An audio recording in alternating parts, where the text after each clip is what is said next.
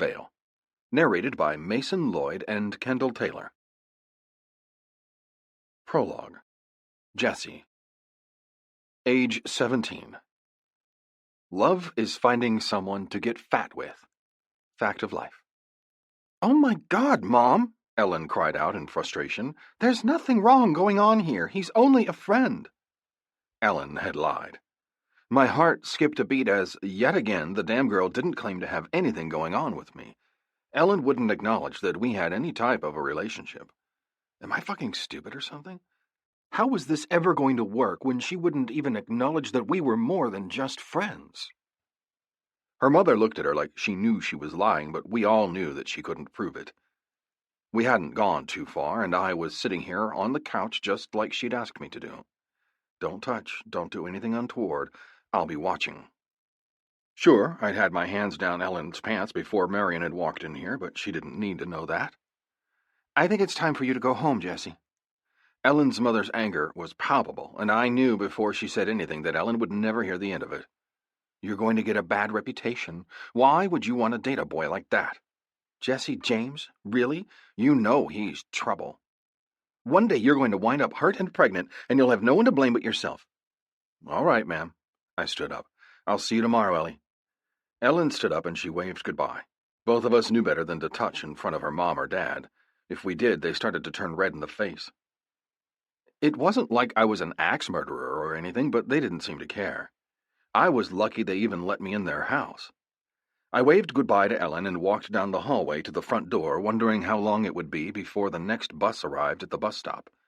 I'd just gotten to the front door when I heard Ellen's mom start talking. "Seriously, there's no way in hell that kid is only 18, Marion whispered, just not soft enough for me not to hear. "He has a damn beard, Ellen. You can't do this anymore. Your father was going to talk to you later, but I can't wait until then. This either ends or we won't pay for your frivolities anymore. That means no cell phone, no car, no college, no nothing. You'll have to get a job." I froze with my hand on the knob. Ellen's dream was always to go to school. Her hope was to go into the medical field and become a doctor like her brother was in the process of doing. "Mom, that's not fair," Ellen said. "You know how much college means to me. You know." I knew too. I knew.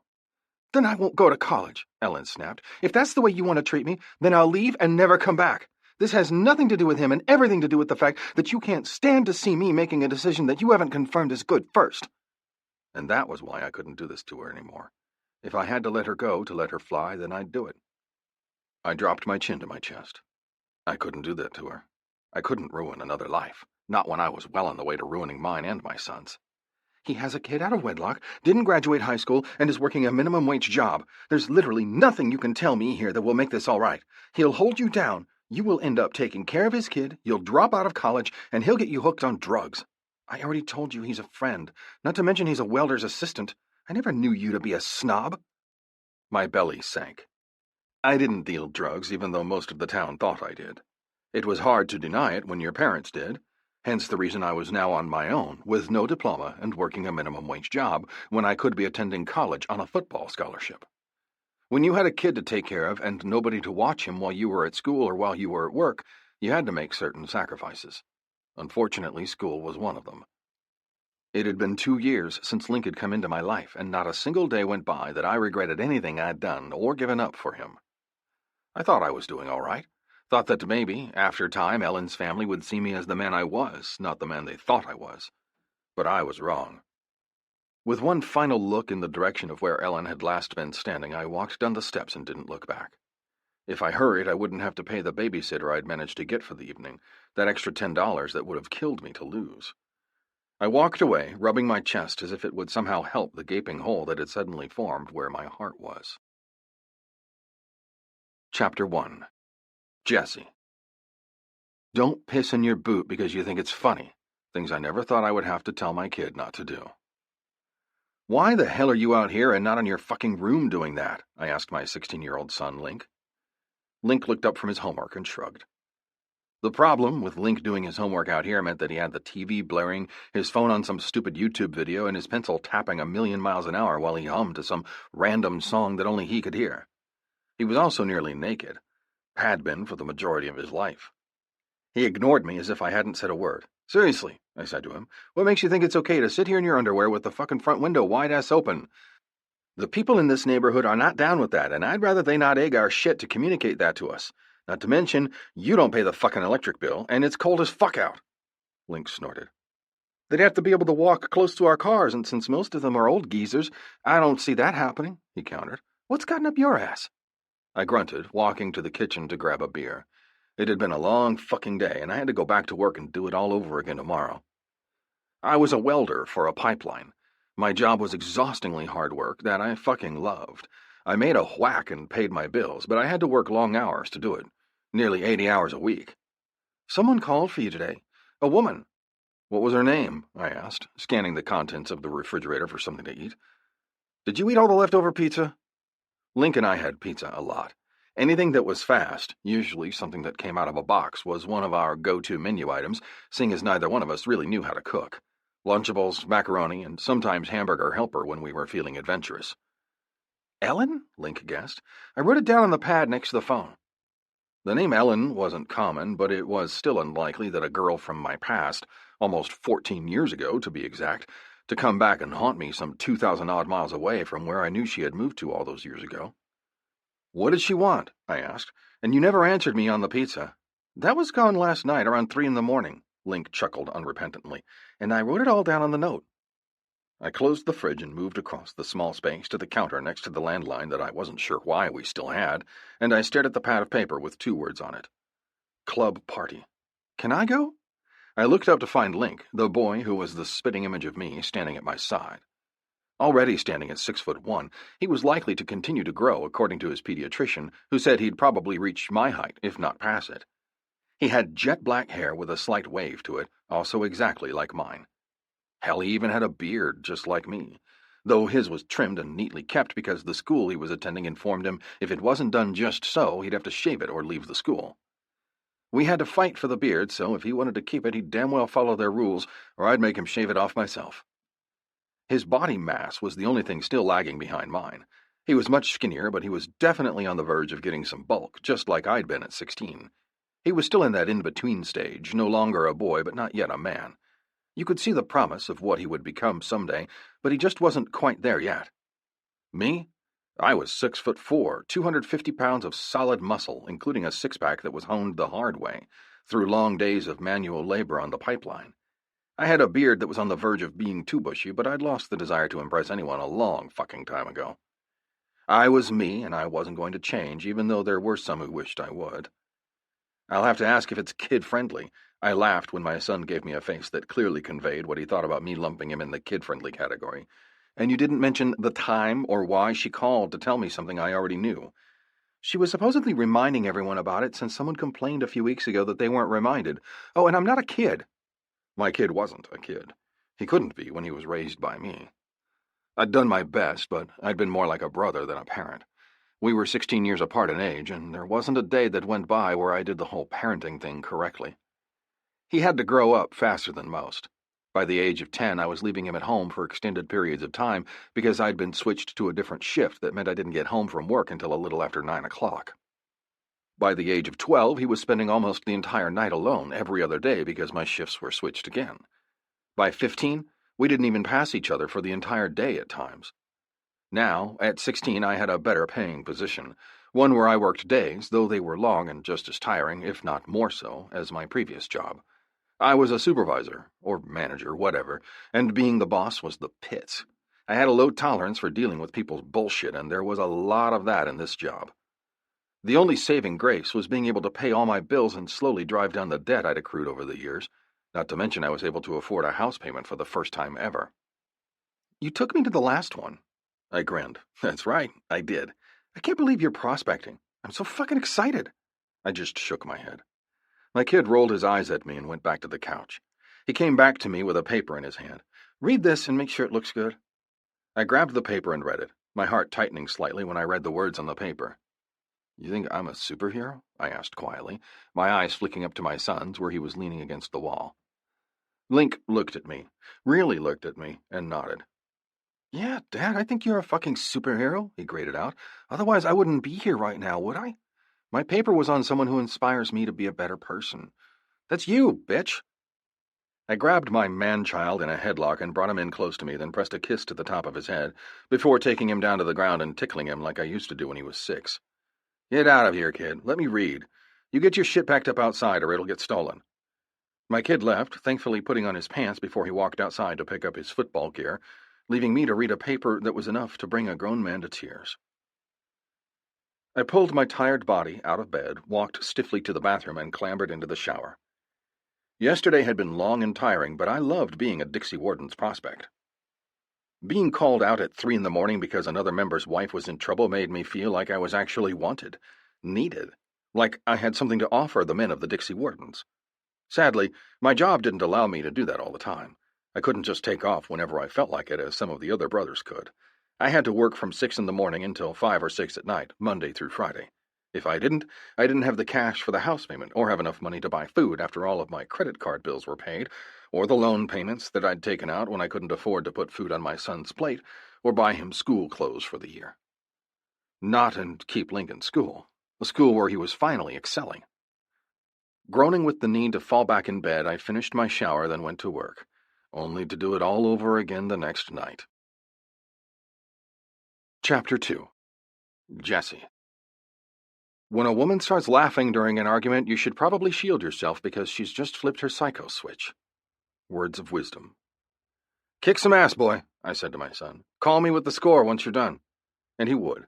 He never missed a chance to tell me since he started playing over 10 years ago. "Will do, Pop. Love you." It had been 2 weeks since the night I'd read Link's paper, and today was the first playoff game between his football team and their biggest rivals in the district. "Love you too, kid," I rumbled. "Watch the feet." Link laughed as he hung up. I was grinning too at the inside joke. When I started him in our city's Pee Wee League, I had to have a long discussion with a then 6-year-old Link about kicking people when they were down. And it had been something I'd said to him each and every time he started a game. A superstition of sorts, one that he thought was paramount to whether he threw a good game or not. "Yo!" I looked over to the man that was leaning up against the railing beside me and nodded. "Yo," he said right back. "What you doing out here all by yourself?" I knew why I was out here. It was too loud in there, and it literally took everything I had not to go into hyperventilation mode when it came to stuffed spaces. My head's killing me. I eyed the cigar that Big Papa had lit before returning my eyes to him. "Maybe you should stop smoking," I offered up my 2 cents. Big Papa, the president of the Dixie Wardens MC, only grunted. My eyes strayed to the door where a woman was laughing and cursing at the same time. A man had his hands on her hips, holding her up by the strength in his arms alone. And I was lost. I'd know that ass anywhere. That long hair had a first-place spot in my thoughts, and I often wandered there when I least expected it, even 14 years later. That laugh, though, that laugh was the place of my dreams.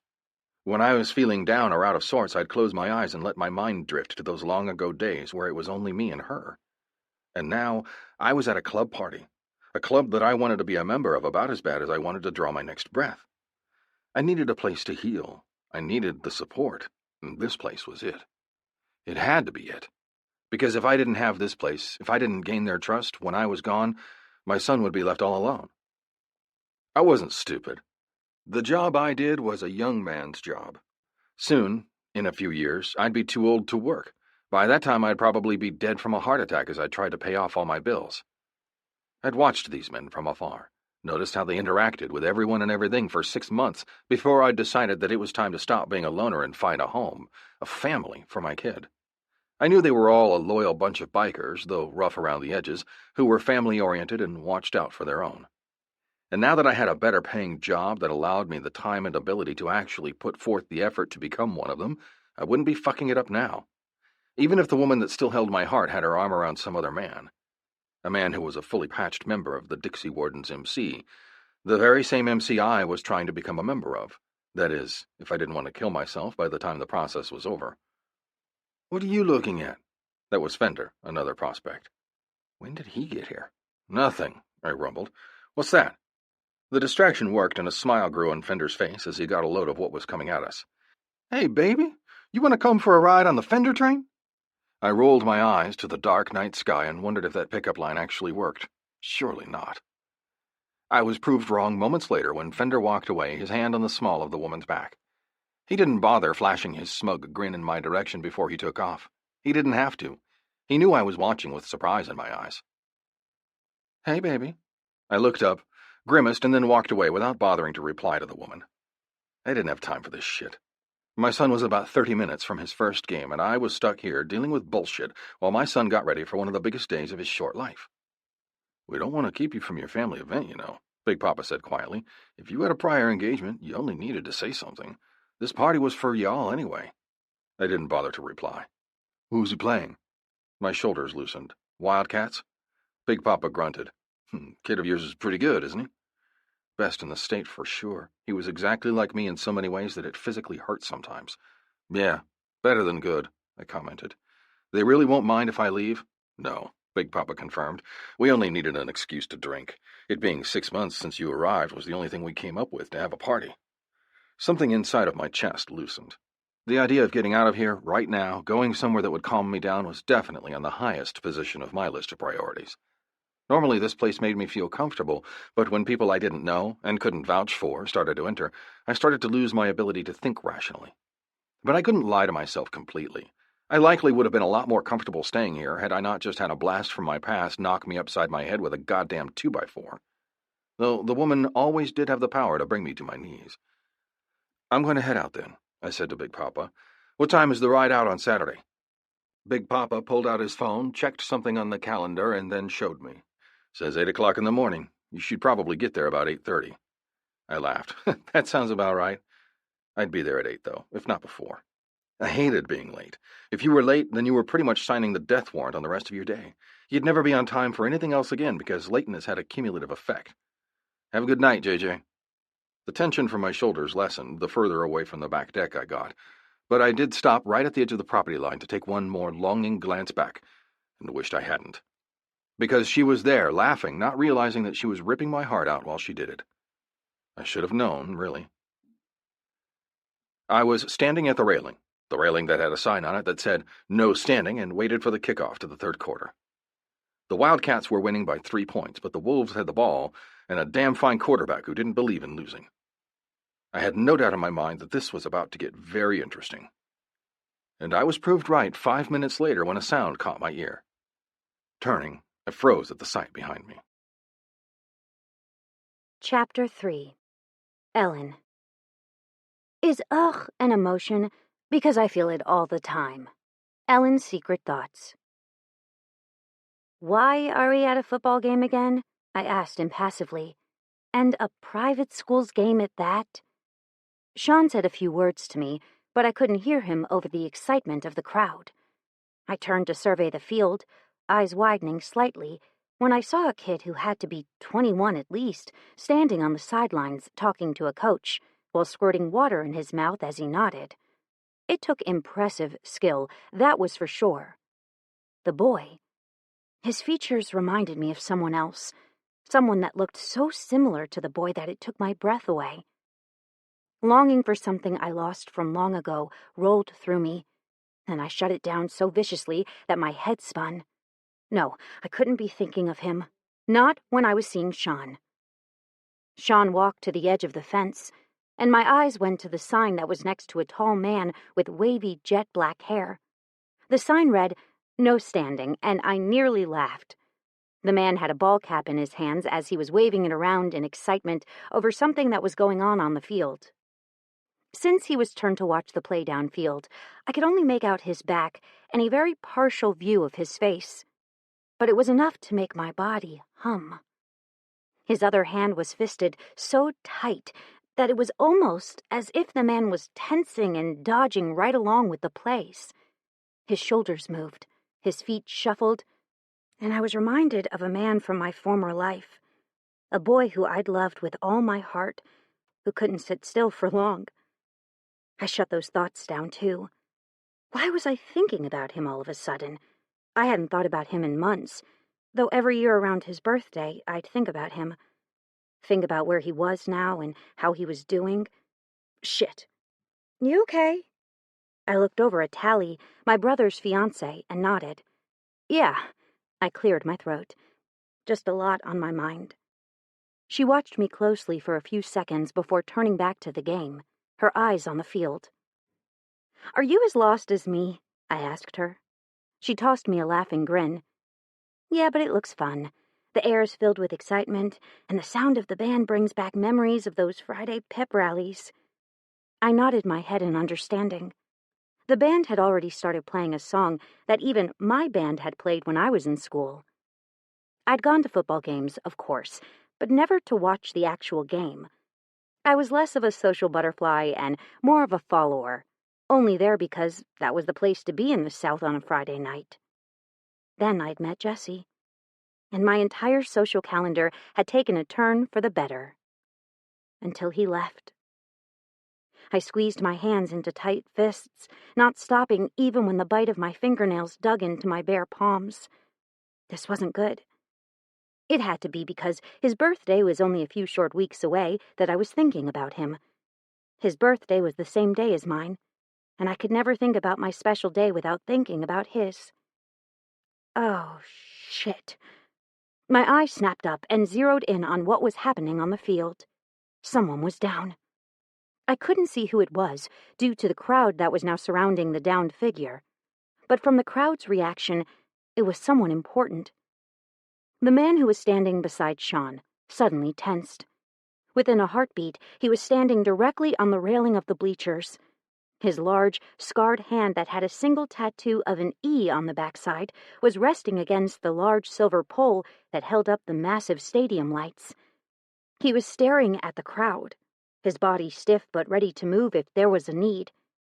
And it hit me like a 12-ton truck. I knew that man, knew that strong jaw, knew that wavy black hair, the elbow with the scar. The way he held himself, even 14 years later, was the same as he had when he was a teenager. My belly clenched, and I found it hard to breathe. His beard was different, fuller maybe. He had lines at the sides of his eyes that told about a hard 14 years. The telltale sign that this was the man who had held my heart for what felt like a lifetime was the white shock of hair at the bottom of his chin. The curly locks were distinctive and had made me want to laugh when the man had been 18. Now, at 32, it looked like he owned it. Then he'd been self-conscious. Now, it didn't look like the man had a self-conscious bone in his body. The crowd on the field parted, and the kid I'd seen talking to the coach earlier emerged. He looked into the stands, worry in his eyes, and found the man standing on the rails. He pointed. The man from my past pointed back, and everyone let out the breath they'd been holding. I, on the other hand, was in danger of passing out. I was lightheaded, sick to my stomach, and angry all at the same time. How dare he? How dare he show up now when I was just finally starting to get my act together? Finally moving out from under my mother and father's thumbs. Shit. I'll be right back, I said to Tally. I need to use the restroom. With that, I stood up, inched through the crowd of parents who were still strung too tight from the call that was just made, and made my way down the bleachers. I had to walk directly past Jessie to do it, too. I'd almost gotten to him when he finally decided to climb back down off of the railing, inadvertently knocking into me when his ass hit my shoulder in his haste to move. Sorry, he muttered, not bothering to look up at me. I gasped, and his eyes finally came to me. The instant they connected, I knew he knew it was me. I also knew that he wasn't happy to see me, seeing as his eyes went from apologetic to blank in a matter of moments. He didn't say a word as he turned around and walked down the bleachers in front of me. I, on the other hand, had no other choice but to follow him or look stupid because I was the one who got up to walk this way anyway. I watched his back as he threaded his way through the crowd. All the while my heart was hammering and tears clogged my throat. The memories started to assault me before I could halt them. The way he kissed me on the corner of my mouth, his tongue sweeping along my lower lip before he'd back away quickly, his arms wrapping around my shoulders, pulling me close and holding me tight as I cried about something only a teenage girl would cry about. My first time meeting Jessie's son Link. The way Link had wrapped his arms around my neck, just like his daddy did, and held me tight, Link's second birthday party, with Jessie's arm tight around my lower back, holding me to him as we watched his son play his little heart out with his friends. The first time I had sex with him. The after party of my prom, where we snuck out together to spend some time with each other, without my parents insinuating themselves between us. Yes, I had a lot of great memories. Then, nothing. One day, he just up and left, and I hadn't been able to find him again. I'd spent the next week searching for him, going to all of his old haunts. I'd even gone as far as to run by his parents' house, but I chickened out about halfway up the driveway and turned around. By the time I made it to the bathroom, I was lost, so completely and utterly lost, that I wanted nothing more than to go home, wrap myself up in a blanket cocoon, not unrolling myself until all of this hurt disappeared, or I became stronger, both of which were not going to happen. Firstly, I had to work to support myself, not to mention that my brother would come searching for me in a few days, and I'd have to explain to him exactly why it was that I was depressed in the first place. And if my brother knew that Jessie James, my high school love, was in the same motorcycle club as him, I wouldn't like what would happen afterward. I'd heard, as we made our way to the football game, that they were going to watch the son of a prospect play. A prospect being a guy who was not yet a member of the club, but wanted to be, and was working to do just that, kind of like a biker apprenticeship of sorts.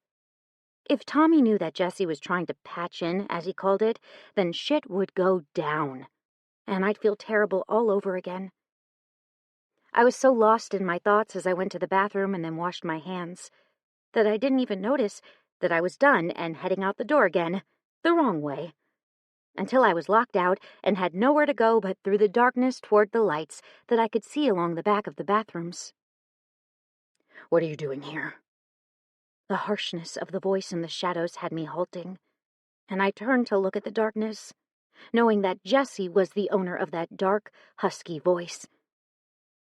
"I'm here because my boyfriend and my brother are here," I managed to squeak out. "I didn't know you were here too, or I wouldn't have come." Silence. "Good to know." Jessie emerged from the shadows, and I had to fight the urge to throw myself into his arms. "Keep it that way." Then he was gone, and I was left wondering what in the hell had happened to the sweet man who had been there for me when I needed him the most. "It's nice," I lied. It was nice, but it wasn't my cup of tea. I liked city living. I liked being only a few short minutes away from the shopping mall or the grocery store. What I didn't like were the 30 minutes it took to get out here and the way Sean was watching me with intense eyes. "You think you could live out here?" I paused. I hesitated. "Yeah, I guess. I suppose, if I had no other choice." "Why?" He looked at me like I'd just broken his heart. "No reason." He cleared his throat and turned away. "You ready?" I nodded thankfully as I climbed on the back of the bike after him. The entire way to my house, I questioned what I was about to do. But I knew that I had to do it. I knew that I couldn't let this go on anymore without saying what was on my mind. The moment we parked outside of the house where I was staying, I dismounted, my heart in my throat. "What's wrong?" Sean's worried words brought my eyes up to his, and I knew he read what I was about to say before I said it. "Ellen." I held up my hand. "I can't do this. You're a great guy. You're sweet, nice, and funny. You're going to make some woman a great husband one day. But that woman will not be me. I can't do this anymore." Sean's hand came up to cut my face, but I stepped away. "No." He looked at me as if I'd burned him. My eyes closed. "It's not you. It's me," I whispered. He laughed darkly. Words that no man ever wants to hear, but oddly enough, I've heard that before. My eyelids slid open, and I stared at the man who was obviously upset in front of me. "I'm sorry." The words were barely a whisper, but I knew.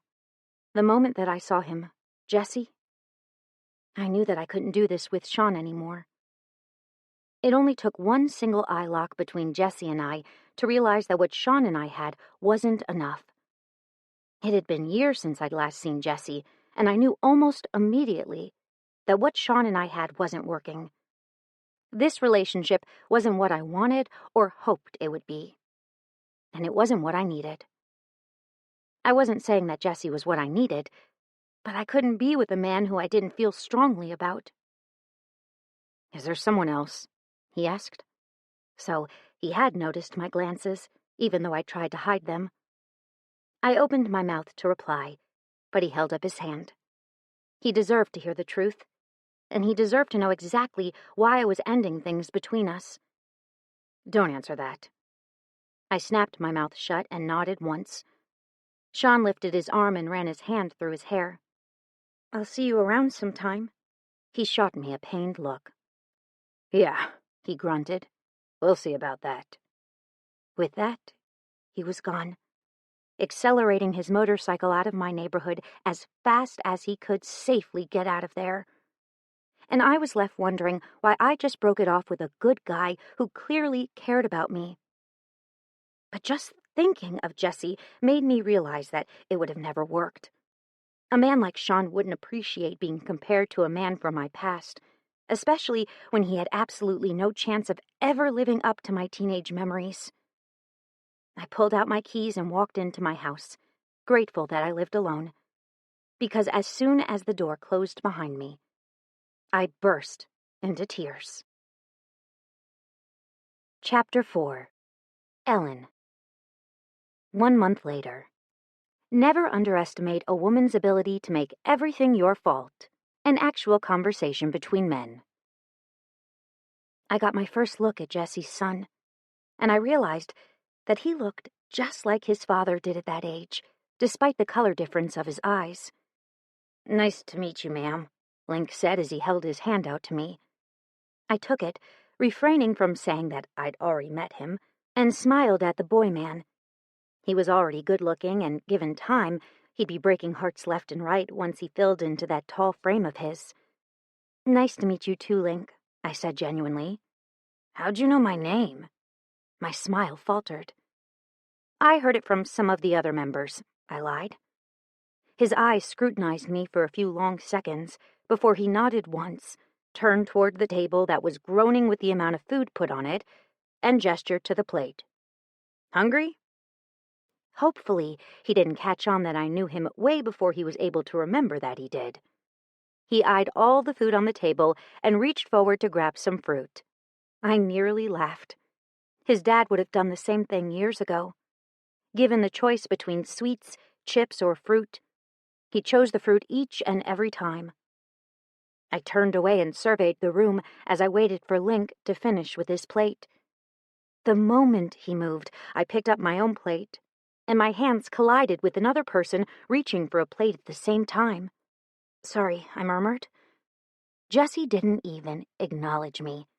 No eye flicker, no breathing heavier, no nothing. He just looked at me so impassively that it made me wonder what I'd done to piss him off so badly. Why he'd left me without a word. Why he'd ripped my heart out, stomped on it, and probably laughed as he did it. My hand burned where our skin had collided, and I idly wondered what in the hell I'd done to deserve this. Everyone was mad at me. Sean couldn't even stand to look at me. Tommy was pissed off that I'd hurt his fellow club member. Then there was Jessie. A man who I'd done nothing to, looking at me like I'd skinned his cat right in front of him. I didn't even know how to skin a cat.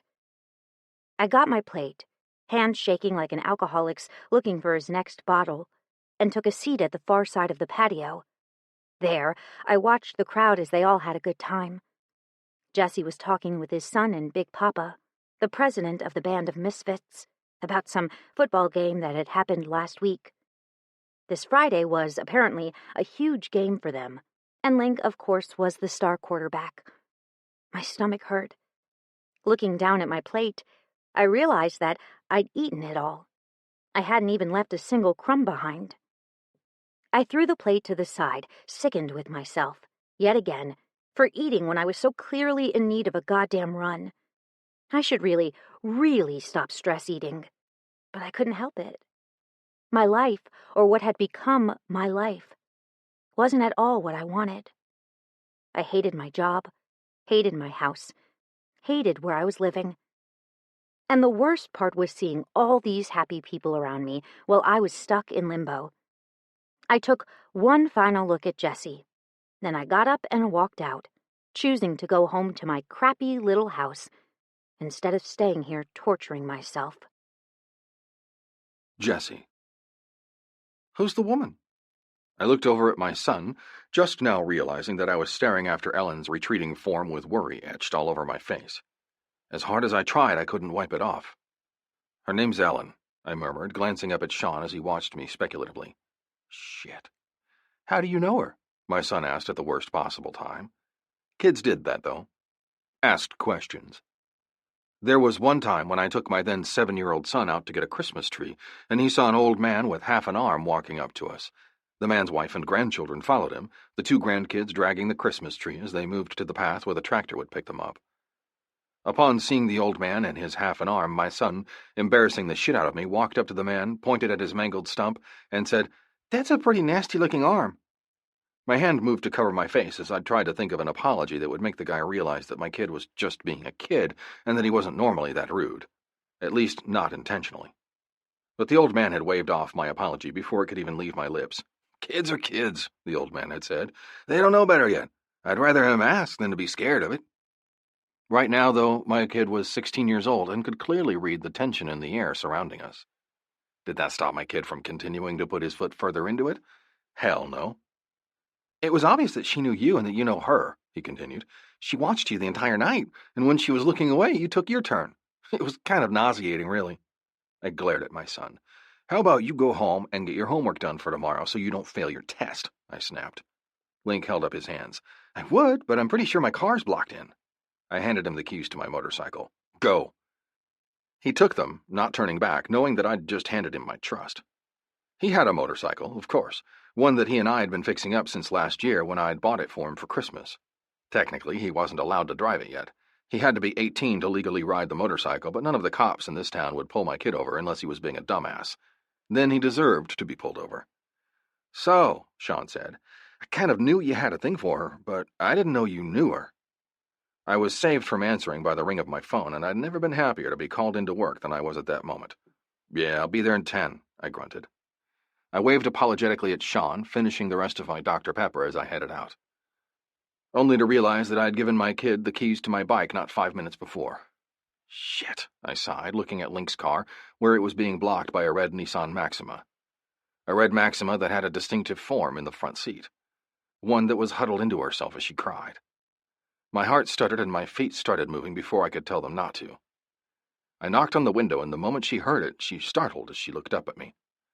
The tears in her eyes, being confirmed now that I could see her face, were enough to make me check my bad mood. However, the moment she saw me, she started her car and reversed out of the parking spot as fast as she could. With one final look at me out of her tear-filled eyes, she accelerated down the street, freeing up Link's car. I gritted my teeth at the urge to follow her, instead driving to work and submersing myself in my job. The moment I was finished, 4 hours later, I realized that I'd only held off the inevitable. I was going to have to talk to her. I was going to have to discuss with her what had happened, not necessarily to smooth things over between us or to start our relationship back up where we'd left off, but to give her the closure she so obviously needed. Chapter 5. Ellen. 2 months later. Yoga. Because boys like bendy. Fact of life.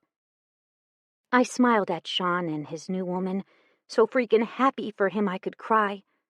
I thought that I'd broken something in him, but he'd gone and proved to me and everyone else that he could find someone who made him happy. Though they were still in the early stages, I had no doubt in my mind that this relationship would be getting serious quickly. It hurt a little bit that she looked at me like I was a rude cow who'd hurt Sean just to see him bleed. I hadn't. But I wasn't fooling myself, and I wouldn't have fooled him. If he really looked closely at our relationship, he would have seen that I wasn't giving it my all. Though now I could tell that he knew I had the hots for a man who didn't have the hots for me. I raised only my eyelashes to watch Jessie from my perch across the room. It physically hurt to have him within reaching distance. I looked away, studying the baseboards and wondering how long it would be acceptable to stay at a club event where my brother wasn't even there. He'd called me, about 20 minutes ago, to inform me that he was called into work, but I should go to the party anyway. According to him, I was being antisocial and everyone missed me. I highly doubted that. If they'd missed me, they could have come to visit me. They didn't. I was alone. I might go somewhere else, visit some faraway place where I didn't have to constantly see the man who still held my heart. After all of these years, at every turn. Dad! I turned my head to see Link jogging toward where his father sat huddled around the group of men. Yeah? He partially turned. And that was when I saw his face clearly for the first time that night. He toned his beard down, went to the barber shop or something, because those lines were way too clean and straight to say I did this myself. I got a call from the Sooners. They want me to play for them next year. Excitement started to bubble in my veins as I thought about Link playing for one of the most prestigious football colleges in the entire United States. My excitement dimmed when I caught Jessie looking at me. His face was blank, no longer the animated mask of excitement that had been painted all over it just a few seconds prior. He took one look at my face, curled his lip, and then turned so he could no longer look at me, but still hold a conversation with the men around him, as well as his son. I felt utterly dejected. I smoothed my skirt with shaking hands, bit my lip, and finally decided that this was a mistake. Only my brother showed up just as I was about to take off, halting me before I could leave. Hey, where are you going? He caught me by the arm. I plastered on my fake grin that usually worked on him, and he smiled pleasantly before tossing one thick arm around my neck and pulling me into him. He smelled sweaty, and I curled my nose up at him in disgust. You stink! I cleared my throat when it hitched up. Luckily he didn't notice because, by that point, he'd dragged me into the main room again, allowing me to see Jessie clearly. His eyes clashed with mine, and for just a second, I didn't see that blank mask in his eyes. I saw relief. But the relief was gone in a flash, making me question whether I'd seen what I thought I had, or if it had just been my imagination. My stupid hope getting the best of me. I brought a new card game, Tommy announced to the room. It was a party, yes, but this was a family one that meant it was only club members and their families here, thank God. I didn't think I could handle seeing a woman rubbing up against Jessie's side, as I'd had to see at the last event I'd been unfortunate enough to attend. And what is this card game? Tally, Tommy's wife, drawled from the opposite side of the room, where she was speaking with Sean's new woman, Naomi. My eyes skated away from the woman, since she was glaring at me, too. She had done so each and every time I'd made eye contact with her over the last hour. It's called Would You Rather. Groans filled the room. What's Would You Rather? That was from Big Papa. It's a game that gives you two different scenarios, neither of them good, and you have to choose which one you'd rather do. Such as, would you rather fall, smack your face on the ground and lose 2 teeth?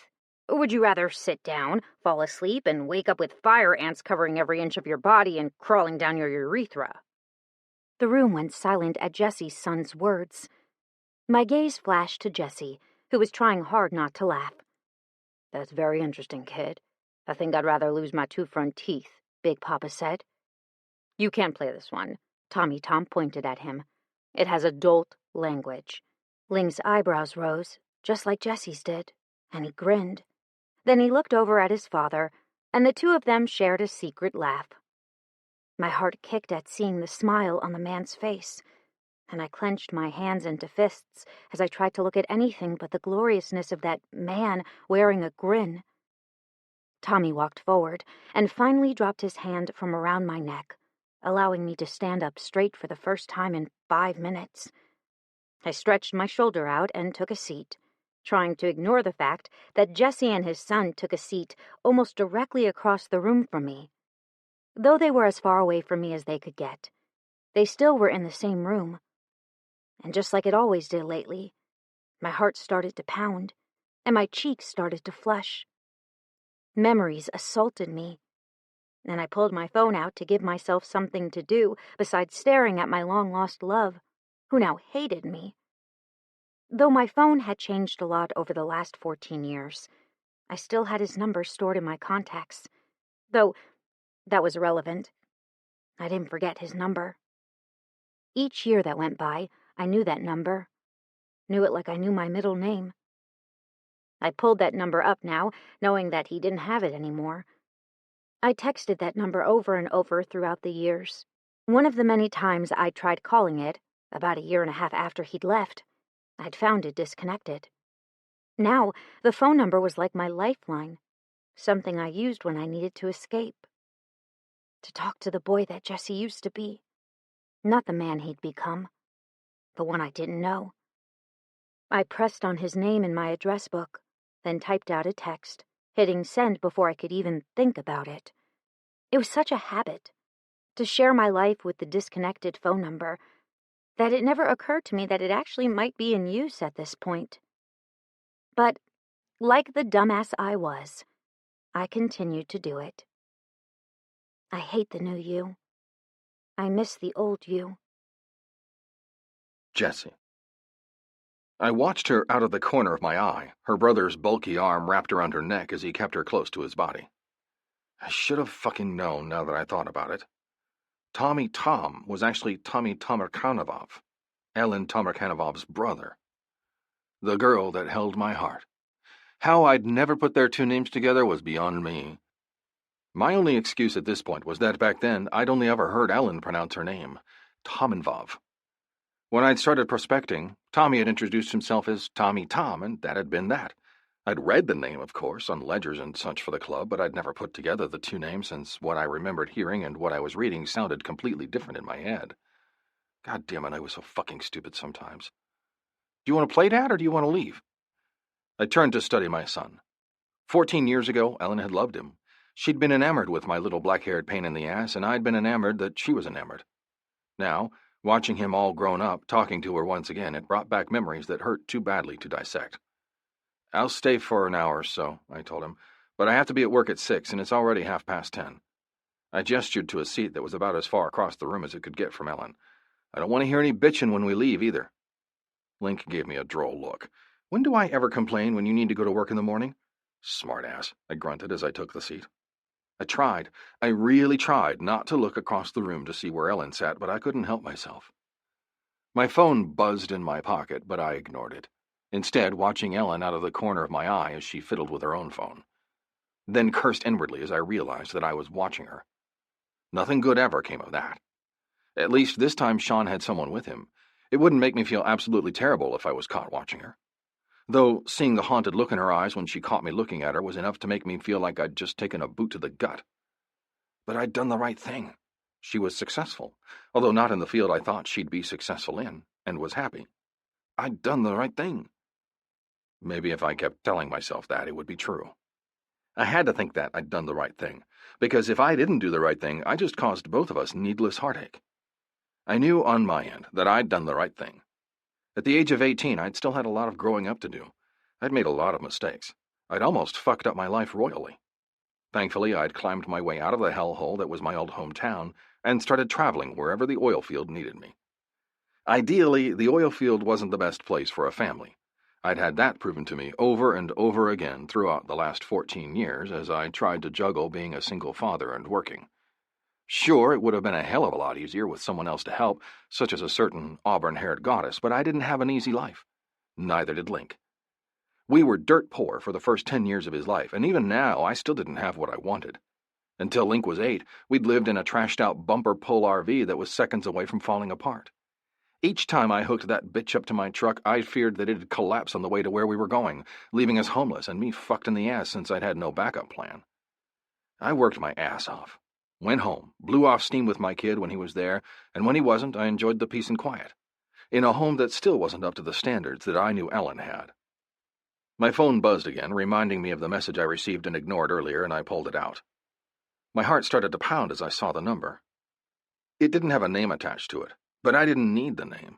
I knew the number by heart. Had for 14 years now. I should. I'd been ignoring the calls from that number for a very long time. Though at one point I was weak and disconnected it, saying to myself that I wouldn't keep reading those messages. But I felt it was my due. Felt the least I could do was read those messages. I'd left her. I should have to read her sad words. But over the years, as her anger at me dissipated, the messages came slower and slower, but they were still there. It was like hearing from an old friend. I knew that, no matter what, they'd be there when I needed them most. Time and distance didn't matter.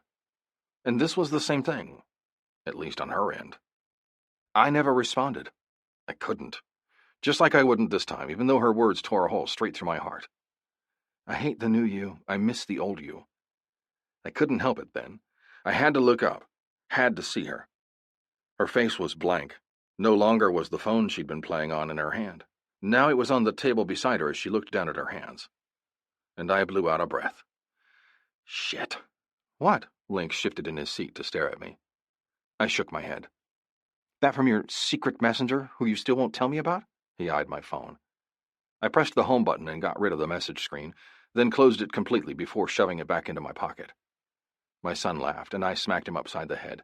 Get your cards, boy, and bring me mine, too. My son got up and reached for the cards that Tommy was holding out to him. He didn't notice the sad way that Ellen watched him, nor did he see the way her eyes flicked to me and back to him as if comparing the two of us. I just looked at her, blank-faced, and studied her right back. When she was 17, she'd been curvy. Now, at the age of 31, she was much curvier. Her hips were round and her breasts were a little larger. Her face wasn't as angular as it once was. It was rounder, almost angelic. But that didn't detract from her beauty at all. No, she was fucking stunning. So stunning that it took my breath away every time I looked at her. Even now, in a faded blue jean skirt and a solid black baby doll t-shirt, she was magnificent. Here, Dad, Link said, interrupting my contemplation of Ellen's clothes. I reached up and took the cards from him, smirking when I read the top card. Would you rather smoke weed in front of a cop or be slapped in the face by an angry mother who doesn't want you dating her daughter? I murmured, shaking my head. That sounded too close to real life for me to read aloud. The next one wasn't much better. Would you rather leave your significant other behind to live a full, happy life without you, or would you rather stay together knowing that they're going to die in 5 years and you'll remain single for the rest of your life? I frowned. Okay, this is how it works. The first person to go, which will be me, asks the person to his or her right a question. They have to answer one or the other. Then it's their turn to ask the question. They choose a number out of this jar, and they ask the person that has that number the question. Simple enough, right? Tommy Tom got nods and grunts of understanding from the men, who looked less than pleased to be playing this game, and giggling laughter from the women. I picked up my beer and took a healthy swallow, wondering if I could get out of this somehow.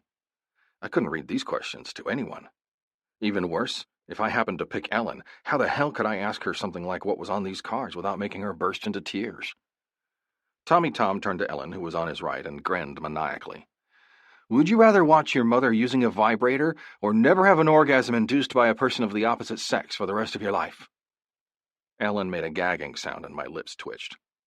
Link, of course, being the loudmouth that he was, said, I'd rather watch my mother use a vibrator. Ellen's eyes turned to him. You don't even know your mother all that well, son. I sat back in my seat. Link shrugged. So obviously that one doesn't apply to me.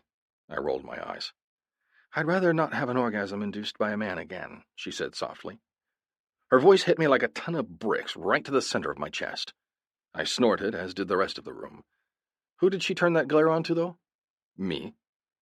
My lips twitched at the pissed-off look on her face, and she caught it, narrowing her eyes even further. Would it be bad to tell her she looked like she was sucking on a lemon? All right, now you draw a number from the stack, and the person with that number is the one you ask the question. Ellen did as Tommy Tom asked and showed the number to the room as she said, 4. I glared at the stupid red 4 on my card, then tilted my head up to look at the woman that was about to ask me something. Great. I know how to politely converse with her without saying anything inappropriate or letting on that I knew her beyond meeting her here. Oh, Dad, that's you, Link said helpfully from my side. Ellen's eyes tipped up as she stared at me with barely controlled glee. Then she lifted the card up to her face and promptly blushed from the tips of her toes to the roots of her hair. I can't read this, she hissed at her brother, turning on him with an accusing look. Tommy Tom grinned. Yes, you can. Just do it. She licked her lips nervously, looked at me, and then cleared her throat. Come on, read it. That was Tally, who was laughing on the perch of her seat on the other side of Tommy. Ellen scratched her head. Would you... She cleared her throat again. Would you rather... Would you rather watch me have sex with someone or have sex with someone while I watched? She read it so fast toward the end that I held up my hand and made a repeat motion. She gritted her teeth and read it again. Would you rather watch me have sex with someone or have sex with someone while I watched? She about choked on the last two words, and it took everything I had in me not to laugh at the predicament that her brother had put her in. The only reason I was able to hold in the laughter was the look of terror in her eyes. She didn't want to know the answer. I could read the truth in her eyes. She was scared of what I might say, and not because she cared that everyone would know that at one point in time we'd been an item, but because she didn't want to know I'd be willing to do either one, which was the truth. I wouldn't. Not ever. It didn't matter how upset I was. I wouldn't do that to her. I wasn't that type of man. That one sucks. Read another, I finally answered. Relief poured through her shoulders, but then Tommy Tom spoke, pouring fat into the fire. You have to answer. Those are the rules of the game. I shrugged. Then I won't play, I finally answered. Tally's eyes widened. Link snorted at my side. Ellen looked down at her hands. Party pooper. Ask him another one, sis. Thankful that she could have a reprieve, Ellen flipped to the next card and blanched even whiter. She flipped to the next card and then grimaced. Shit, I'm getting a phone call.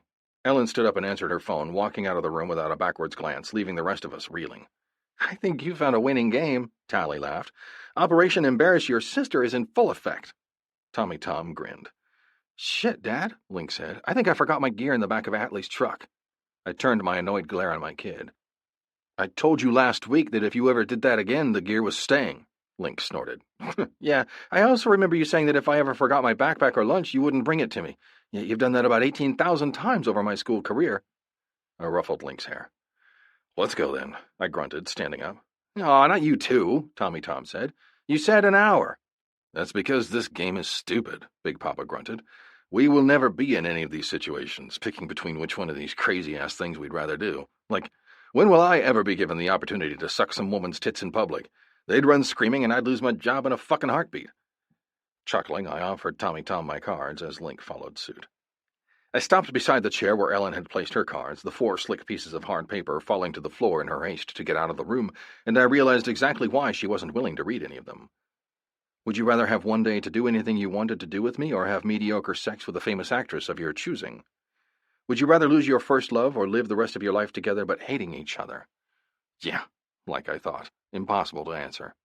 Not because I didn't know the answers, but because I didn't want to voice the answers aloud and let everyone in the room in on exactly what I felt towards the woman. Chapter 6. Ellen. Several weeks later. If you put me in a corner, I'm going to fuck my way out of it. Jessie to Ellen. I had only been back in the Mooresville area for less than a year. I'd dated Sean for part of that time, but it had been the last 5 months since Jessie had come back into my life that had thrown my existence up in the air. 5 months since he'd told me to stay away from him. 5 months of wanting answers and getting none. I was on edge. I was cranky. And honestly, I just wanted out of here. So, I was leaving. I'd called the movers, I'd closed up my shop, a shop, I might add, that I didn't even want to begin with. But hell, a woman had to make a living somehow, even if it was doing a job that she hated. Are you sure about this? That was my landlord. He was a fairly nice guy, but he expected way too much a month in rent for a little shop that wasn't even in the main part of town. Yes, I'm sure, I said, finishing off the check for the early lease termination fee. Okay, he said, holding out his hand for the check. You have until the end of the month to get your belongings out of here, or I'll be forced to sell them to recoup all of my money. I refrained from saying that he wasn't out any money, seeing as I was paying nearly $1,000 for the early termination of my lease. But instead I chose to stay silent. That was my go-to emotion lately. When I wanted to scream, I stayed silent. When I wanted to cry, hit something, or complain, I stayed silent. Hell, even my own brother had noticed the change in my behavior. Well, I'll see you later, Ellen. I'm sorry to see you go. I waved at him, then turned back to survey what was left of my shop. I needed to box up the bolts of fabric, but to do that, I had to go to Lowe's to get a few more boxes. Sighing in frustration, I snatched my car keys from the counter, pocketed my debit card and license, and shoved my purse underneath the counter. Then I walked outside, turned to lock the door, and hurried quickly toward my car to avoid getting completely soaked to the bone. I stared at the old girl as I moved. I really needed a new car. One that started when I needed it to and wouldn't break down when I least expected it. On that annoying thought, I got to my car, unlocked it, and got in. After pumping the gas pedal a few times, I put the key in the ignition and started it. Thank God the motor turned over and purred to life. It was iffy these days. Sometimes, if I held my mouth just right, it would turn over and surprise the ever-loving crap out of me, like it had today. But others, like when I was coming out of Lowe's with a buggy full of boxes, 20 minutes later, it didn't. I stared at the car's dials, noting the full gas tank and the good battery. I tried it again, and got the same result. Nothing. Shit, I said, tilting my forehead sideways to the cool glass of the window. There were two things I didn't want to do. One was call my brother, and two was tell him why I was at Lowe's buying boxes in the first place. If I couldn't get my car started, then I'd have to tell him and deal with it when he got upset that I was leaving. But I couldn't stay here anymore. Although I'd have to tell him eventually, probably about 10 minutes before I headed out to my next destination. I didn't want to do it now, because he might try to stop me, and I really didn't want him to stop me. I wanted out of this stupid little town with its bad memories. I wanted away from the man who made my heart hurt every time I saw him. I needed space. I needed something, anything, that would give me relief from all the pain here. A tap on my window startled me, and I jumped as I turned my head to see a pair of denim jeans staring at me through the window. A well-filled-out pair of denim jeans. I put my hand to the window crank and rolled it down before looking up at the owner of the jeans. And my stomach dropped. "Yes?" I squeaked. "What's wrong with you? And why are you still sitting in the lot?" I gritted my teeth, refusing to tell the man why I was sitting there. My lips thinned, and I narrowed my eyes. "I'm not waiting all day. Either you tell me or I leave you here to deal with this shit all on your own." His eyes narrowed on my back seat. "And what the fuck is all this shit in your car for? You really shouldn't be driving around with this. It could get stolen." I looked up at the sagging headliner on the roof of my car and wondered if there was a law about killing your ex-boyfriend when he provoked you on the first day of your period. Surely I could plead insanity as a temporary disorder, right? Then I decided that it probably wouldn't be allowed. I was too level-headed. They wouldn't believe that I'd done it in a fit of passion. "I'm going to take that as a no," he grumbled, then started to walk away. I watched him go, my eyes on his ass, and wondered if I had it in me to tell him to come back. I knew I didn't have it, though. I couldn't ask for help from him. I couldn't even be in the same vicinity as him, hence the reason I was moving. It was either leave or deal with having my heart ripped to shreds each time I saw him. I tried the car again, then dropped my forehead to the steering wheel and listened to the rain hit the windshield. My passenger side door was ripped open, and suddenly my entire car was filled with a man that was entirely way too large to be jam-packed into a seat that caused him to fold up like an accordion. "You need a new starter." Jessie's rumbled reply rippled through me, causing my heart to pound and my stomach to somersault. He'd always had this effect on me, though. I thought back to the first time I saw him, and the way our eyes had met. I jogged down the steps of the library, taking them two at a time, as I hurried in the direction of where my mother usually parked to wait for me to get done. I volunteered at the public library twice a week, and I was late for my counselor's appointment at the local college. My mom would get me there, of course, but it'd be close. Lucky for me, my mom drove like she was a player in Grand Theft Auto. She pulled up at the curb of the library 5 seconds later, pushed open the door, and yelled for me to climb in. I did. and we arrived with only 2 minutes to spare. "Thanks, Mom," I grinned as I pushed the door open to the van. "I'll be roughly an hour and 10 minutes, give or take. Don't wait for me. I'm going to walk home." My mother nodded, waved, and then took off once my feet hit the pavement. I headed for the steps. The moment my foot hit the first step, I went face forward, falling hard. I knew instantly that my palm was skinned because blood was leaking down the length of my arm. "Ouch!" I whined, pushing up with a good hand to look over the wound. "Here." I looked up into the melted chocolate eyes of the most beautiful guy I'd ever seen, and froze. "Do you want this?" he asked again. I finally tore my eyes away from his brown ones and looked down at where he was holding a paper napkin out to me. "Thank you," I said, reaching for it. "I appreciate it." He shrugged and took a seat on the large, brick accent wall that lined the front of the college. "No problem," he muttered, dismissing me. I bit my lip and pressed my hand with the towel in it down onto the wound on my palm, while trying not to be too obvious about watching him as I walked away. An hour and 12 minutes later, I came back outside to find him still sitting in the same spot. He was lying back on the grass, though, watching the clouds pass overhead. I walked carefully down the steps, attempting not to appear as if I was watching him like a hawk, and I damn near managed it, too. That is until I got to the bottom step and missed it completely. Luckily, this time I caught myself on the iron railing that ran up the middle of the steps, or I would have face-planted again. "What is with you and steps?" I bit my lip and looked over at the man. "I'm gravity-challenged," I told him. "I don't reserve this clumsiness just for steps. I'll have you know that I can also trip on air." His eyes finally turned to mine. "You're cute."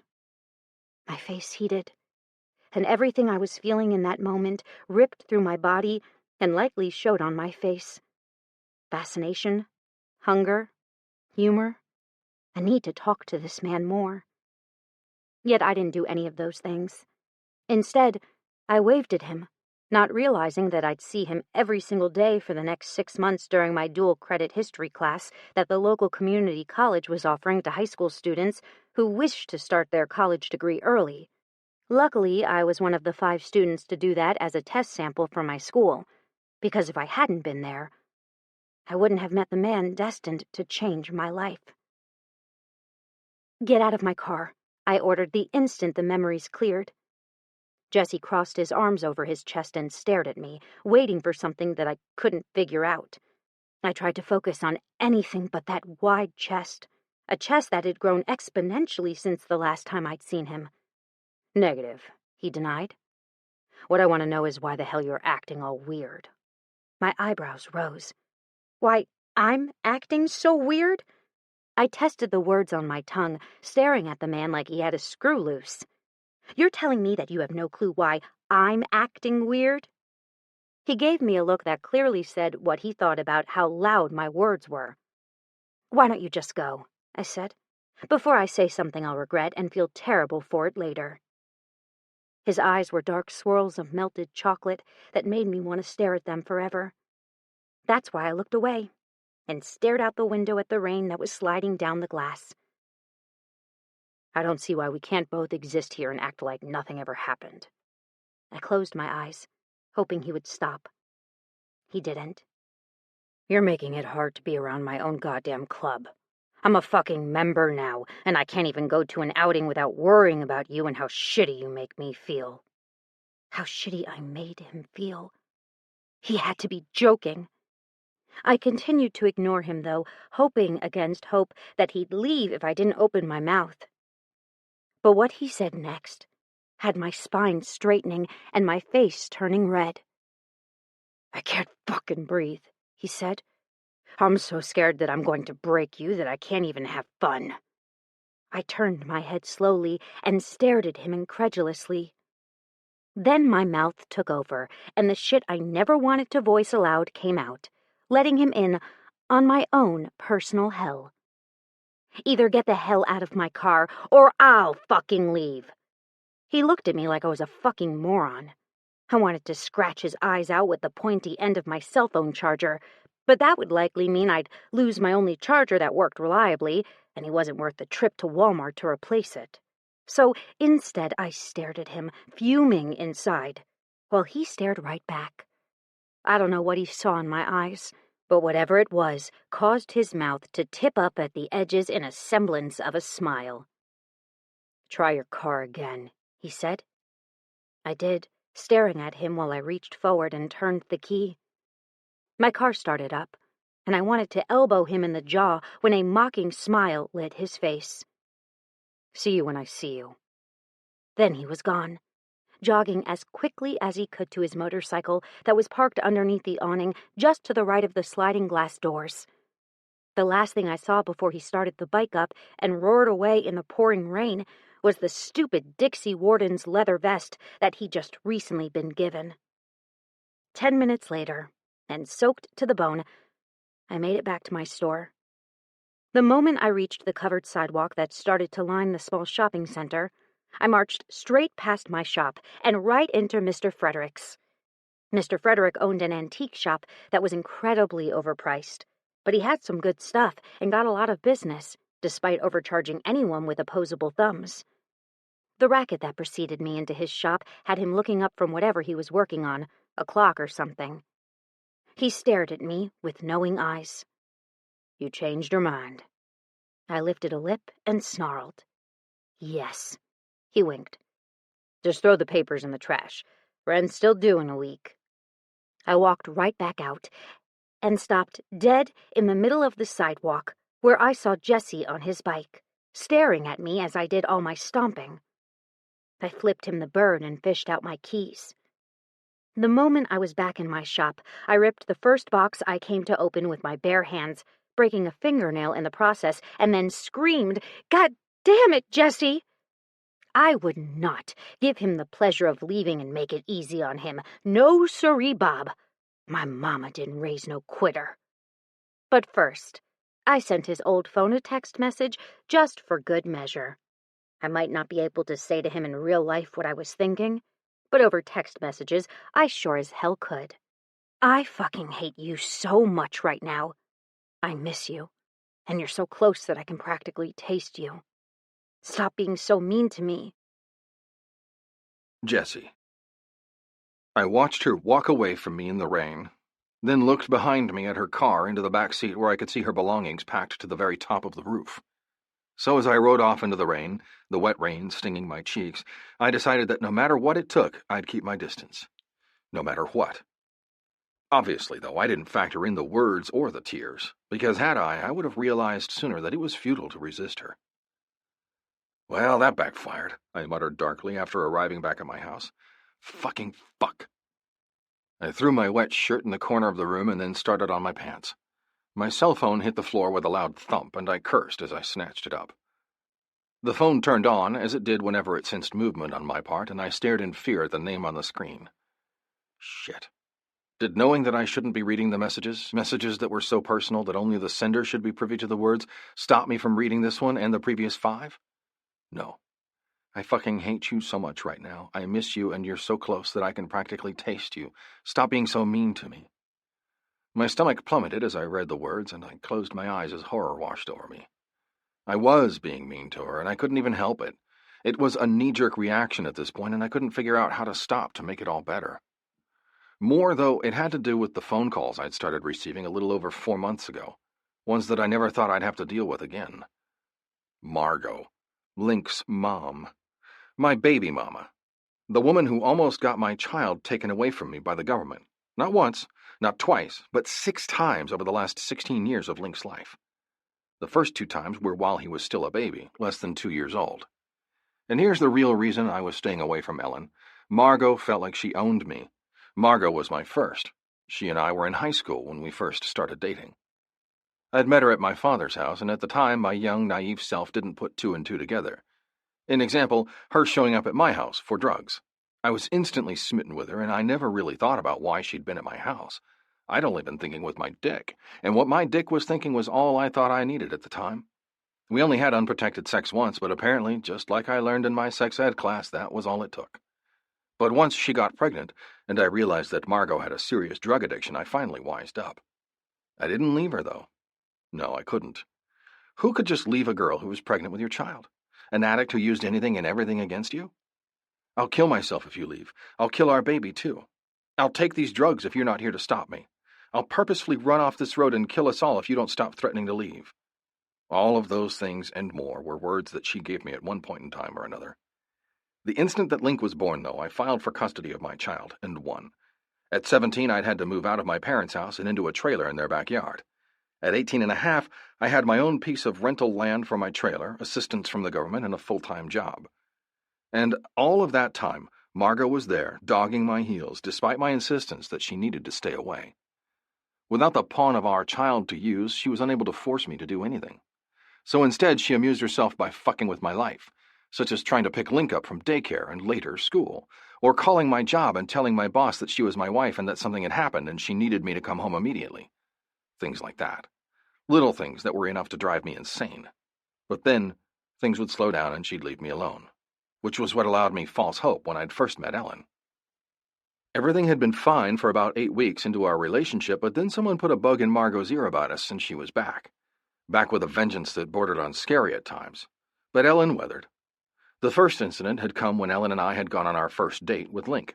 Margot had conveniently been warned of the impending date, no doubt by my own parents, since I had still been living on their land at the time, and she'd shown up and thrown such a big hissy fit that everyone in the vicinity of the diner where we were eating knew my business and heard Margot's lies. The second time it happened when I'd finally convinced Ellen to go on another date with me. She'd agreed, and we'd headed out to a small restaurant. Margot had followed us there from her perch of Stalker Central. Then she'd ambushed us before going in, slinging insults toward Ellen, pointing toward Ellen as a homewrecker and a slut. Words that I'd quickly taken Ellen away from, but not fast enough. Those words had still sunk their barbs deeply into my girl's skin. By the third time, Ellen knew what was up. She steeled her spine and gave it back to Margot just as hard as she'd gotten it, and I'd never been more proud of her. The rest of our small southern town, however, had not. They'd seen Ellen as nothing more than a slut, and soon those little words started to drift back to her parents. That was when Ellen's parents started to enforce the only-at-home rule, where I was only allowed to come over when one parent or the other was home and only have a platonic relationship. But we still snuck around. We had fun. She was my best friend in a dark and lonely world, and I needed her. She made it through and came out the other side whole.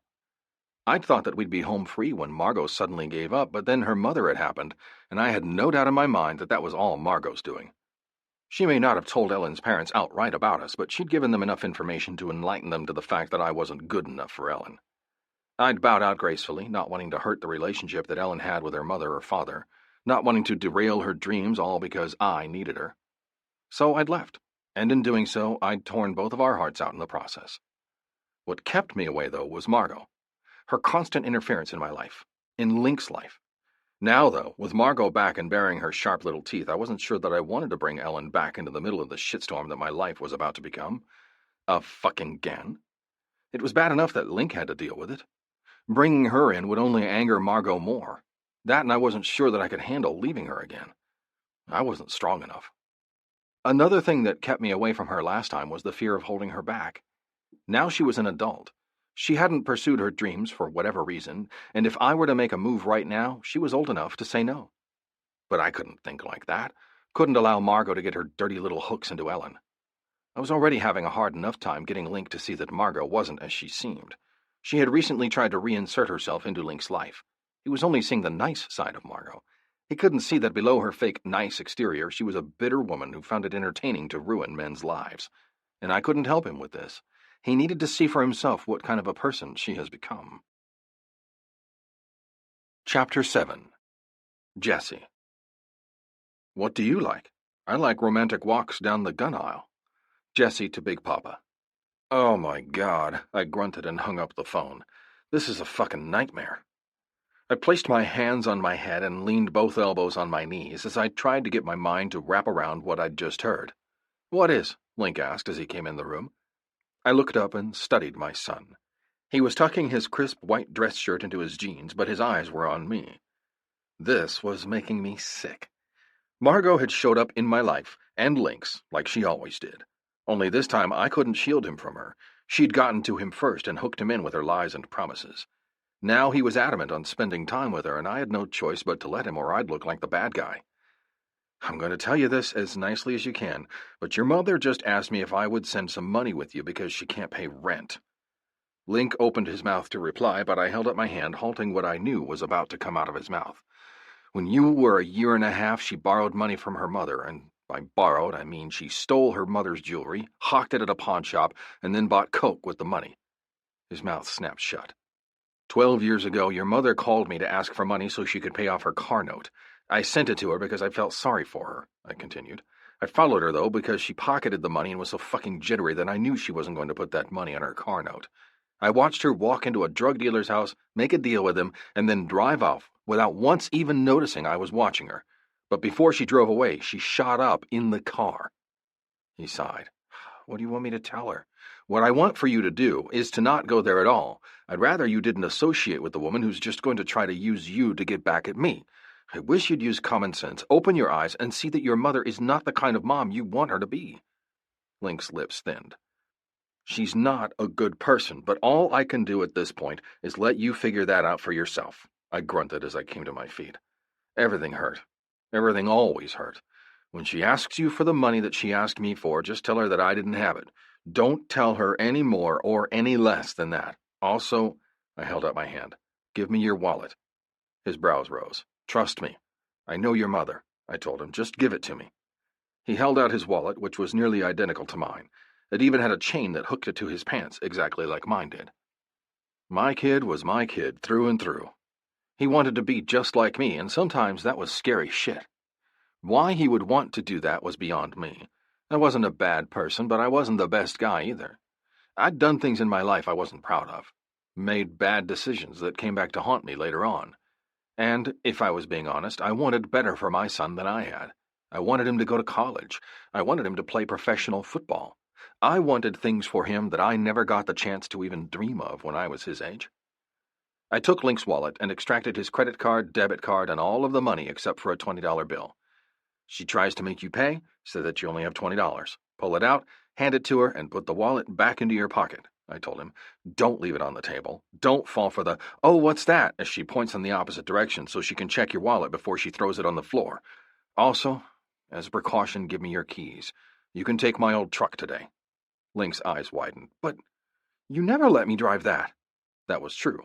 My truck was old, it was fast, and it was mine. Link had his own car, a 2014 Dodge Challenger.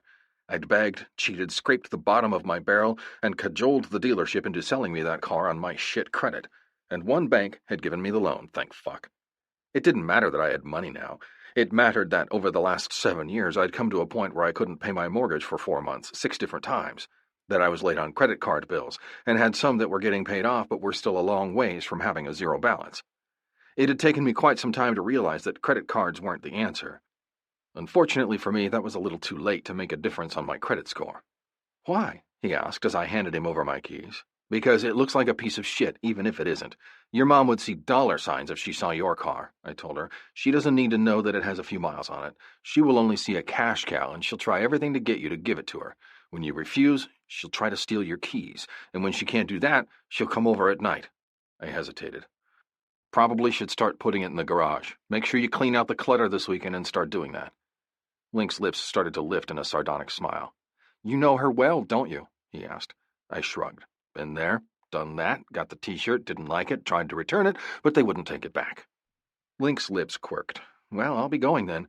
I'll call you and let you know when I'm home. I clapped him on the back as I walked him outside, nearly laughing my ass off when he clapped his hands in glee as he walked up to my old truck. You could always take your old bike, too. It'd serve the same purpose. Link tossed an "Are you kidding me?" look over his shoulder and yanked open the door. The outside was nothing special. Outwardly, the 1978 Chevy C10 appeared to be old, beaten up, and on its last leg. It was the inside that counted. Under the hood of that old truck sat a 454 big block that growled like a stalking panther. One slight touch of the gas pedal and you were going 50 miles an hour without even blinking. At stoplights, you had to put the beast into neutral to keep the motherfucker still. If you forgot what you were doing, just for a second, it was trying to shoot you into oncoming traffic. Link had driven it all of 3 times, and each time I'd been in the truck with him to tell him what to do. Now he was sitting in the driver's seat, petting the steering wheel like it was a cat. Stop feeling her up and get your ass into gear. I can tell you from experience that your mother's a bitch to deal with when you're late. I remembered that vividly, actually. The one and only time I'd been late, due to Link puking all over my lap when he was about a year old, she'd freaked out on me the moment I'd walked into the restaurant door. She didn't care that Link had been running a slight fever, didn't care that I'd gotten there as fast as I could, and had even called her to let her know I'd be late. No, all she'd cared about was tearing me a new one for showing up late and humiliating her by standing her up. "We're just going to the Dairy Queen," Link said. I didn't laugh. I just held up my thumb, but didn't tell him that we'd just been going to the Dairy Queen. Let him realize his mom's faults in his own time. Big Papa's words meant more than he knew. If I could, I'd save my kid from all of his mother's shit. I'd take him away, shield him, and make sure he never realized what an asshole his mother was. Link hadn't seen her in years, and the last time hadn't been pleasant. But through the eyes of a kid, a parent can do no wrong, and unfortunately for me, Link didn't remember how bad those times he'd seen his mother had been. But Link was his own man now. He wanted to make his own decisions. And even if they were wrong, I'd let him make the mistakes. There was no other way to learn from your wrongs if you didn't make any. Link started my truck up and immediately started to laugh at the roar of the engine. "Can you handle it?" He grinned and nodded. "I'm headed out with the club. If you need me at all, call me, okay?" Another nod. I ruffled his hair, causing him to curse and me to smile. There were at least a few things in life that were constant: my love for Link and my want for other things. Things that included a certain auburn-haired beauty that was never far from my mind. An hour into our evening, shit hit the fan. Ghost, one of the longest-standing members of the Dixie Wardens MC Alabama chapter, was visibly distraught. I didn't know much about the man. He wasn't the easiest guy to get to know, and he had the most intimidating stare of all the members. I was able to get along with even Sean now, but Ghost was still a mystery to me. He didn't talk, didn't often attend parties, even the ones that were family-oriented, didn't even like being in the club, as far as I could tell. But I'd been in the club for a mere 8 months. Likely there was something more going on, and what I saw with my own eyes was clouding my judgment.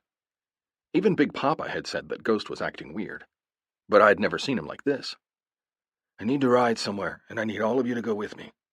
Aaron, Truth, Tommy Tom, Fender, Sean, Big Papa, and me all stared. "Whatever you need, man, and we're there." Tommy Tom was the one who spoke. "We'll stay back with the ladies. You go ahead and do what you need to do." Fender pointed to me.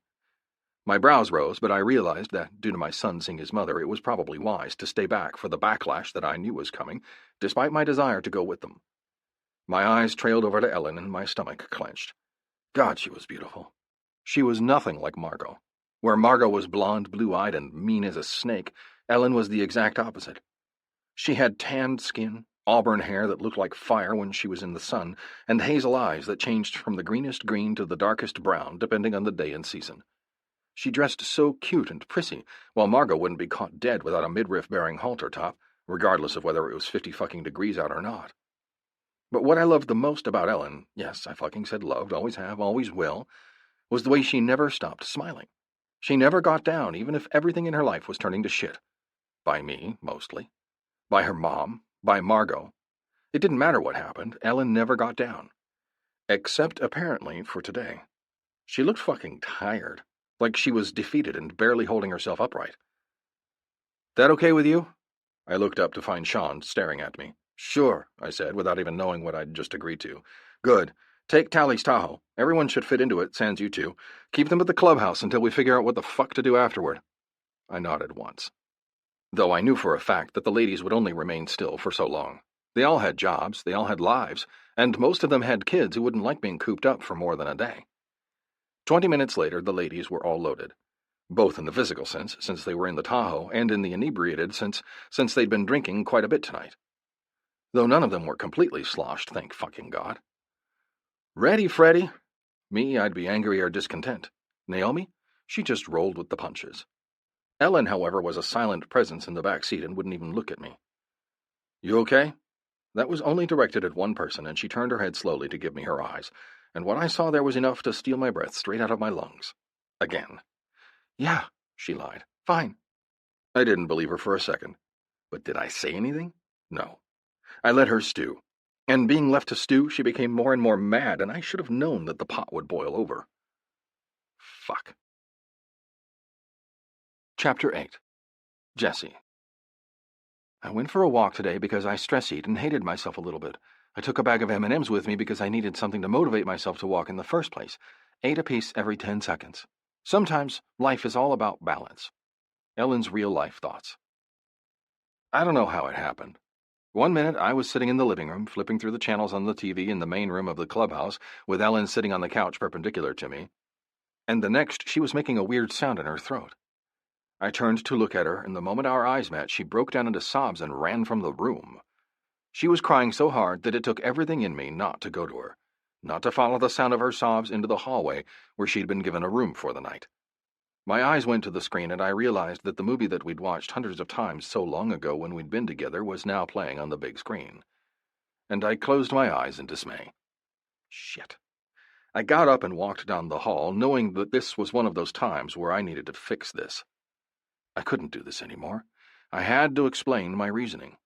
Surely if she knew, she'd agree. She'd realize that I wasn't staying away from her to break her, not to humiliate her, not because of Sean. I was doing it to save her, damn it. Ellen, I started to say, pushing her cracked door open slightly. She was lying on the bed, her face buried in a pillow, trying to stifle the sounds of her sobs. I felt sick to my stomach. She held her hand up, trying to stop me from coming in, but I ignored her. I did, however, leave the door open for her to have some semblance of openness, as if I weren't shutting her in and forcing the issue. "Get out!" she cried. I came forward, not stopping until my knees hit the bed. I lifted one knee and planted it into the bed, then leaned over until I could brush her hair away from her face. I was such an idiot. All this time I was protecting her, and never once had it occurred to me that I was hurting her even worse in the process. Sure, I'd realized she was sad, but she had put on a good front these last few months. Ever since our parting comments that last night we were alone together, I'd stayed away. She'd opened up her business. She'd kicked ass. She'd shown up at MC parties. And overall, I thought she was getting better. Then, Sweet Home Alabama comes on, reminding us of old times, and suddenly she loses it. Though if I admitted as much, that movie had been a killer to watch over the years. Each and every time it came on, I changed the station. Even now, I had each and every line memorized. It had been a movie that she'd fallen in love with, and I'd watched it with her because it made her happy. Now, though, it was obvious that it didn't. Maybe she'd had the same problem over the years when it came to that movie as I did. "Ellie," I started to say. She shot up off the bed and glared at me. "Don't call me that, and get the hell out!" She pointed to the door. "It's my room," I countered, crossing my arms over my chest and standing there against her anger. She ignored me and sat down on the bed, pulling her phone out to ignore me, as if that would make me go away. I felt my phone buzz, and I pulled it out to see a text from Ellie on the screen. "Ellen, 8:24 p.m. I need you to leave me alone. You're breaking me. I need to be let off the hook." And suddenly, I was just as pissed as she was. "You don't deserve to be let off the hook," I said in response to her message. She stood up and whirled around, confusion on her face. Then her mouth dropped open as realization dawned. "All of this time," she whispered. I deserved everything she threw at me and more as I read the destruction on her face. "I fucking hate you," Ellen growled out. I gritted my teeth. "Well, I don't hate you, even though I should." Her mouth opened and she stared at me with confusion. Then, like the dumbass that I was, I went right off the cliff. There was no pussyfooting around the bush for me. No, I jumped whole hog into the middle of it, telling her exactly what I was thinking. "I'm not the only one to blame in this situation," I told her. "You broke me just as much as I broke you." Her mouth dropped open. "How many times did you tell your mother that we were just friends?" I challenged her. Her mouth snapped shut. "Yeah," I said. "And how many times did you hide us? Jessie, get in the closet so she doesn't know you're here. Jessie, let's go to the next town over so no one will see us." I mimicked her voice. "Any of those sound familiar?" Her lips thinned. "I loved you." I laughed a humorless laugh, one that hurt to hear even from my ears. "You loved me?" I snarled, my control breaking. "You loved me so much that you moved on within a week. When I came back to apologize, to tell you why I had to go, you were with someone." Her brows furrowed. "I would never," she snapped. "It took me 3 freaking years to move on, and even then I sabotaged my own relationships. I couldn't get over you." "Does Mason Lyons ring any freaking bells?" I shot back. Her brows rose. "The boy that graduated with you? The one that you got into a fight with me over?" She pursed her lips and those cute little lines between her eyebrows furrowed. "The one with the blonde hair and green eyes? The football player?" I nodded, gut tight. "That one." She shrugged. "Yeah, what about him?" I crossed my arms over my chest and looked up at the ceiling, trying to calm down. "You were with him," I accused her. "When I came back, you were in his car, hugging him." Her mouth dropped open. "This car?" she hissed, walking to the window and slamming the blinds down with her fingers, revealing the car that had been rubbed in my face since I'd first seen her driving it. My eyes flicked to the road and my throat went tight. Yeah, that one. The thought of her still driving his car, the one that I'd envied in high school, was enough to drive a freaking stake straight through my heart. Each time I saw her get in and out of it was enough to remind me exactly why I should stay away from her. Anger overtook Ellen's usually calm features, and she launched herself at me. I caught her easily, stopping the right hook that she had aimed at my jaw with one hand, but caught an elbow to the forehead when she lifted up with the other. I grunted and caught her around the middle, restraining her arms down at her sides so she couldn't throw any more blows. "I was buying that car so I could get to you, asshole!" she screamed, her voice hitting an octave that shouldn't have been possible. "I was coming to you!" My mouth dropped open. My surprise didn't stop her, though. No, she let me have it with both barrels. "Seriously, it's like you never knew me, like you didn't care like you said you cared," she hissed. "You don't care what kind of a mess you left me in 14 years ago. All you care about is your own fucking self. You don't even have the balls to apologize. I left Sean because of you. I liked Sean, but the minute you showed up, my whole freaking world changed. I couldn't lie to Sean. I couldn't continue to live that lie. I've loved you since I was a senior in high school. That's 14 years, Jessie." The raw emotion in her voice was hard for me to hear. The bad thing was that when emotions started to swirl, I got angry. I couldn't and didn't handle them well, so I lashed out. "You don't think I know that, Ellie?" I countered. "You don't think that was the hardest decision of my life? Because, let me just tell you something, it was.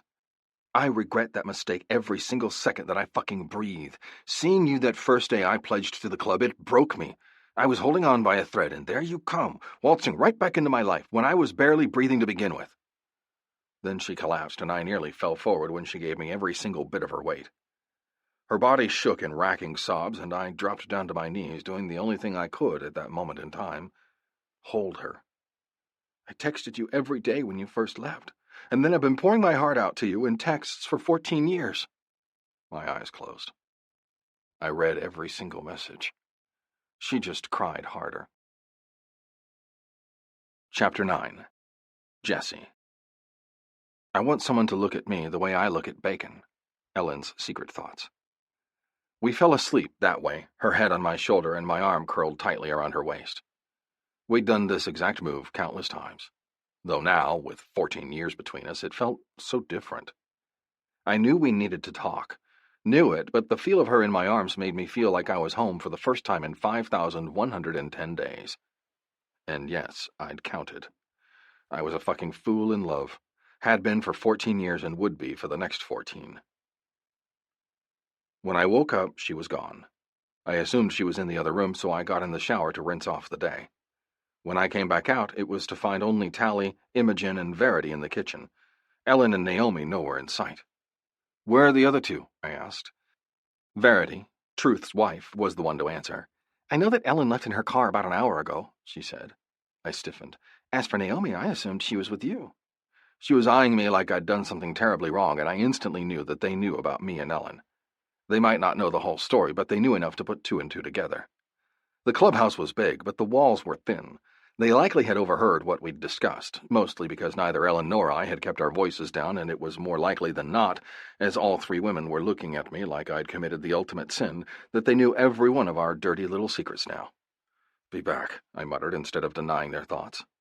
The truth was, Ellen had been with me, and it pissed me off all over again that she'd leave without talking to me first, without hashing out what we both knew needed ironed out between us. Sooner rather than later. I left the room and went in search of the elusive woman, wondering whether I should be concerned or not that she wasn't still here. I stopped in the living room when I saw Fender. "You see Ellen leave?" I asked as I passed. He shook his head. "Nope. I was in the room on the phone with my folks. Apparently, they're coming for a little visit." I snorted. Fender's parents were very conservative. They hated that he didn't graduate college. They hated that he worked somewhere they didn't approve of instead of the family business, and they also hated that he rode motorcycles and had tattoos. "What about Naomi?" I asked. "Room, the last I checked," Fender said distractedly, staring at the coffee table where he was working on a draft of a house. "She came out for an hour or so for some tea. We commiserated on the fact that y'all were fighting outside our rooms, and then she went back in there. I heard the TV turn on and haven't checked since. I sighed. I was pretty sure that everyone in the whole damn club would know about Ellen and I by sundown. Annoyed now, I walked straight to the surveillance room that was set up off the kitchen and flipped on the monitor. I rewound to 2 hours before, then fast-forwarded it until I could see what time Ellen left. Then froze when I saw that Ellen had left, but Naomi was with her. Motherfucker, I growled. Shit. Fender! I stepped out of the room. Naomi's gone. His head snapped up. You're joking. I shook my head. Negative, I said as I pulled out my phone and dialed Ellen. Ellen didn't bother with pleasantries when she answered. Yeah? It sounded like she was crying, and my panic level shot through the roof. Ellen, where is Naomi? There was a large pause on the other end, and then a whispered, I dropped her off at home. I'm at my shop. Why? I immediately hung up and ran out of the house, heading for my bike, and drove straight for Naomi's place as my anger boiled beneath the surface. But the moment I pulled up outside, I saw the blood, and I knew that something was terribly, terribly wrong. 4 tense hours later, I felt like a shaken-up bottle of Coke as I tried to sit in my seat and not go off on the man who'd done his level best to kill anything left inside of Ellen. Sean had yelled at her for being a part of something she nor I had any clue was happening, and I was fuming inside. She's probably dead in there, and you helped her get that way. I knew the man was devastated. Hell, I was devastated for letting it happen. He'd told me to keep her there. I'd thought I had, so if it was anybody's fault, it was mine. But as I listened to the nearly silent crying coming from Ellen, I'd almost broken down and pulled her into my arms. But I didn't, only because Sean came out of the room right when I was about to crack, demanding answers of me. Answers as to why his woman had nearly died. Answers to why I'd let her drive away with Ellen when she should have been at the clubhouse under lockdown with the rest of the women. Not that they were technically on lockdown, at least not that I'd understood. Sure, there'd been some bad things happening to Sean and Naomi lately, but not enough to where I thought I needed to guard the clubhouse with my rifle while sitting on the roof waiting for intruders. But you didn't have me watching them, I wanted to growl. You just had me take them all to the clubhouse. Instead, I took the high road and started to explain, giving every single piece of information that I had and anything I thought might be relevant. Then came the hard part, explaining how I'd found Naomi on the floor in her house, bleeding and broken. Chapter 10. Ellen. Hating your alarm when it goes off and you have to go to work because you didn't die in your sleep. Things people contemplate when they wake up and hate their life. I couldn't say I was proud of myself. After nearly getting a woman I liked killed, I wasn't so sure that staying near my brother was the best thing any longer. Every time I was within seeing distance of either Sean or Naomi, my stomach would plummet and I'd turn around, rushing to get somewhere, anywhere that they weren't. I deserved everything that was thrown at me. The day I dropped her off at her car, her house hadn't been empty like we'd both assumed. No, it had had some psycho killer hell-bent on hurting Naomi in it. And the only thing that saved her was her dog. I'd left her that to handle on her own. She'd even miscarried their baby. Seriously, I was the biggest asshole on the planet. I looked down at my hands, wondering how long I would have to stay at this club party that was supposed to be a celebration, one that celebrated Naomi's life and health. Tommy Tom tried to tell me that Sean wasn't upset with me any longer, but honestly, there was no misunderstanding the anger in his eyes each time they were aimed in my direction, though I had to admit that wasn't very often, seeing as I tried to look anywhere but at him or his fiancée. Hey, are you okay? I looked up to find Jessie staring at me. I looked away. Fine, I said, standing up. If you'll excuse me. Without waiting for him to apologize or tell me it'd all be okay again, I walked away and didn't look back. Do you want to dance? I stopped when a man I didn't know stepped in front of me. He wasn't anybody I knew, but since I could feel Jessie's glare burning into the back of my neck, I said yes. Sure, I said. Let's do it. I happened to take a glance over my shoulder, and my belly tightened at the pure masculine anger that was written clearly all over Jessie's face. He wasn't happy that I'd been ignoring him. In fact, I knew that not by the anger on his face at seeing me say yes to a dance with another man, but by the numerous angry texts and voicemails I'd received from him over the last 2 weeks since that night Naomi almost died. The most recent one had only been an hour before. My lips tilted up at the corners, as I thought about that text. Jessie, 9:30 p.m. If you don't show tonight, I'm going to come over to your place and drag you out by your hair. Then I'm going to sit you on my lap the entire night, despite your protests, and hold on to you so you can't go anywhere or do anything. Don't think I'm bluffing either. I'm on my last shit, woman. Don't disappoint me. Ha! Don't disappoint him, my ass. I did end up going, and not because he'd demanded it of me, but because I already planned on it. Not to mention, I also came because my brother had asked me nicely. He told me that he missed me, and that I'd been working too much. I'd, of course, called bullshit. The man was a doctor, so if anyone was working too much, it was him. Hey, you okay, darling? The man who had asked me to dance asked. I nodded, then offered him my hand. He pulled me to the dance floor. The moment his hands went to my hips to pull me in closer to his body, I went.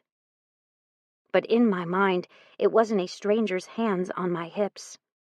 They were Jessie's. It was Jessie who was pulling me in close and telling me that everything would be okay. Jessie. This is my jam, I told Fender. Turn it up. Fender stared at me like I'd grown a second head. This is Garth Brooks. You can't jam to Garth Brooks, Fender contradicted me.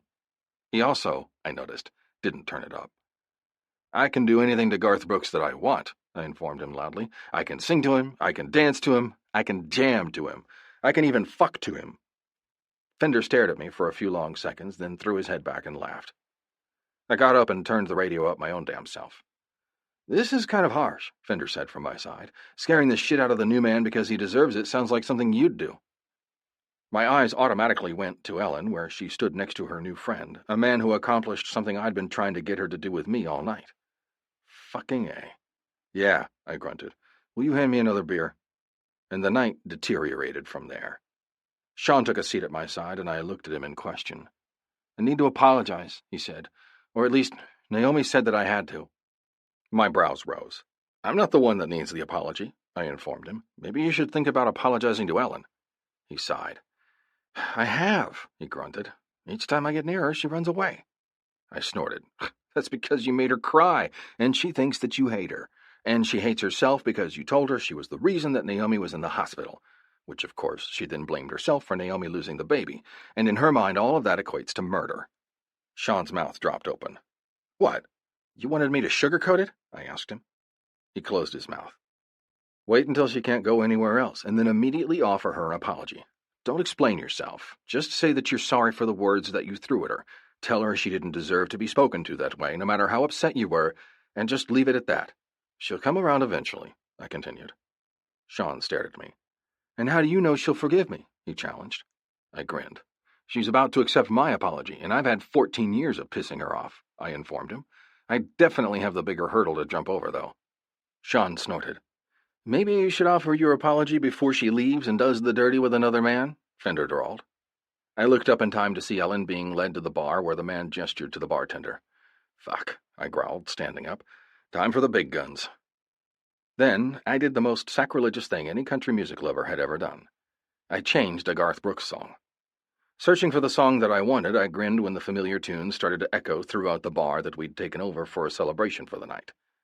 The moment the familiar opening chords of Sweet Home Alabama filled the air, Ellen's head snapped up, and her eyes immediately went to the table where Fender and I had been sitting for the last 2 hours, controlling the music. Her lips thinned, but damned if she didn't walk away from the man she was dancing with and storm straight out of the damn building. Now what? Fender asked, a smile in his voice. Now, I said, standing up and finishing off the last of my beer, I go try to figure out what has her ass chapped. Fender snorted. Well, having a chapped ass is definitely something that would have me acting like a crazy motherfucker. I flipped him off and strode out of the bar, still smelling the scent of peaches, Ellen's signature scent since she was a 17-year-old, and tried to tell my dick to behave.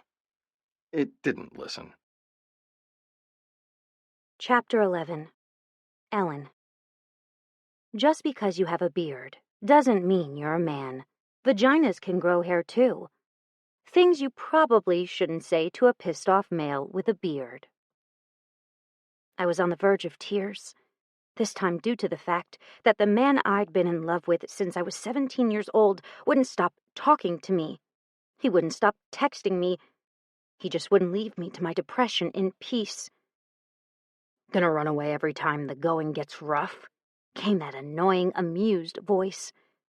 I picked up a rock and chucked it in the direction of the vacant lot behind the bar that the Dixie Wardens had taken over for the night.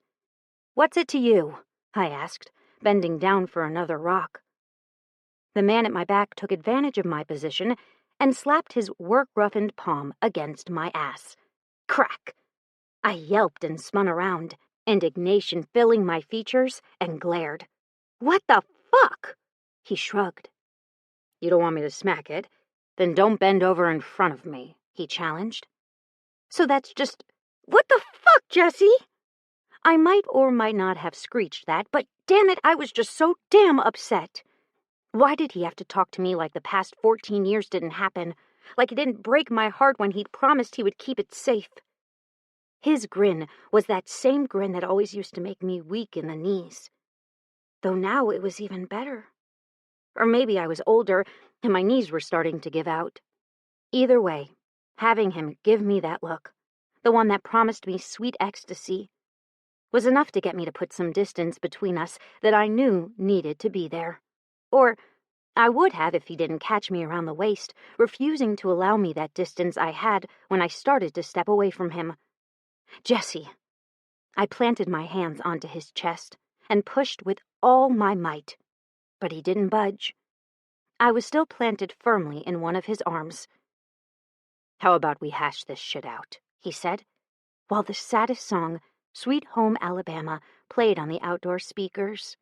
Jesus, didn't they realize that people came outside to get the fuck away from the noise?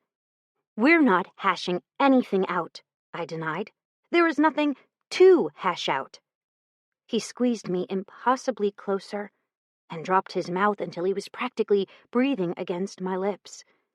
His beard was tickling my skin and making my fingers ache to stretch up and snatch him to me. But that would be bad. Bad, bad, bad. "I've missed you every day for 14 years. My eyes closed.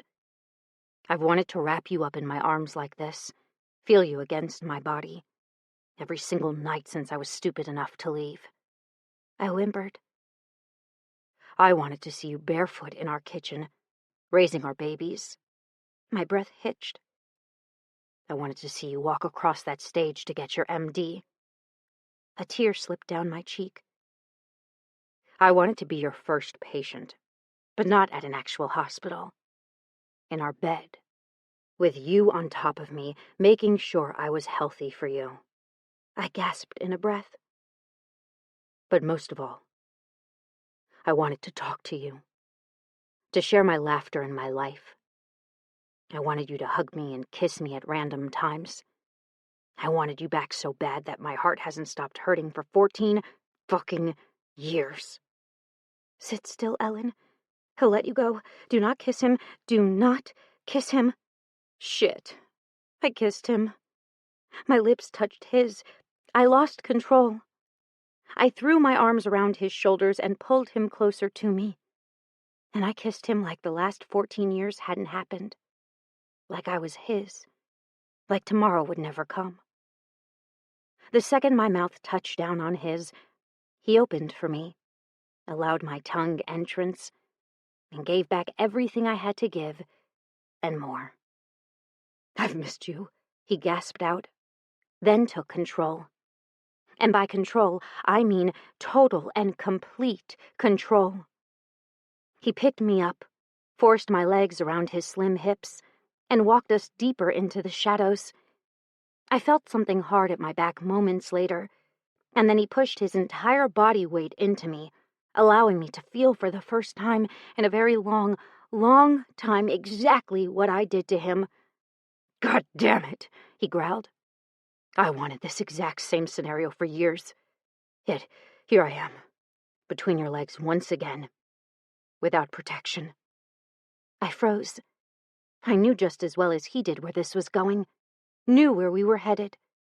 Had known the moment I fell asleep crying in his arms that, eventually, we would get back here. I'd fought it. would continue to fight it. Later. I wanted him. I wanted this. I wanted to escape. You're saying you've been bad these last 14 years and don't deserve to be inside of me unprotected? I asked him. The words were said in such a way that showed my disappointment. Maybe he had been bad. Hell, it was likely he had been. I hadn't. I hadn't slept with but 2 men since him, and each of those times had been with protection. Nobody ever had me unprotected. Why?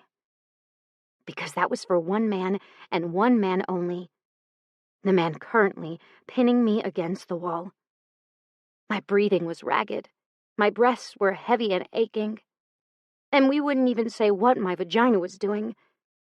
If that particular part of my body could speak, the entire bar would have known how much I wanted him the moment I'd spotted him in the bar. No, that's not what I'm saying, he said. I'm saying that I don't have any condoms. My hopes fell. He didn't want to do it without the condoms. And I couldn't blame him. In this day and age, you couldn't be too careful.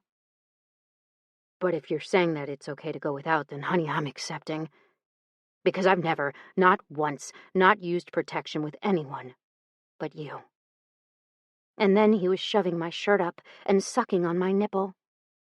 The cold December air hit my exposed skin, and the dual sensations of Jessie's hot mouth and the cold bricks and air on other parts of my body were enough to send me flying. I clung to his hair as my orgasm rocketed through me like a shot. I rode the ridge of his cock, ground myself into him, thankful that I'd worn my leggings so I could feel him better. Always were quick to shoot off, he growled. Then the pressure on my back decreased, but only long enough for him to slip that devilish hand down the back of my leggings, past my panties, and straight to my pussy. He growled when he felt the wetness, and I growled when he pulled away. "What are you doing?" I cried out as he stepped away from me. I heard his belt click in the darkness, and my oversensitized brain started to realize that he wasn't leaving. He was just stripping so that our proceedings could move forward to the next logical step. So, to help him, I bent down and removed my leggings and panties, again thankful that I'd worn them under my dress tonight. Before I could even straighten, he was back, and I felt the solid heat of him at my entrance. Our eyes met in the near darkness, and he pushed inside so roughly that I cried out. But it was okay, because he was there to catch the cry with his mouth. "You feel like my dreams," he whispered gruffly. "You feel like you're filling me full," I whispered. "And you're everything that I remembered." He was, too. He was so big that there wasn't a single inch of me that wasn't filled to the brim. It felt like he kept going and going, too. When he finally came to a halt inside of me, sheathed completely, I gasped out at the feeling of such fullness. No longer did I notice the cold. No longer did I care that we were outside, only a few feet away from where people were passing us to walk to their cars at the side lot, though they'd really have to look to see us, thanks to the darkness of the shadows that crept around the building. I could do nothing but hold on as he started to move, slowly at first, as he felt like he was trying to savor the moment. But then it turned into a fast and a furious pace that neither one of us was able to control. I slammed my mouth down onto his as he bucked his hips, pushing his hard cock into me faster than I could catch my breath. My legs burned from holding them around his hips, but he must have realized because he readjusted us so that he had control of one leg. "Drop the other to the ground. Put your foot on top of my boot so you don't have to touch the dirty ground." I did as he instructed, and the awkward stretch with one leg up high in the air and the other one touching the top of his boot was forgotten the moment he started to move again. The new angle had him dragging the fat tip of his cock against the sensitive skin of my pussy. It took less than 30 seconds of him filling me, more slowly this time so as not to knock me off balance, to realize I wouldn't last very long with him like this. And when his hands went back to my ass to tilt it up further, I exploded. Stars burst behind my eyelids, and my body bowed toward his. A scream caught in my throat, and before it could be released, his mouth found mine again. My pussy rippled, drawing a strangled moan from his lips as he, too, came. Hot spurts started to pulse inside of me as he came. My pussy milked his length, coaxing every last drop of essence he had left inside of him. It felt like he came forever. But then again, I was damn near multi-orgasmic by the time he was finished, too. God damn! I hummed in agreement. He let go of my leg, and I dropped it to his other booted foot. Now what? I asked breathlessly, loving the way his cock stayed buried in my sex, my pussy lips wrapping around part of his length. Now, he said, sounding reluctant. I pull out. I whimpered but didn't protest as he did, only wished quietly that he hadn't. But then a car door slammed, and a couple of giggling women passed 2 car lengths away from us, making me realize what I'd just done. I haven't done it outside since, you know. His chuckle was knowing. Since I fucked you on the field inside of the soccer goal. He squeezed my ass before patting it twice. I nodded. Yeah. His release started to roll down my leg, and I bit my lip, wondering what I was going to do. He saved the day, though, by pulling a handful of bar napkins out of his pocket and handing them to me. Plan ahead much? I raised a brow at him. It was so dark, though, that the effect was lost on him. Can't say that I hadn't hoped for it, he agreed, placing me onto the tops of my boots by picking me up. Though I'd planned to take you to my truck. I used the bar napkins to clean up as best as I could, and took the proffered panties and leggings he handed to me. Once I'd slipped both on, he helped me into my boots before offering me his hand. I took it and stared at him, not admitting that I didn't want to go back to reality. I wanted to stay in the dark shadows and be happy for a few more minutes. Be blissful for just a little more time. Hey, pretty girl. My eyes snapped up to catch his. I missed you, he whispered. A tear slipped out of my eye. Please don't leave me again. Jessie's eyes closed at my words. Never. If only I could believe him. Chapter 12. Jessie. The word fuck is a form of meditation. The more you say it, the more your throat chakra clears. True shit. She was ignoring me again. I glared at her back as she walked out of her shop, and I wondered if it would be inappropriate to snatch her up off the street and throw her on the back of my bike. Dad, I heard my son call. I looked up, startled to see him standing next to me. What? I asked distractedly. Mom's standing over there. We were calling your name for like 2 minutes, but you're so spaced out that you can't even hear us. What's going on? I finally peeled my eyes away from where Ellen was taking boxes out of the back of a moving truck and bringing them into her shop. What the hell was she doing? Margot, I said congenially, even though there was nothing more in the world that I didn't want to do than talk to my ex-girlfriend who was still obviously a drug addict if the needle marks on her arms were anything to go by. Disgust rolled through me, but I tried not to let it show. My son was watching me closely, gauging my reaction, as was Margot. It was obvious she enjoyed the fact that she'd snuck up on me, and that I was having to see her at all. I'd been doing a bang-up job at ignoring her and avoiding her when she spent time with Link. It was something I couldn't fucking stand, but since by law I had to allow her visitation, there was nothing that I could do without taking her to court. And then they'd allow Link to make the decision on whether or not he wanted to see her or not, but at this point I knew he wasn't fully convinced that she was all that bad.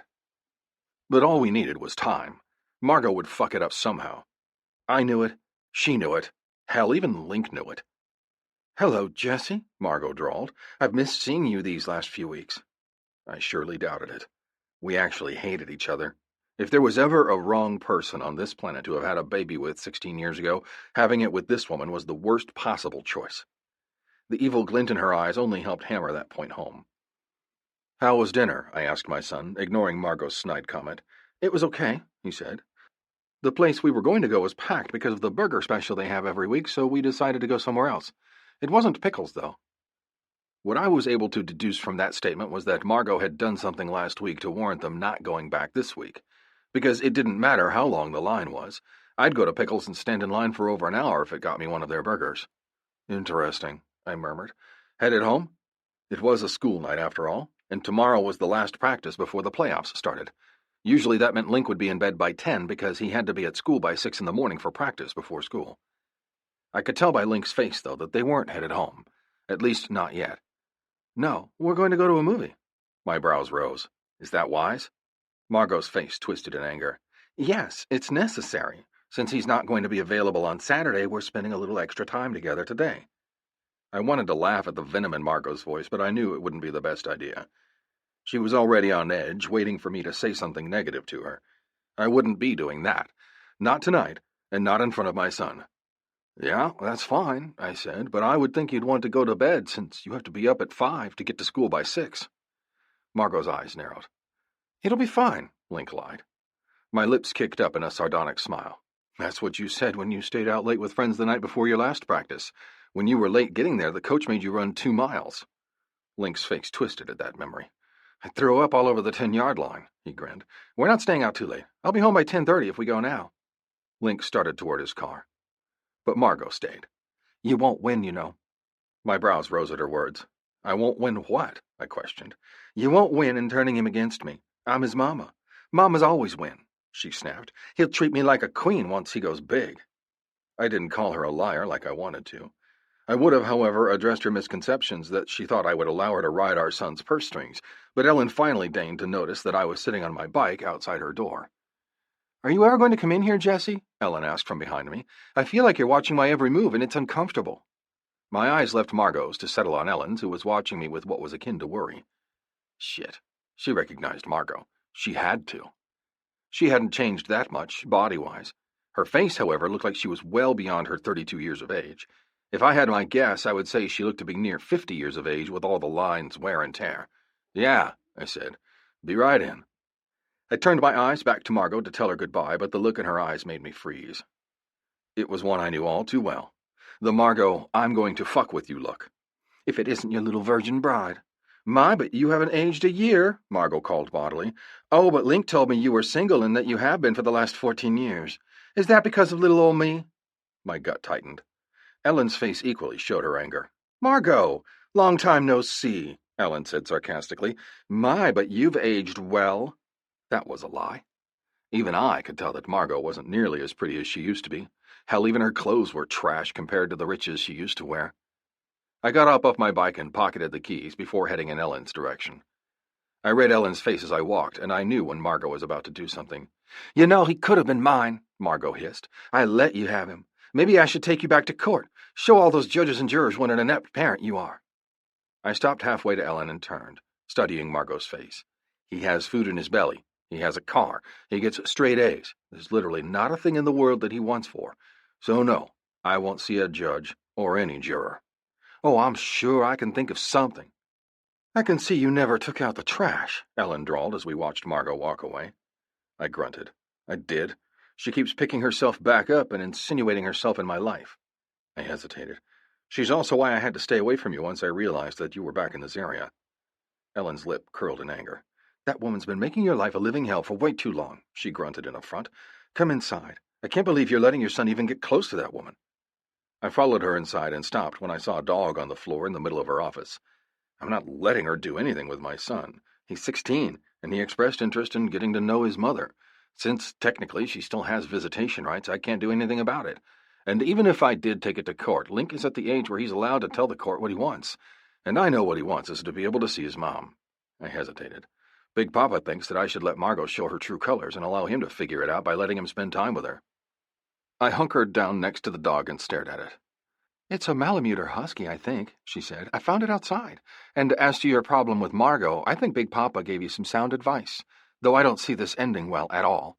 I wholeheartedly agreed. I agree, I told her. Why don't you know what kind of dog you have? She grimaced. It's not mine, she answered.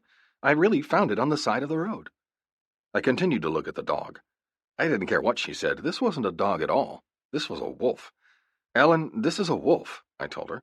Look at his fucking eyes. They're fucking glowing. Huskies don't have gold eyes like this. They have blue. Ellen snorted. Whatever. I don't believe you. I ran my hand over the wolf's coarse fur, and he pushed his little head into my hand. And I'm pretty sure they're illegal as fuck to keep. Where did you find it again? Ellen started to open a box at the counter. I looked up at her and watched as she removed what looked like 100 pairs of colorful swatches. What's that? I asked. Leggings, she answered. I've decided to bolster my income by selling them. My brows rose. You're struggling? I asked. She shrugged. There's not much need for an interior designer here. My belly clenched. Why did you do that and not get your medical degree like you always wanted to? I questioned. That was what you always planned. What happened? She frowned. Life happened. I didn't believe that for a second. Ellen, she sighed, I tried. I started to, but I just couldn't. I dropped out within the first year, found myself interested in this, and decided to pursue this career instead. That wasn't all of it. I knew it. She knew I knew it, and she practically dared me to ask. What brought you back to Mooresville? I asked. Your brother's here, yes, but why did you bring something like that to this small town? And expected to prosper was the part of the question that I didn't air aloud. But she knew what I was asking without my having to voice it. I needed a change, and Mooresville doesn't have anything like what I'm offering. I thought it might be okay, but apparently I was wrong, she answered truthfully. I've had a few customers, sure, but nowhere near what I need to have a profitable business here. My stomach clenched. What are you going to do? I asked worriedly. She started to unpack the box into a wicker basket that looked like it was used for laundry and answered with, I don't know. I bit my lip, wondering if I should suggest what I wanted to suggest or if it would be a bad idea. Why don't you go back to school? I asked. She shot me a look. Don't go there. I held up a hand. It's just that I said don't go there, please. I sighed. What do you want to eat for dinner? I asked. Maybe I'd work up to asking about her plans for the future once I fed her. Maybe then she'd respond. Right now, it was more than obvious that this was a discussion she didn't want to have, and I'd give her that out. For now. I'm not sure that I realized we were having dinner together, she answered, looking at me speculatively. The only reason you're in here at all is that I saw a knockdown, drag-out fight was about to go down between you and that nasty woman. My lips thinned. I fucking hate her, I admitted. Down to my bones, I hate that woman. She's ruined my entire life, and all because I made the colossal mistake of sleeping with her once, and only once. Ellen frowned. I just don't understand her obsession with you. You'd think, after 16 years, all of this would be getting old to her. But today it looked like she had this vengeance within her, like you'd wronged her somehow, and she's going to make sure you never forget it by making your life a living hell. I wish I understood it myself. I have no fucking clue what's driving that hatred. I've literally done nothing wrong. I hesitated, other than refuse to get back together with her again, though at the time it was due to the fact that I didn't want to date someone who was into drugs. She crossed her arms under her chest and leaned against the counter, and I momentarily forgot what it was that we were talking about. The move pushed her breasts up, causing them to peek out of the top of her semi-low-cut t-shirt. Was Link addicted to drugs when he was born? I shook my head. No. Once I found out about the baby, I made sure she cleaned herself up. I gave her all of the money that I got from working my part-time job. She was a good girl when she found out she was pregnant with our kid. I thought that having Link would turn her around, but the minute she had him, she left the hospital without telling one, leaving me to raise Link all by myself. She nodded. Ellen knew that part. I just don't understand why she would leave. There had to be another factor there. If she was clean, why would she leave her new baby behind like that? I shook my head. I don't know, I admitted. I've not been able to ascertain her reasons after 16 years, and I doubt she'll reveal them to me now. The worst part is that she's convinced that Link is her ride to the good life. She'll likely be on her best behavior now. Ellen snorted. No, what she's probably going to do is drag him down to her level or get him in trouble by leaving drugs in his car. My mouth dropped open. You can't tell me that you haven't thought about that. I hadn't. I haven't, I said. If she did that, he'd protect her, you know. My mind started whirling. Fuck, I groaned as I dragged my hand down my face. That would be something she'd do, too. I can totally see it now. He does something to piss her off. She leaves her shit in his car and then calls a tip in. I shook my head. She really is that much of a bitch. She tried to do that to me once, you know. She did know. Margot had done that to me about a month after Ellen and I started hanging out. I'd taken her to the freaking hospital because she'd complained about belly pains, and the stupid person that I was, I'd given her that ride even though I'd known that I shouldn't. 2 nights later, the cops came and searched my car. Lucky for me, but unlucky for Margot, I'd cleaned out my car the day before because I'd moved the car seat to clean out underneath it and switch it with a booster seat. She'd apparently planted it in the car seat, just like the bitch she was. and the cops had taken one look at my booster seat, which could hide absolutely nothing, and had left without another word.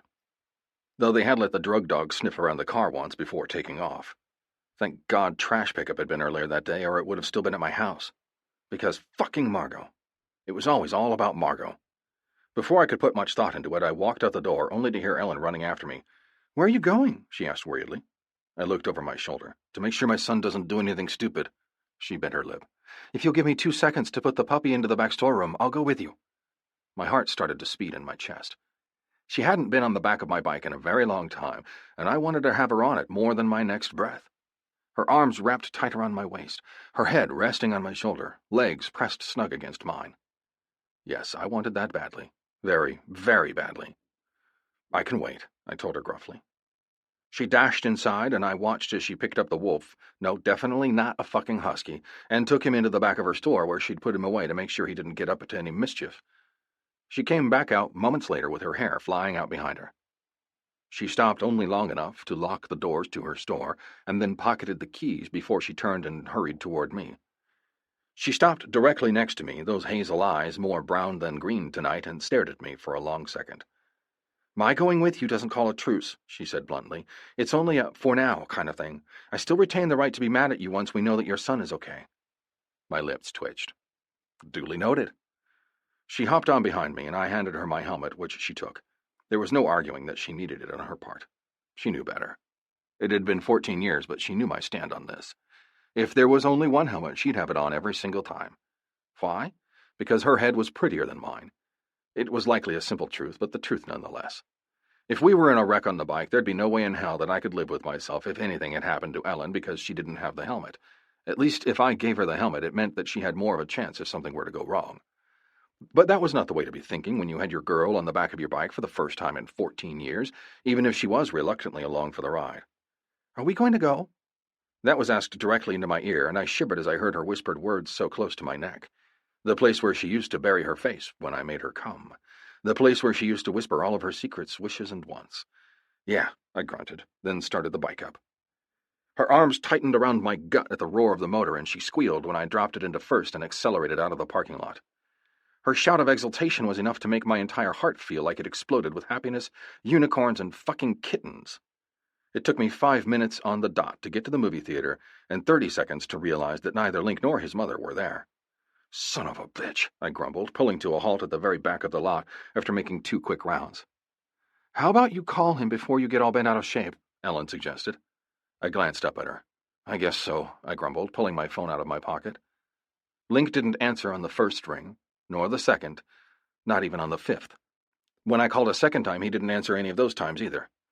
"Shit," I grumbled. "Shit, piss, fuck, ass!" Ellen giggled at my back, and I patted her leg. "Not the time to laugh, darling," I informed her. "How about you get on your phone and ask your girls to keep a lookout for him? I'll call the boys." She did as I asked without texting, I noticed. Naomi. "No Naomi?" I asked. Ellen shook her head. "I don't have her number." I frowned. "She looked ready to move in the other day when I watched her go into your shop," I pointed out. Ellen bit her lip and then shook her head. "I sold her some stuff for their new house, but she returned all of it because Sean hadn't liked the colors," she explained. I could read it on her face. That wasn't at all what she thought the real reason for returning those items was. Clearly, Ellen thought it was because Sean didn't want to have something of Ellen's in his and Naomi's home. I, however, knew differently. Ellen was still very much aware of those words that Sean had said to her in a moment of panic weeks and weeks ago, and it didn't seem like she was any closer to letting it all go now than she was when those words had been said to her. Before I could comment on the hurt I could see in her eyes, my phone rang, signaling one of the boys calling me back. "You seen him?" "I'm staring at your truck right now." Ghost. He hadn't been one of the ones I'd called myself, but apparently Big Papa moved fast. "Where is it at?" The words he said next had the bottom dropping out of my stomach. "At the hospital." My hand clenched on the handlebar of my bike, and I stared at the passing traffic on the road beyond and bit my lip. "You know if he's okay?" "I think it's his mom," he answered. "From what I was able to gather, there was an incident at the movies and he had to drive her to the emergency room." "Fucking A," I grunted. "Thank you. I'll be there in 5. We arrived in 4 minutes to find Ghost standing out front with my boy. I parked under the portico and got off, walking quickly to my son. "Dad!" I gathered him up in my arms and squeezed him a little tighter than normal. "Dad!" Link wheezed. "I'm okay." I let go of him and pushed him slightly away, keeping my hands on his biceps as I studied his face. "What happened?" I asked him. "Mom, she..." They won't tell me anything other than she's okay, he admitted. In the parking lot, she was acting funny. When we went to buy our tickets, she fell over and started to vomit all over herself. I did the only thing I could think of. I brought Link back into my arms, then shoved him in the direction of my truck. Ellen, I said, making eye contact with her, would you mind riding with Link to your shop and showing him you're not really a husky? And keeping him busy. The words weren't voiced, but I knew she got my drift as she nodded and held out the crook of her arm. Link looked at her like she was crazy. I'm supposed to offer you my arm, he pointed out. My lips quirked. Well, except for going out with Sean for a while, I haven't had a man on my arm for a lot of years. Sorry, I forget how that etiquette works, she murmured, dropping her arm. Link offered her his arm, and she placed her fingers delicately along the toned muscles of my boy's biceps. My gut tightened at the mention of her not having a man, and I growled low in my throat. Ellen? Ellen stopped and turned, and I crooked my finger at her. Her brows lowered, and she headed toward me with a curious look on her face. Yes? She asked, looking at me nervously. I'll have to show you what it's like to have a man, I informed her. I'll be back later. Let Link take you to my place. Keep an eye on him, and if his fucking mother tries to call, you tell her to call me. She stared at me wide-eyed, and had been since I'd practically told her I would be her man. So without wasting any more time, I placed a chaste kiss, as chaste as I could do when it came to this particular woman, on her mouth and backed away. She nodded, then started backing away without taking her eyes from me. I grinned then, without another word, turned on my heels and headed straight into the ER with anger a steady staccato at the back of my mind. How could she? How fucking dare she? She's a mother, for Christ's sake. She seriously couldn't do this shit when she had my son with her. I walked up to the front desk and stopped in front of a man that looked like he belonged there. I'm here to see Margot Tulane. The man behind the computer jumped, obviously startled, and placed his hand over his chest. You frightened me, he murmured. Let me look her up and see if she's able to receive visitors. I waited, albeit impatiently, for him to type the info into the computer. When his brows furrowed, he got up and walked to the door that separated him from the main part of the ER. He pushed the door open and disappeared inside, but not far enough for me not to hear what was being said. You got that overdose stabilized yet? Yes and no, came the reply. Is she stable enough for visitors? Yes, for now, but if she gets upset, they'll be asked to leave. 10-4. Is it the father? I heard another person reply. I don't know, the man I'd spoken with said. He's fucking scary, so maybe. I snorted. Then the words that were said finally penetrated my angry mind. Sir? I looked up as my thoughts swirled inside my brain and stared blankly at the man I'd walked up on earlier. Yeah? You can follow me. He nodded his head in the direction of the room beyond him. I nodded and fell in step behind him, my eyes taking in the large ER. I'd never been back here before, thank God. I'd been in the waiting room, but I'd never needed to be back here in the treatment area. She's right through here, he pointed to the blue curtain that was shielding what lay beyond it from the rest of the room. I gave him a head nod and reached for the curtain. The sight beyond it didn't surprise me. Didn't affect me in any way as it once would have. Margot was lying in the bed, her bony body encased in a large beige and blue hospital gown that had some fucked-up pattern on it that whomever made the damn thing obviously thought was nice. I didn't know what the hell they were thinking, because it absolutely was not nice. All it did was make the patient who was wearing it look pale as fuck. Margot's eyes were closed, and her head was facing away from where I'd entered through the curtain. You awake? I barked. Margot's head whipped around, and she stared at me blankly for a few long seconds before her mouth turned up into a semblance of a smile. You came, I snorted. Not really, I grunted. I came to make sure my kid was okay. It was only after I made sure that he was, and then sent him home with my woman, that I even gave you a second thought. Margot flinched. You shot up in the fucking car in between eating dinner with my boy and watching a fucking movie? I didn't beat around the bush, sickened that she would do something like that so close to our son. She turned her head away. I continued, not missing a beat. And you're pregnant? The disgust in my words was evident, and she turned back toward me, her eyes filling up with tears. How did you know? My lip curled in revulsion. The nurse was kind enough to let me know. It's yours. Her heartbeat monitor started to beep faster. I wanted to laugh at her. I wouldn't touch her with a 10-foot pole, even if she was dying and needed life-saving measures. I'd never, not ever again, get involved with her shit. Negative. I shook my head. Sir, get yourself straight, Margot. Don't fuck this up. I can't help it. I don't have the support that I did last time. Fucking wonderful. And you won't have it from me or from our son either, I informed her none too gently. You'll keep your poisoned claws out of my son, or I'll do everything I can to get your visitation suspended so that if you do attempt to see him, you'll be breaking the law. Margot's tears spilled over. Sir, I'm going to have to ask you to leave. The nurse who'd spoken was the one who'd showed me back here, a woman in her mid-30s. Gladly. I backed away. I don't want to be here anyway. I headed back outside to the parking lot, and once the hospital doors closed behind me, I dropped my head and looked at the ground. That poor kid. That poor fucking kid who'd done nothing wrong except have the misfortune to have been conceived by the wrong woman. God damn it. God damn it! Chapter 13. Ellen. In case you didn't know, you have nice boobs. Things every woman likes to hear. We're just lucky my mother didn't name me Punisher like Dad said she wanted to, Link laughed, and the sight of it was still the same kick to the heart now as it had been for the last 16 years. I liked that Jessie's son was happy, healthy, confident enough in himself that he could laugh at himself and not get offended. Lincoln isn't a bad name, I informed Jessie's mini-me, even though he wasn't so much a mini as he was a slightly smaller version of his father, but not by much. I guess if you say so. Link grunted and took a seat on the floor.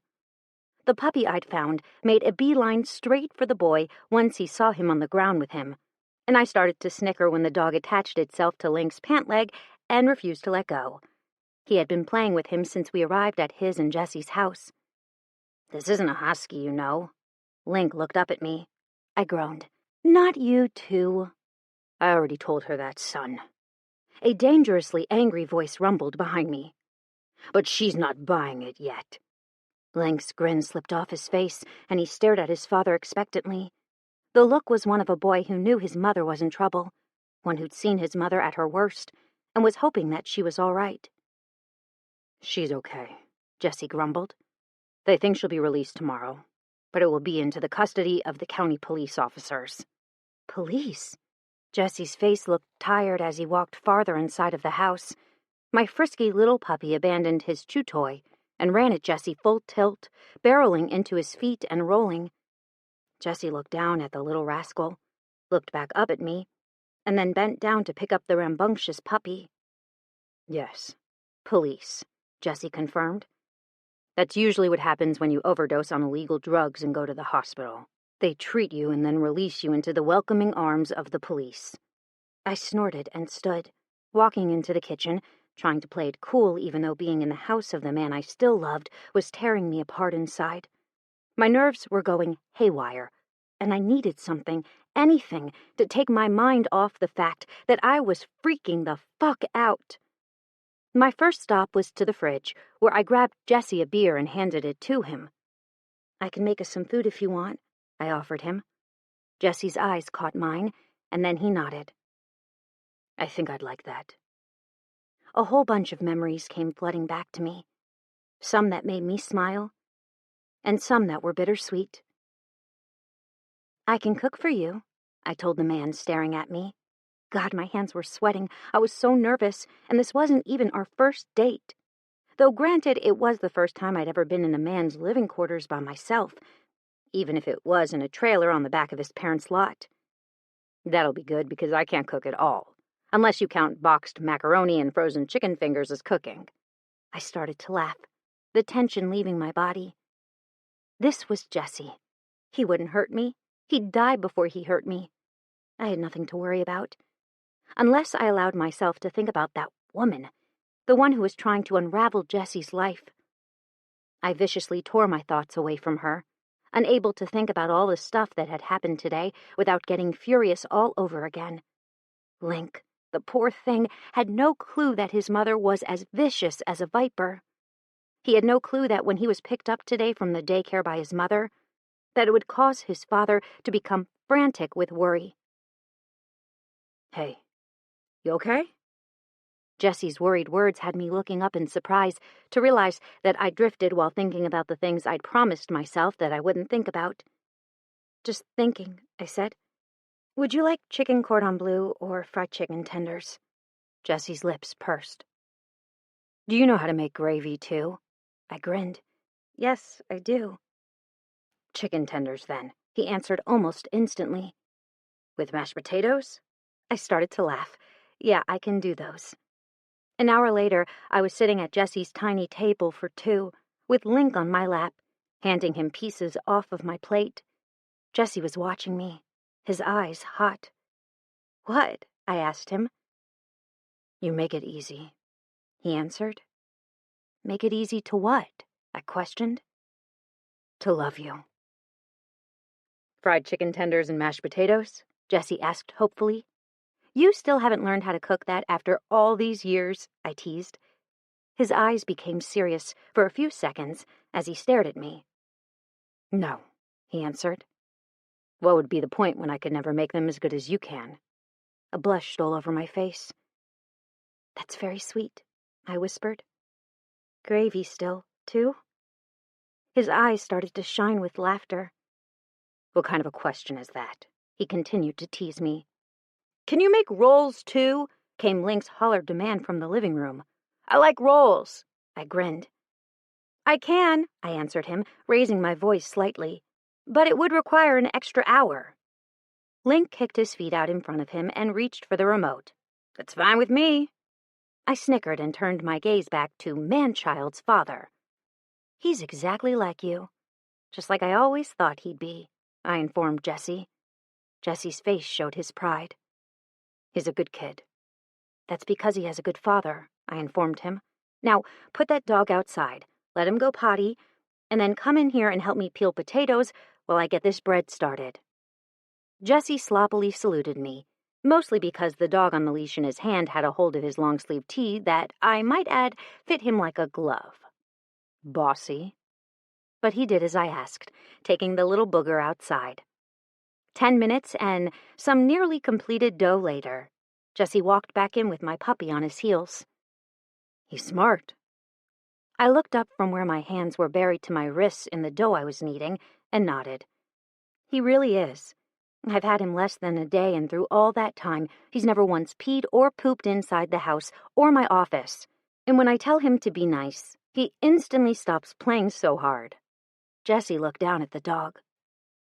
That doesn't mean that the dog isn't a wolf, though, woman, Jessie said. You need to be careful. I looked at the playful little puppy. We'll see.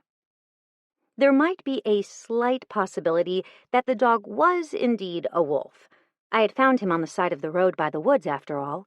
That didn't mean that I was giving the little thing up, though.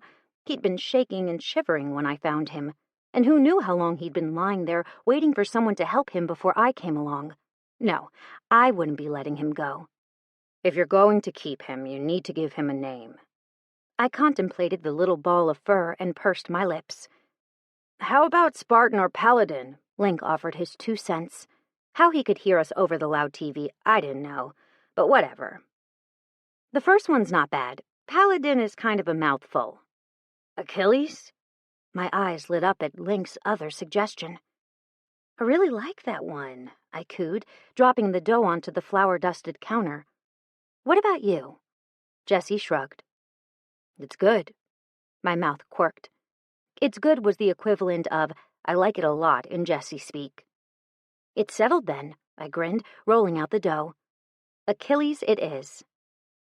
The rest of dinner went off without a hitch. We all sat down to eat, and I watched my 2 companions dig into my food, moaning in reaction to the taste and causing me to beam with pride. I loved that they loved my food, loved it. Unfortunately, our night was cut short a few minutes after the last roll was snatched off the pan. Shit, Jessie grumbled, standing up and walking over to his phone. He picked it up, said a few short words, and then grunted and, I'll be there, a few moments later. Work, Link guessed. Jessie continued to grunt. Yeah. I got up and cleared the plates, rinsing them off in the sink before doing the same to the other dishes. With most of them ready to wash, I left them to gather up my things while Jessie got ready. The moment he was back in the living room, dressed completely in head-to-toe black, I had my purse in my hand. You mind staying here with him? Just in case?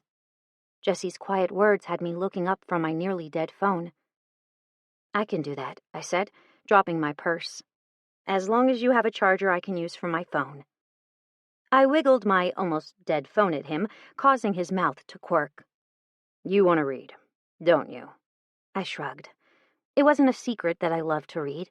Every moment that I had free, I chose to read because I loved to escape to the alternate realities. Other worlds where there was always a happy ending. I'm at a really good part, I said in response. Jessie shrugged on his jacket. There's one by my bed, but you can't unplug it because the fucker's plugged in behind the big-ass headboard that's a bitch to move, he said. Just make yourself at home. Hopefully I won't be more than a few hours. I bit my lip. Okay, I murmured quietly. He dropped a kiss on my mouth. Then he was gone, leaving me with his son watching me with a laughing grin on his face and a dog chewing on my bare foot. Are you laughing at the dog or your father? I challenged the man-child. Both, he teased. I sighed. Didn't I hear that you had early practice tomorrow? Link winked. Yes, ma'am. Then maybe you should head to bed. I wiggled a finger at him. He saluted me. Yes, ma'am. He did, however, scoop the dog's leash up on the way and take him outside for me once more. Once he was done, he brought the puppy back to me, tugged lightly on the messy bun holding my hair up, and disappeared down the hallway to his room, leaving me alone in Jessie's house, wishing things that I shouldn't be wishing for. Chapter 14. Jessie. Everyone's fucked up. You just have to figure out what kind of fucked up you're into. Fact of life. I arrived home 4 hours later to a dark and quiet house. The sight of Ellen's car still parked in my driveway was enough to make my heart start racing as anticipation started to fill me. I pushed through the door of my house and closed it quietly behind me, being sure to disarm and then reset the alarm before I removed my boots and padded quietly into my room. My body thrummed as I moved. Knowing Ellen was in my bed, and had been for the last 4 hours, was enough to make my cock thicken and my body tense with need. She'd smell like me. Actually seeing her in my bed, though, was going to have me doing things to her that I wouldn't normally do with my son in the house. But I couldn't help it. I needed her. After watching her cook dinner for me, her ass swaying to music that only she could hear, I'd been hard.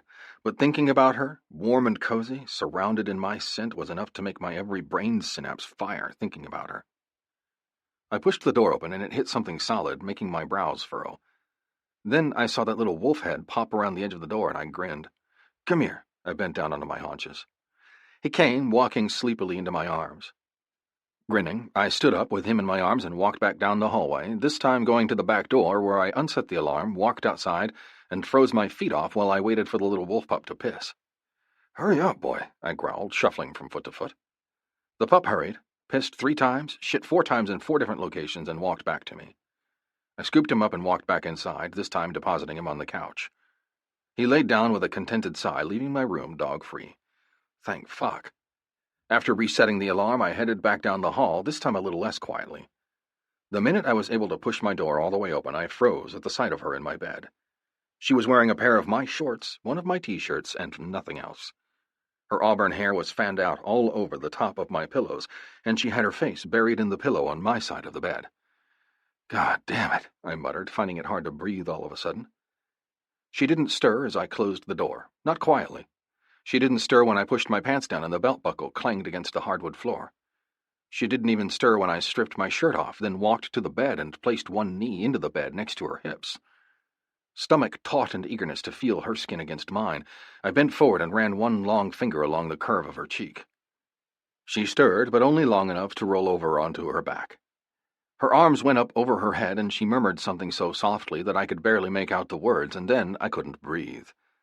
Because the words that fell from her lips weren't something inconsequential. No, they were everything I'd been wanting to hear over the last 14 years. Words that I'd killed to hear in the light of day while she was awake and coherent. Words that set my blood on fire and made me want to yank those boxer briefs of mine off her curvy hips and bury my face between her luscious thighs. Speaking of thighs, I ran one rough palm up the outside of one of her thighs, and she instinctively parted them, allowing my hand the freedom to move wherever it pleased.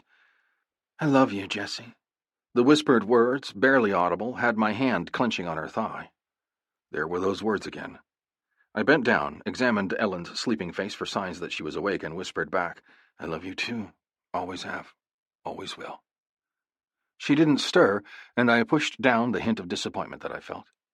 Those words, once I'd fixed what I'd broken inside of her, would make me a very happy man one day, but until then I'd be happy with the dream declarations of love that Ellen gave me. My hand started moving again, this time to the hem of my underwear that she was wearing. I grinned when I pulled the elastic band of the underwear down and saw her tiny little panties. It's like you knew I'd do this, I murmured, taking a quick glance at the clock. 12:02. Plenty of time to fuck her, catch 4 hours of sleep, and get up for work in the morning. Grinning, I made short work of my own underwear, then started on Ellen's, not stopping until she was naked from the bottom down. The shirt would have gone too, but she had a death grip on my pillow still. And all I really needed to do was push up her shirt and I'd have access to her pretty breasts. Breasts that I could tell were unbound underneath my t-shirt she'd borrowed. Jessie? I froze with my hand halfway up her shirt. What are you doing? She asked sleepily. I grinned and straddled her outstretched legs, pinning her lower half to the bed with my big naked body. I'm about to fuck you. She shook her head, a small smile on her face. Did you turn that light on? She asked, turning her head so she could see the light in the corner of the room, one I never used because the little dial was hard as fuck to turn. No, I shook my head, not giving it any more thought. Had to have been you. Her mouth opened, but before the words I knew she was going to say slipped out, I pushed her shirt up the rest of the way and dropped my mouth down to her breast. The moment my mouth touched down on her nipple, she hissed out in surprise. We shouldn't be doing this, she panted, her hands going to my face, fingers tangling in my beard. I'm not quiet. I grinned, giving the turgid nipple a little flick of my tongue. No, I agreed, you're not. But your son is here. She started to push my head away. I let her think she won, but only for long enough for me to switch to the other breast. And she stopped trying to push me away and started trying to pull me closer. Jessie, she whimpered, you know. Yes, I knew. I knew her breasts were extra sensitive. I knew that she could orgasm from me sucking on her nipples alone. I knew, if I continued this, she'd come, and come hard. So that's what I did. I sucked, licked, nipped, tugged, and pulled on her nipples. When I wasn't torturing one with my mouth, I was pulling or rubbing on it with my fingers. I'd built her up to a fury of writhing, needful woman, and I could tell that she was on edge. It wouldn't take her more than a flick of my fingers on the tight butt of a clit, and she'd come. I knew it. She knew it, but I wouldn't give her that escape. Not yet, anyway. I had 14 years of things that I wanted to do to this body, and I didn't want what we had to end too fast. I needed this. Needed her. Needed my cock inside of her, filling her so full that she couldn't breathe, let alone speak. Don't stop, she cried out. Please, don't stop. I knee-walked up the length of her body until my cock was poised just above her lips, and my knees planted in the bed at her shoulders. She opened her mouth and took the head of my cock in, but with her arms pinned to her sides by my thighs, she could do nothing more but suck as much as she could reach by just lifting her head. Suck, I ordered. She did, just the tip, but it was enough to make my eyes cross. My balls were dragging deliciously against the space between her breasts, and I was breathing raggedly. Enough, I groaned, pulling away. She didn't stop sucking, her eyes defiant, and I started to laugh. That's how it's going to be played? I asked her. She continued to suck, stopping only long enough to let her tongue flick through the slit at the tip, causing me to curse in 2 different languages. That was when I nearly burst. Lucky for me, when I pulled away, she didn't keep sucking, otherwise she would have taken my release from me without my wanting her to. Wench, I gasped, rolling until I was on my back. The moment I was beside her, she scrambled, her legs straddling my body in less time than it took for me to get settled. I want you, she declared the moment she settled herself over my hips. Take it off, I ordered, pointing to her shirt. She licked her lips but followed directions. The moment the shirt fluttered to the ground, my eyes took in her body. I groaned when she started to swivel those hips, grinding herself down on top of me, and I had to bite my lip to keep from guiding her movements. Guide me inside of you, I urged. She did, only after she got me thoroughly coated in her wetness. She positioned me and then slowly slid all the way down until she'd taken all of me. Oh, God, I moaned, eyes closing in ecstasy. The feel of her pussy clenching around my cock, along with her weight settling on top of me and her nails digging into my pectorals, was enough to send me careening rapidly down a path that would only lead to one thing, me coming entirely too soon. Fuck, baby, you have to stop for a minute. Just be still, I informed her, grabbing her hips and halting her movements. She started to laugh. You never could let me take control for long, could you? She teased. Her hair was wild around her head, and the way she was looking down at me was enough to make my chest ache. You're so goddamn beautiful, I told her as my cock started to twitch inside of her. This, the way you look right now, was an image that haunted my dreams. She dropped down onto my chest so quickly that I grunted in surprise. Oof, I said as a quick burst of air exited my lungs. You always say such nice things, she informed me. Then she kissed me. Softly at first, it quickly turned wild. Tongues dueling, teeth clashing. My beard rubbed against the sensitive skin just under her jaw, and I knew tomorrow she would have a beard burn there. But I didn't care. Not one single bit. Her breasts rubbed against my chest, and I could feel her pebbled nipples scraping through the hair there purposefully. When she pulled back, we were both panting hard. "You okay now?" she whispered, her hands lifting up to cup both breasts. I growled at the sight. "I love that you have something more for me to hold on to now," I informed her, letting my hands drag down from her ribcage to her hips. The moment they came to a stop at her thighs, I moved my thumbs in on both hands to sweep over the soft lips of her sex. "Though," I found myself saying, "when you were 17, you shaved." She blushed. "I haven't had a reason to shave," she admitted. "When you came around, I'd just heard that men liked it hair-free down there. When you left, I didn't see a reason to be doing it, since I couldn't find it in me to care what anyone but you thought." A surge of possessiveness rolled through me at her words, and my hips jerked up, pushing my hard cock so deep inside of her that she threw her head back and cried out. That was when the fucking wolf, the one that was supposed to be asleep on the couch, started to howl. We both froze. "I told you it was a fucking wolf," I grumbled, stilling her hips once again. "Shut up," she hissed, leaning forward. The howling stopped just about the time that I heard my son's door open. "Come in here, then," Link said. I heard the click of nails walking down the hallway toward my son's room, and then Link's door closed. "Do you think he heard us?" she whispered too loudly for it actually to be considered a whisper. "The wolf or Link?" I asked for clarification. "Your son," she hissed. "I know the wolf dog heard us." I snorted and rolled us, knowing that if I didn't take over, we'd be here all night talking about what people did and didn't hear and whether or not they knew what we were doing in here. If I allowed her mind to have much more thinking time, I'd end up with blue balls as she forced me to stay away from her. Link was such a cock-blocker. He had been one since he was a baby, too. "No," I lied. I didn't know if he heard or not. I didn't really care either. "Now lift your legs up and wrap them around my hips." She didn't, so I took matters into my own hands and hooked both of her legs in the crooks of my elbows, lifted my knees up under me, and started to work my hips. My cock slid deeply into her and then retreated, following my very slow, very controlled movements. As long as I stayed slow and steady, I wouldn't be pushed over the edge too soon. I could hold on for however long I needed to. Her pussy started rippling around me, and she threw her head back, neck taut, as her orgasm stole over her. With no other reason to hang on, I picked up the pace of my thrusts and allowed myself to fall over the edge as well. My cock pulsed as my release left me, filling her up with everything I had in me to give. I grunted as she smothered her cry with her hands. I collapsed onto her, but luckily I'd dropped her legs before I fell, so I only crushed her instead of crushing her and twisting her into a pretzel as well. "You're fat," she wheezed. I chuckled darkly. "It's called muscle, honey." I rolled over anyway, my dick dragging along the inside of her thigh as I did, causing her to curse. "I'm leaking all over your bed," she informed me. "You get to sleep in the wet spot." I grunted. "Looks to me like you're the one in the wet spot," I drawled, "not the other way around." She sighed. I closed my eyes as a smile stole over my lips. "You're such a shithead," she informed me haughtily. The smile stayed on my lips as she walked to the bathroom. I'd never been more thankful for moving than I was right then. If this had been my old place, she would have had to walk out the door of the bedroom and down the long, narrow hallway past my son's room to get to the only bathroom. But here she was able to walk naked into the master bathroom and clean herself up with no one but me the wiser. What felt like 30 minutes later, she finally came back out, my t-shirt swamping her curvy body, and flipped the light out as she moved toward the bed. The minute I felt her knees on the bed, she crawled up my legs and planted herself on top of my body. "Not that I don't like this," I told her, "but the bed's not wet. I checked while you were in the bathroom." She hummed in contentment, then wiggled so that she slid off the side of my body but was still mostly connected with me from head to foot. Her head went to my shoulder and one arm curled around my gut as she allowed her fingers to run lightly through the hair that ran straight down the middle of my belly as it widened at the top of my pubic bone. "You're hairier than you used to be," she murmured into the darkness. "Is that a good thing or a bad thing?" I yawned. She started to fidget, and then I felt her pull the blankets up over our feet. "It's an okay thing, I guess." She hesitated. "I do like the beard thicker, though. It makes you look scary." Her leg lifted off of mine, and then I felt the blankets move all the way up to our chests. "Did you just pull those up with your toes?" I asked. She snickered. "Yep. Swear to Christ. Out of all the memories, you doing shit with your toes was the one thing that kept repeating in my brain. It would come to me and make me smile at times that I didn't realize how bad I needed one."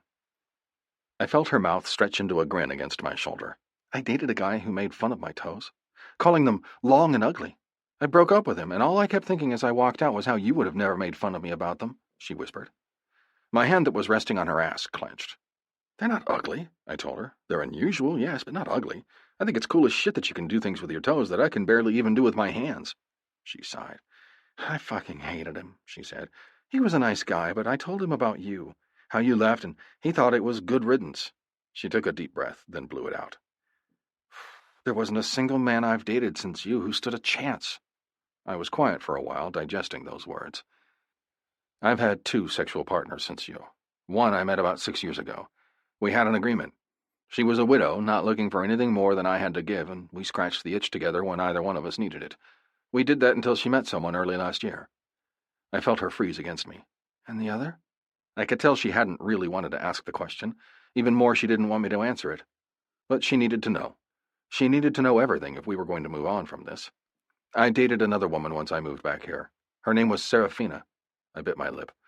Nothing much came out of it but physical release. She released a shaky breath. That sucks.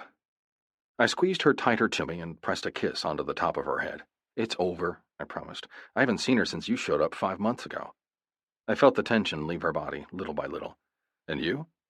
She shivered, even under the blankets, and I closed my eyes. I knew the answer even before she said it. Sean, she whispered, only once. I gritted my teeth. That burned. That burned bad. But I couldn't complain. I'd been the one to leave. I'd been the one to ensure that what we had wouldn't last. So yes, she slept with a club brother. Yes, she had felt something for him. But now she was with me. She was in my bed. She was tied to me. I tried to tell myself that it didn't matter, but I still felt the hot spikes of anger, frustration, and jealousy pulling through me. Mine. Mine. Mine. Ellen squeaked when my arm tightened slightly on her and I loosened my hold. That kills me inside. I apologize. I'm sorry. I didn't mean to hurt you. You didn't, came her muffled reply. You should see my hands right now. I think I drew blood with my fingernails listening to you talk about that Serafina person. I sighed and closed my eyes. I have to get up early tomorrow, and I know damn well that my kid's not quiet when he gets up, so if you think we're sleeping in, you're crazy, I told her bluntly. Time for bed. Tomorrow will be time enough for the rest to be discussed. The rest? She repeated. The rest of what? The rest of what we have to talk about, I said, like the fact that you and me are a thing. You're going to be in my bed every night, or I'll be in yours. You can't drive that piece of shit car you have anymore either, unless you let me have a look at it and fix whatever it is that's making that noise that I hear every time it starts up. She started to shake as laughter left her, and I took a deep breath. When no arguments were forthcoming, I closed my eyes and allowed sleep to overtake me. It was the best night's sleep I'd had in 14 years. Chapter 15. Jessie. I'm convinced that the stupid chip and debit cards was sent to this earth to make my life a living hell. Jessie's secret thoughts. Can you please take Achilles to my place on your way to work? Ellen pleaded. I forgot that I have a client I have to meet at her house at 7:15. Please, I promise I'll make it up to you. I turned my wrist over to glance at my watch. You can leave him here, I told her, but if I take him, I'll be a few— Ellen interrupted me. I can't leave him here. I have to take him to the vet this afternoon, and to do that I need to be able to get to him. I don't have the keys to your place, and I can't take a husky to a client's house. I gave her a pointed look. She blushed profusely. I'll take him, baby, I told her, but you better be thinking up something imaginative to make this up to me. With a short, hot, wet kiss to her mouth, I stooped down and scooped up the dog, then was out the door the next second. Lucky for her, he was small enough to be zipped up in my big jacket. Otherwise, she would have really had some making up to do. Rain or shine, cold or hot, I took my bike. The only time I took my truck lately was if Link needed to ride with me, and those times were becoming fewer and further between. Surprisingly enough, on my way to drop the little wolf pup off at Ellen's place, he stayed curled up in my jacket, not moving even once to get out or move. By the time I was dropping him off at her place, I realized I didn't have a key and had to leave him in the yard with a huge-ass bowl of water and my snack cake I'd intended to eat on the way to work. I was, unfortunately, late once I'd tracked down the water bowl. That didn't much matter, though. My boss would overlook a few minutes of lateness due to me coming in last night when I sure as fuck hadn't wanted to. Being the supervisor on the shift sucked balls sometimes. Yo! I flipped the helmet up and looked at Peters. What? That belong to you? I looked in the direction he indicated and found a grin forming on my face. Yeah, that's mine, I said. How did you know? Got you written all over it, he murmured. That, and she's glaring a hole in your back. I snorted. Yeah, she does look pretty goddamn pissed, I agreed, standing up. My knees ached like a motherfucker. I'll cover this for you until you get back from that. I flipped him off and he started to chuckle. Fuck you, I told him, pulling the gloves off that made me look like my middle finger was a few inches long. I think you'd enjoy fucking her better, to be truthful. I sighed, choosing not to answer that statement. There was no reason to goad him on. He was deplorable enough when he was in a calm mood. Get him riled up and he was much worse. "Thanks, Peters," I mumbled as I headed toward Ellen. She was stomping toward me, her eyes lit with anger as she hauled ass across the muddy ground. She didn't even notice when her heels sunk into the mud. No, she just kept right on trucking, straight through the mud, sticks, and debris. "What's up?" Well, she interrupted me by throwing out her hand in anger. "You put Achilles in my yard, and my landlord kicked me out. He made me sign a fucking agreement promising that I would never bring pets into the house. He could sue me," Ellen bellowed. I winced. "Shit, baby, I'm sorry." I reached for her. "I have exactly 48 hours to get all of my shit out of there, or it's forfeited to his estate," she snarled. "All because you took the dog to my house when you were supposed to take him to my office." My brows furrowed in confusion. "You told me to take him to your place." Now that she mentioned it, though, I had known that the place Ellen was staying didn't allow pets of any kind. In fact, that was one of the main reasons I didn't rent from them, because I had an indoor-outdoor cat that liked to do whatever the fuck he wanted. Having a house that didn't allow pets wasn't going to work for us. "No, I told you to take him to my office," she snapped. My brows furrowed. "All I heard was take him to my place," I informed her. "How was I supposed to know you meant your office?" "Maybe because I had him there with me yesterday," she snapped. "And if you hadn't come home with me yesterday, what would you have done?" I questioned her. She bared her teeth at me. "I would have taken him to my brother's place," she answered instantly. "Shit. And now I don't have anywhere to stay," she wailed. And that was when the waterworks started, and I felt like a 2-inch tall pile of shit. "Baby," I reached for her. She came willingly, burying her face in my neck, uncaring that I was dirty from a hard day's work. She hiccuped and sniffled, turning her face so that she could breathe. "What am I going to do?" There was only one thing I could do. "Move into my place until we find you one." She stiffened. "I will not do that. No way. Nuh-uh." My lips quirked. "Do you have any better options?" I questioned, letting my dirty hand trail down to cup her ass. "You could always move in with your brother." She was wearing a white cream skirt that showed off every inch of her delectable ass and thighs. "I'll think of something," she snapped, her lip curled in disgust. Then she was walking away from me, and I was left staring at a dirty handprint on the curve of her ass. That worked out well. I turned to find Peters, as well as every other man that had been working on the pipeline with me, staring at me with admiration in their eyes. "Fuck off. What are you going to do about her house?" What was I going to do? I was going to fucking fix it. The first call I made was to Link to pick up some boxes. The next was to my boss. The third and fourth were to Tommy Tom and Big Papa. We were going to move her whether she wanted to be moved or not. Chapter 16. Jessie. If it weren't for physics and law enforcement, I'd be unstoppable. Every man's secret thought. I knew, with the way Tommy Tom looked at me, that he realized finally who I was. I also knew, with certainty, that I should have told him a long time ago who I was to his sister. Maybe then he wouldn't feel so betrayed. I thought I'd have more time, though.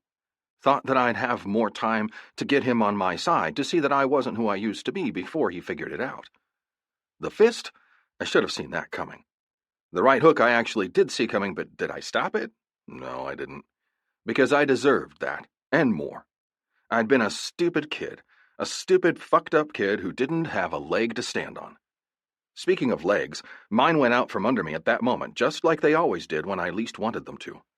I hit my back and saw stars, barely able to keep my head up off the ground in time for it to slam into the ground with the momentum. "Tommy!" I heard Tommy's wife, Tally, call out in surprise. "Why are you hitting him?" I rolled over to my back, barely in time to avoid a kick to the ribs, courtesy of Tommy Tom's booted foot. "You motherfucker!" Tommy snarled. "You motherfucker!" I pushed myself up on my hands and knees, then went up to my knees only and regarded the man that was going to become my brother-in-law. "Your sister was kicked out of her rental," I informed him. "You either help me move her shit into my place," I coughed, wiping away blood from my lip, "or you don't. Either way, she's moving in with me." "You gutted her, man," Tommy kept on. My eyes closed and I looked away, my tongue darting out and licking the line of blood that was still oozing from my split lip. "I have a lot of reasons for doing what I did," I told him. "I was in a bad place. My fucking psycho ex, who is still in the picture, I might add, wasn't and isn't a nice person. She's a sneaky bitch who lies, manipulates, and steals to get what she wants. And when I walked in on your mother telling Ellen that she wasn't going to pay for medical school for your sister like she did for you, I knew that maybe it was best if I didn't stay. Maybe it was best that I go and give her that chance she needed to shine bright without the fucked-up cloud of my baggage hanging over her head the whole way." "But that didn't work," Tommy Tom drawled. "And you expect me to believe that? After all this time, all the shit between you both will be erased now that you're together again?" I stood up, ignoring the way my knees creaked in resistance, and stared the man right in the eye. I'm going to do everything in my power to make sure she's happy, I promised him. If she needs me to shoot my own self in the foot, then I'll damn well do it, just to see her smile. Aw, Tally cooed. Tommy, go fucking away. Let's get her packed up. Tally walked around her husband, shoving him in the gut with her shoulder on her way, causing her husband to grunt in annoyance. I stayed long enough to receive an "I'm not going to kill you, not right now, but soon" look from Tommy Tom. The moment I got the clear to proceed, I walked around him and inside, giving him a wide berth as I did. My jaw was aching, and by tonight it'd likely be bruised, making it hard to eat, but it'd be worth it. Every single second. Ellen had a soft spot when it came to her brother, and right now we needed to work together to get all of her stuff out before the deadline hit us. Tomorrow, though, when we were done, I knew all bets would be off. He'd hit me with everything he had, and I'd be ready for him. We were 3 hours into packing Ellen's house when Ellen finally arrived.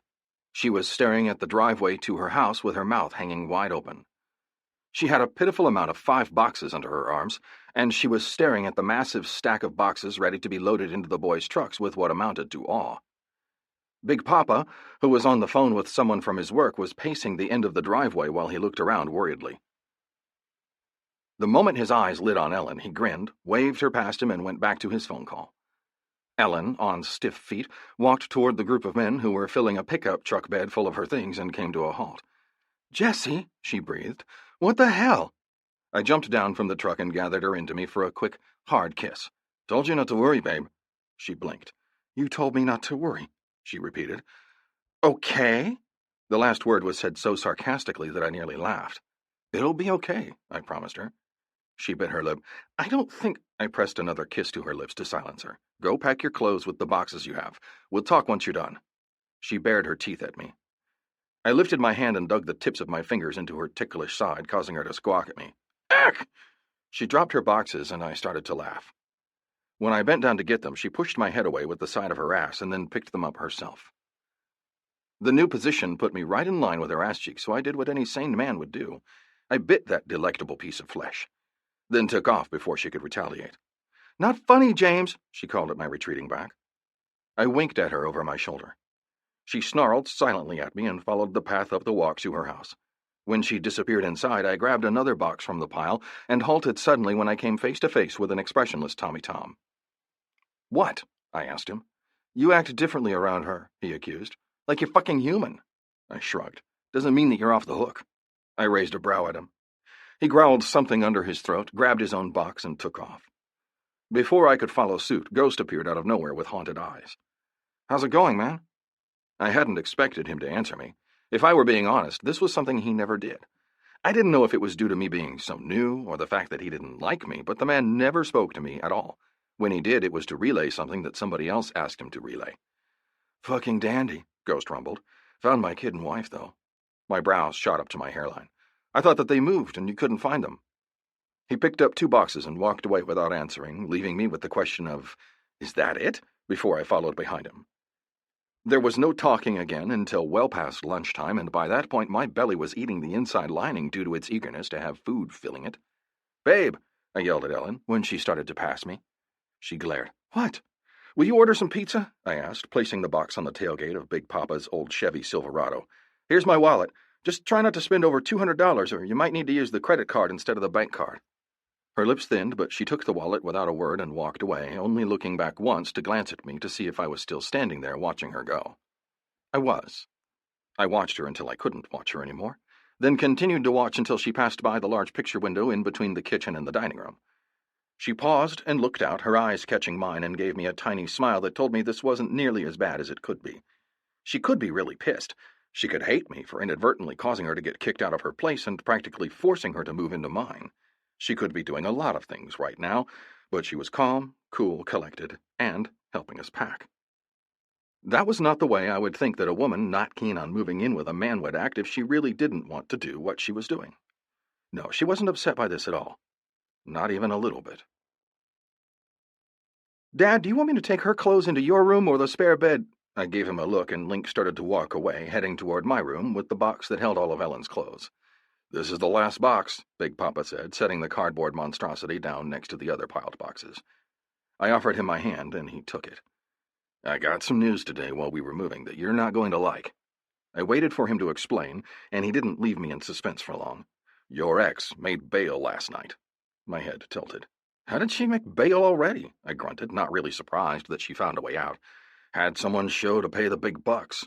Big Papa shook his head. They let her out of there yesterday. She sat in a jail cell for about 3 hours before she was allowed to make her one phone call. A man showed up to pick her up. Supposedly he looked pretty rough, too. I gritted my teeth.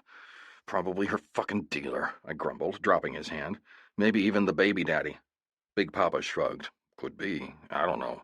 Asked the man on duty if he had any details on the man. He gave me his info he had to fill out to post bail, but every piece of information was forged. License was fake. Pulled the video feed and the man knew not to look up at the cameras. Never got a clear view of his face. We have nothing but the plate number at this point, which we're running. Fucking figured. I nodded. Thanks. He clapped me on the shoulder and headed for the door. She comes over here again, I suggest you file a restraining order, he advised. That way you have something to fall back on when you take this to court. How do you know I'm taking this to court? I questioned. He opened the door and stepped through it. Been a cop for 30 years now, boy. I know this kind of behavior better than you, and you've been dealing with it firsthand for going on 16 years now. I grunted. Big Papa's smile was wry. She'll come around. What you need to be thinking on is what you'll say to your boy when you tell him that he won't be seeing her anymore. Big Papa's eyes flashed to somewhere behind me, and I knew that Link was there. Probably had been for a while. See you tomorrow at church. Then he was gone, leaving me with my son, who was clearly not very happy with what he'd just overheard. Dad, I held up my hand. Tomorrow, after your game, we'll discuss this. We're not doing it now. It's nothing dire, nothing that's going to change in between then and now. So please, for the love of all that's holy, go to bed. Get the rest you need. You've got a game tomorrow. I have to get up early and get half a day in of work before I head to the game. And there are fucking boxes to unpack. Link's lips twitched. She's passed out on your bed. I only dropped the box inside the door before I left her. What about Achilles? I started scanning the room. He was nowhere to be found. Took him out before you got home, he said. He's in my room, sleeping on an old pillow. I nodded once. When you leave tomorrow, let him out and then put him on the couch, I said. Good luck tomorrow, boy. Then I pulled my kid into a hug that wasn't made for pussies. He groaned and squeezed me just as hard back. Love you, kid. Link let me go and then walked away. Love you too, Dad. My fucking heart swelled and I couldn't keep the smile off my face as I locked up and set the alarm. Making a mental note to give the code to Ellen in the morning in case she wanted to leave and come back after I left for work, I headed to the bedroom, stopping just as I had yesterday to admire her sleeping. Yes, I could definitely get used to this. Chapter 17. Ellen. Apparently, the adult response to an adult problem isn't sending a meme to fit the situation. Who knew? Things you shouldn't do when you're an adult. I was living in a fairy tale. My fairy tale. Everything that I'd ever wanted out of life was now my reality. Living with Jessie, having a child, Link, and enjoying life. I hadn't realized out of the 14 years that he'd been gone that this was exactly what I was missing. Had I known this feeling, the one that made me feel like I was walking on freaking water, was what I was missing, I would have been lost. Are you almost ready to go? I looked over the rim of my cup of coffee, which I was enjoying while sitting at Jessie's island, and saw him standing there with his cut hanging off of one shoulder while he affixed a gun to his hip. Moments later, it was covered by Link's jersey, the number 88 with James on the back of it. Then the cut covered the jersey moments after that. Are you allowed to wear that to a football game at a school? I questioned him. He did up one button on his cut and shook his head. No, he said, but I'll take it off and store it in my saddlebags. You think we'll get back before all that nasty weather hits us? I questioned him as I took another sip. He nodded.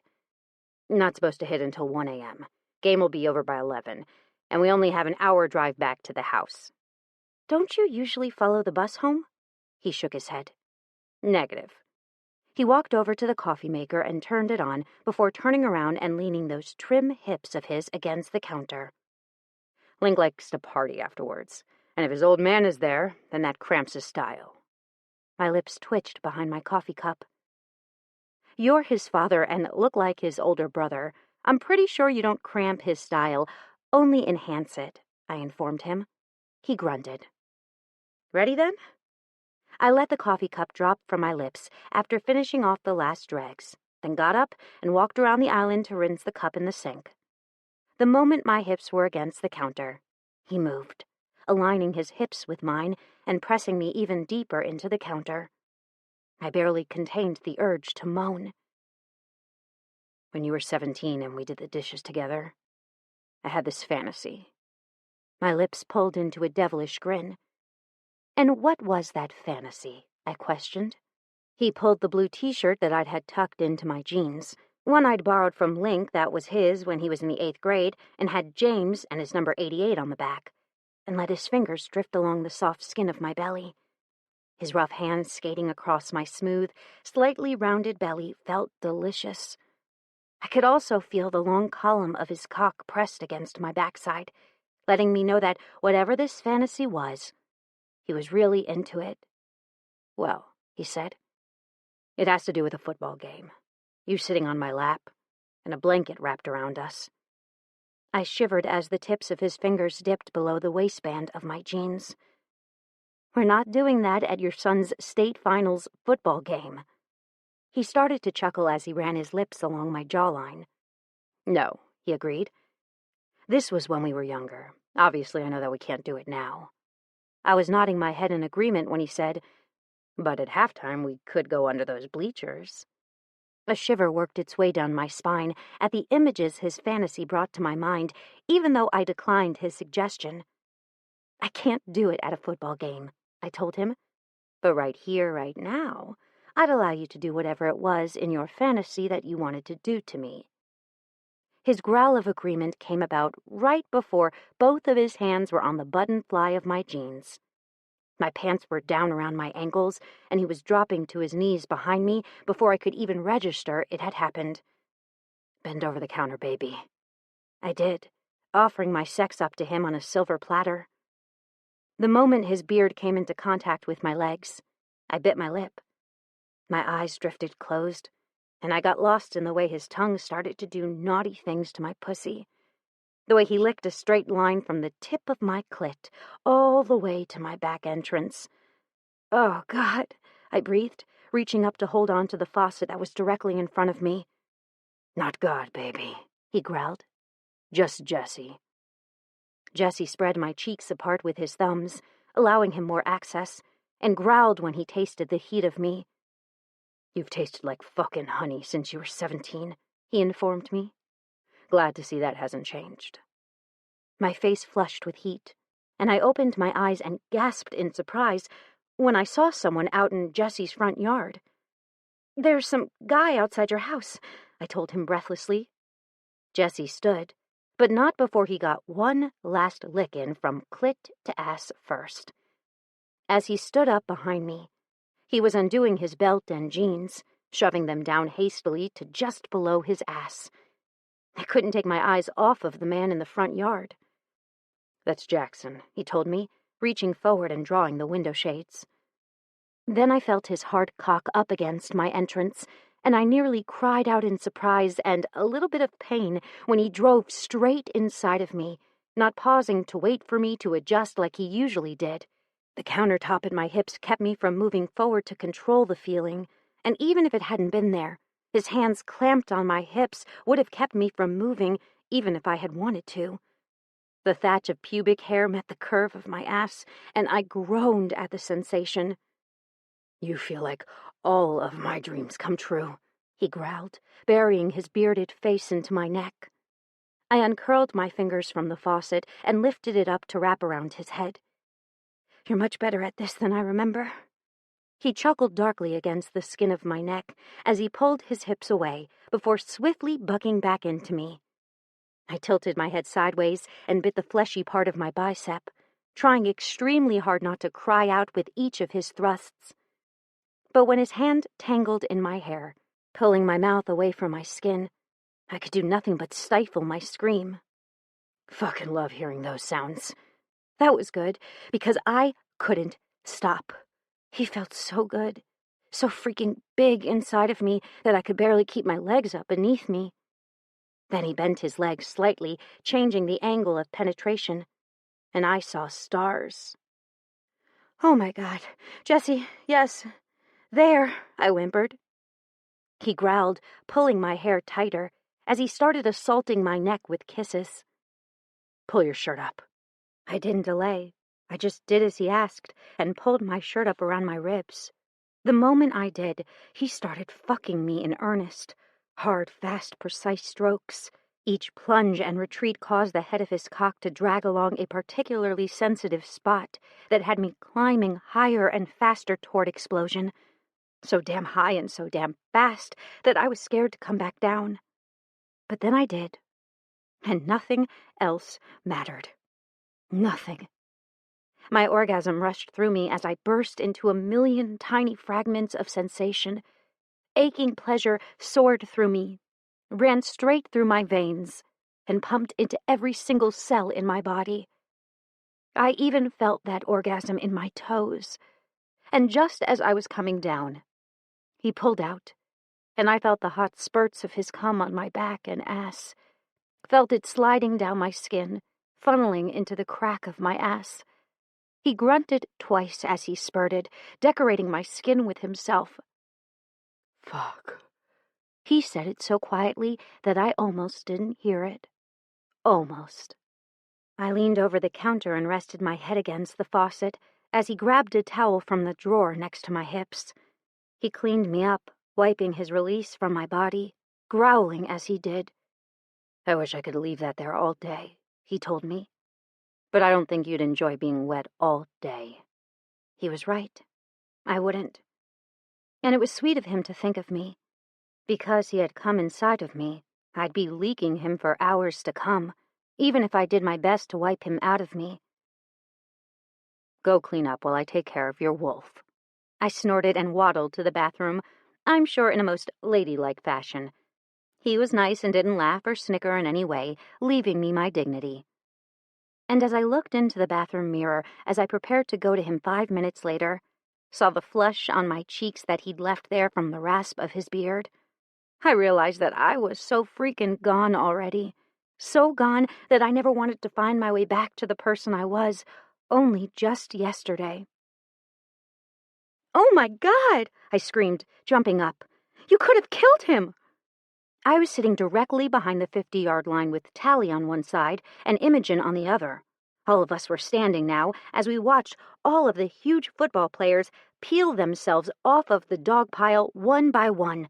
There was a lot of pushing and shoving as the players tried to jostle the ball from whoever's hands had it, and my heart started to pound. 1, 2, 3, 5, 7 players peeled themselves off the pile. Then finally, I saw the black jersey with the number 88 on the back. "Move," I ordered Link. Link didn't move at all. That's when I saw Jessie make his way back up to the top of the railing. It was the same place I'd seen him in all those months earlier. At a preseason game when Link had been hurt previously. The first day that Jessie had come back into my life, and by default, Link. This time I was a whole lot more concerned. This time Link meant a whole lot more to me. "Move," I repeated. Link rolled over onto his side, and I took a deep breath. When he got his legs under him, I dropped my hands to my knees. Then, when he was all the way on his feet, the ball still in his hands, the entire home side of the stadium erupted in hoots, hollers, and applause. But not just because he was okay, but because he'd gotten the first down. "What now?" I asked the 2 women at my sides. "Well, where they're at right now, they can kick a field goal," Tally said. "Or they could try to run the ball for a touchdown. The touchdown would put them ahead of the other team. The field goal would only tie them." "What do you think they're going to do?" I asked as Link walked back to the sidelines to his coach. I saw Jessie get down out of the corner of my eye and turned my attention to him.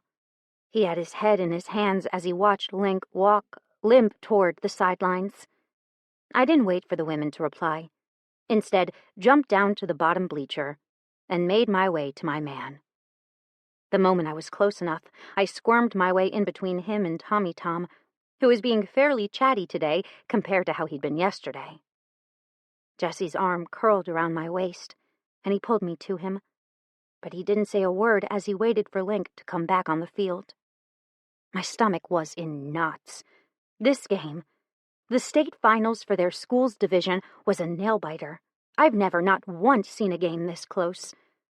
There had been less than 3 points between each team the whole game. The home team, Link's team, even though they were at a visitor's field, had scored first. The visiting team had scored not even 5 minutes later, and they'd been trading points back and forth since. Now, with only 4 minutes left in the fourth quarter, I didn't know who would win.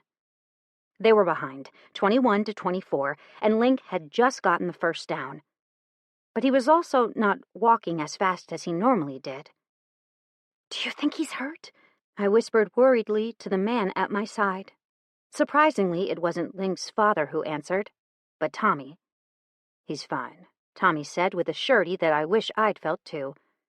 "Making him think that he's more hurt than he really is would be my guess." I bit my lip and wondered if that really was the case. Link came back out on the field as the timeout that they'd called ended. Shit, I murmured to myself. I feel like I'm going to throw up. The wind blew, and I winced at the bite of the frigid air. "Fucking cold as fuck," Tommy grunted as he pulled his toboggan down lower over his ears. I looked at my brother and snorted. "You should have worn a heavier jacket," I informed him haughtily. My brother nudged me, but stayed there next to me, trying to share my warmth. I didn't complain, though. It was 20-something degrees, and the wind chill was making it feel closer to 15 degrees. Any warmth at this point was better than nothing. I was just happy it wasn't raining, in addition to the strong gusts of wind whipping through the stands. "Here we go." Jessie stood up a little straighter. I turned my attention back to the field, barely opening my eyes wide enough to see, and started to chant, "You can do it," in my head. I'd been saying it aloud, but I kept getting funny looks from everyone around me because I sounded like the dude from The Waterboy each time it left my mouth. The center snapped the ball, and Link caught it. The moment the ball hit his hands, Link went down hard when an opening in the offensive line allowed one of the other team's linebackers through. "Shit fucking hell," Jessie grunted. Tommy leaned forward in aggravation, too. "Kid's a machine, man," Tommy said as Link stood up. Jessie grunted in reply and tightened his arm around me tighter. "Go, baby! You can do it!" I turned to see the woman I'd been trying hard all night to ignore, standing in the front row, blocking the view of the people behind her and causing them to have to stand if they wanted to see what was going on themselves. Selfish cow. I turned away and tried to ignore her, but her voice was so fucking annoying. And, to be honest, I was a little pissed. I'd been to more of Link's games this year than she had, and I wasn't even Link's mother. How convenient now that Link starts getting the attention of college scouts that she finds her way out of the woodwork to ride on his coattails. Thank God Link had Jessie for a father, because I knew he wouldn't allow Margot to get her claws into him. "Pass the ball!" I whipped my head around in time to see Link throw the ball, and I gasped. "Wow, that's a really far throw," I crowed. Jessie's eyes followed the ball, and I felt him tense. The ball sailed for what felt like forever, straight into the waiting hands of a player from the other team. "Son of a fucking bitch!" Jessie growled deeply. "What a shame!" came that annoying voice from behind me. I looked away from the game, my heart sinking, and watched as Margot slipped away through the crowd with a fucking smile on her face. What a bitch! How could she be smiling like that and not feeling terrible? I looked back to the game in time to see Link running, his legs looking so powerful in motion, his arms pumping quickly as he raced toward the man who was making his way easily down the field, while the other players were still gathering themselves off the ground, seemingly unaware that the ball had been intercepted by the other team. But Link was. The crowd all around me was going wild as the opposing player ran as fast as he could down the field toward the end zone. Nobody saw Link coming, though. But I sure did. I saw Link hit the player hard. I also saw the ball fly up and out of his hands as Link dove for it.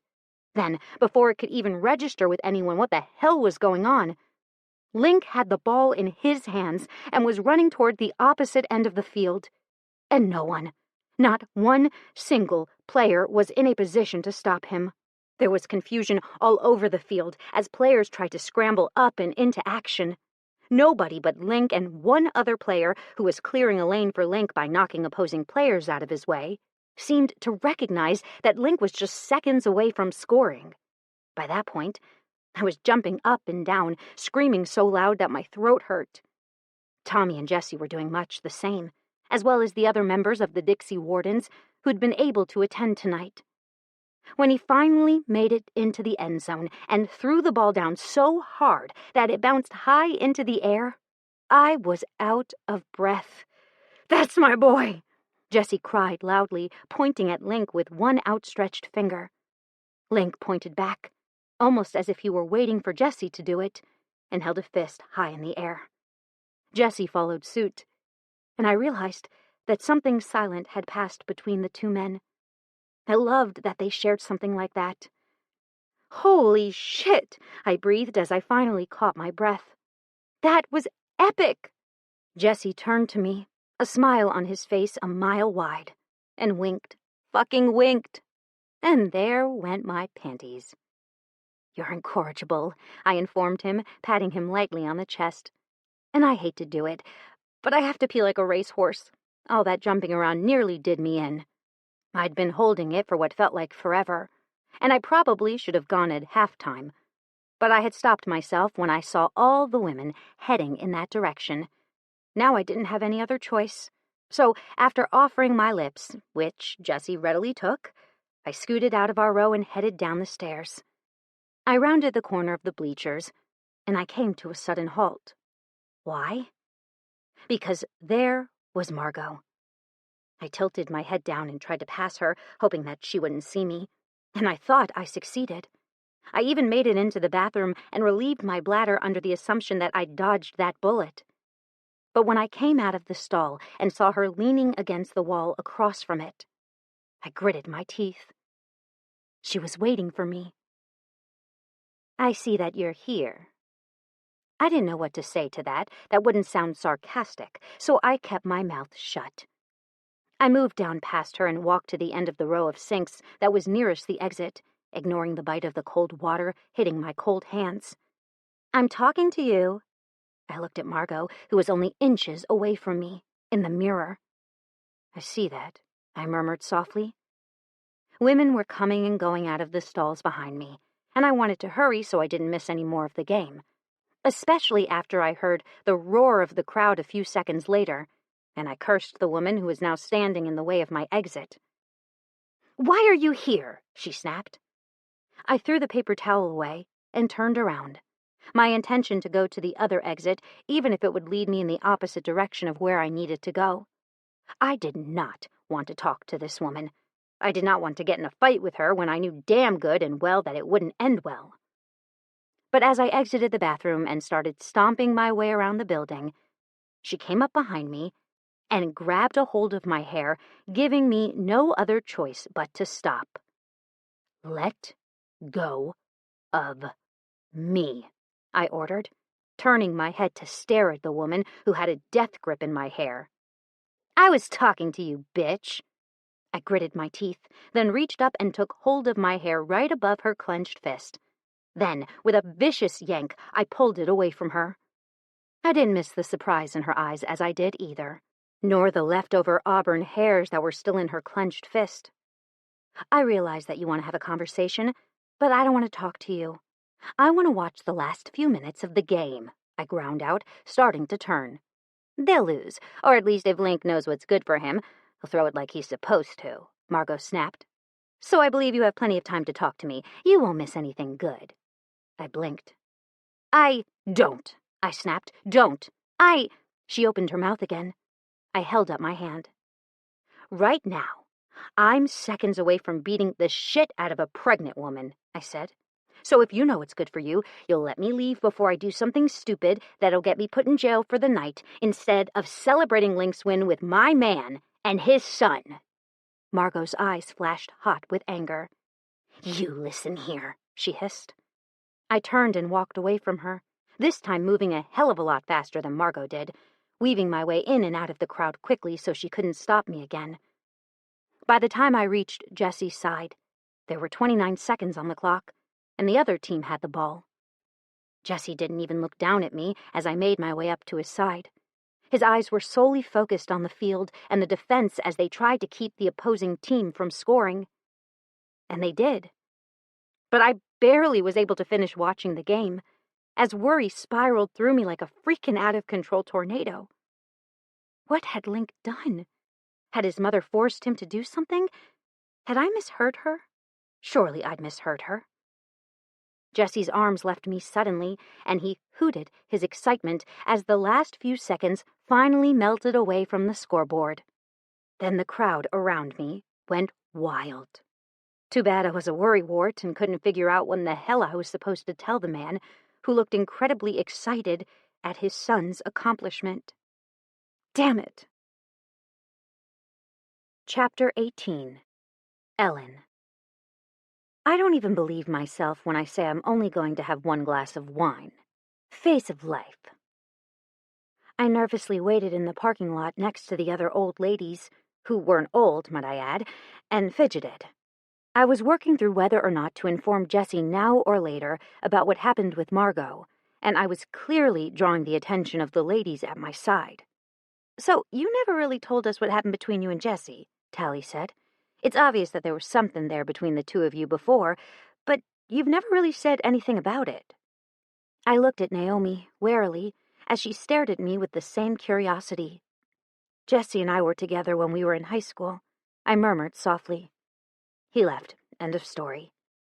"A woman like you doesn't wait a lifetime and leave a man like Sean for someone that she isn't still in love with," Naomi pointed out. I cleared my suddenly dry throat. "I still feel like there is this animosity between us, and I'm not entirely comfortable telling you more than I have." I told her the truth. "That's not to say that one day I won't be, but you intimidate me," Tally snorted. Imogen, on the other hand, looked at me like I was nuts. "Do you really think that's going to stop us from getting the truth out of you?" she questioned. "We realize that you're not entirely comfortable with us. You feel like you don't belong. But that couldn't be further from the truth. You're just as much a part of us as any one of us standing here. You may not be married in, but you're ours." "I don't know what you really want me to say that will make you feel better," Naomi started almost the moment that Imogen finished. "Sean is my world, though he wouldn't be if you hadn't left him.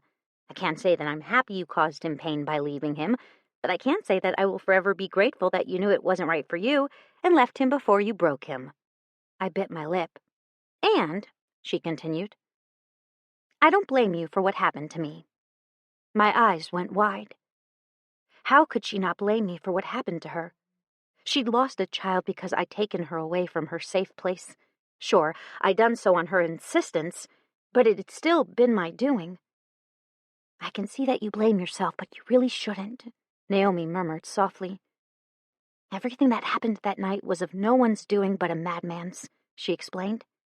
"Sure, it was more my fault that I went off and did something stupid, but in no way, shape, or form did I ever blame you for what happened to me. And neither should you." I looked down at my toes and wondered how long was acceptable to not say anything, because had I opened my mouth right then, my voice would have cracked with unshed tears. The gift this woman was giving me wasn't something she realized yet. I'd always been on the outside. Always. In grade school, I'd been Tommy Tomurkanov's little sister, who everyone thought was a little bit weird because she would rather read than play. In high school, I'd been the band geek who knew how to play a mean clarinet, but was too scared to compete, so I never went to any of the football games. And then I'd met Jessie. He'd been the one and only person in my whole entire life that had known me for me. He hadn't cared that I'd rather read than watch a movie. He hadn't cared that I was a little on the weird side. He only cared about me. I never once doubted his loyalty to me. But he'd been the only person besides my family, and even they were iffy sometimes, who cared about me enough to bring me into his life. And now, here were these women, offering me a place among them. I didn't know what the hell to say. I couldn't form coherent thoughts. "We're all crazy here." Tally threw her arm around me. "Welcome to the Crazy Girl Club. The wine is fine." I snorted and tilted my head. "Was that wine in your cup?" I challenged her. Tally batted her eyelashes at me. I turned 21. I should be able to drink whatever and whenever I want, she shot back. I snorted. I think that's all kinds of illegal, but whatever floats your boat. I eyed the Yeti tumbler in Tally's hand, wondering if it did indeed contain wine. You'll never know, Tally teased, upending the cup and taking a healthy pull.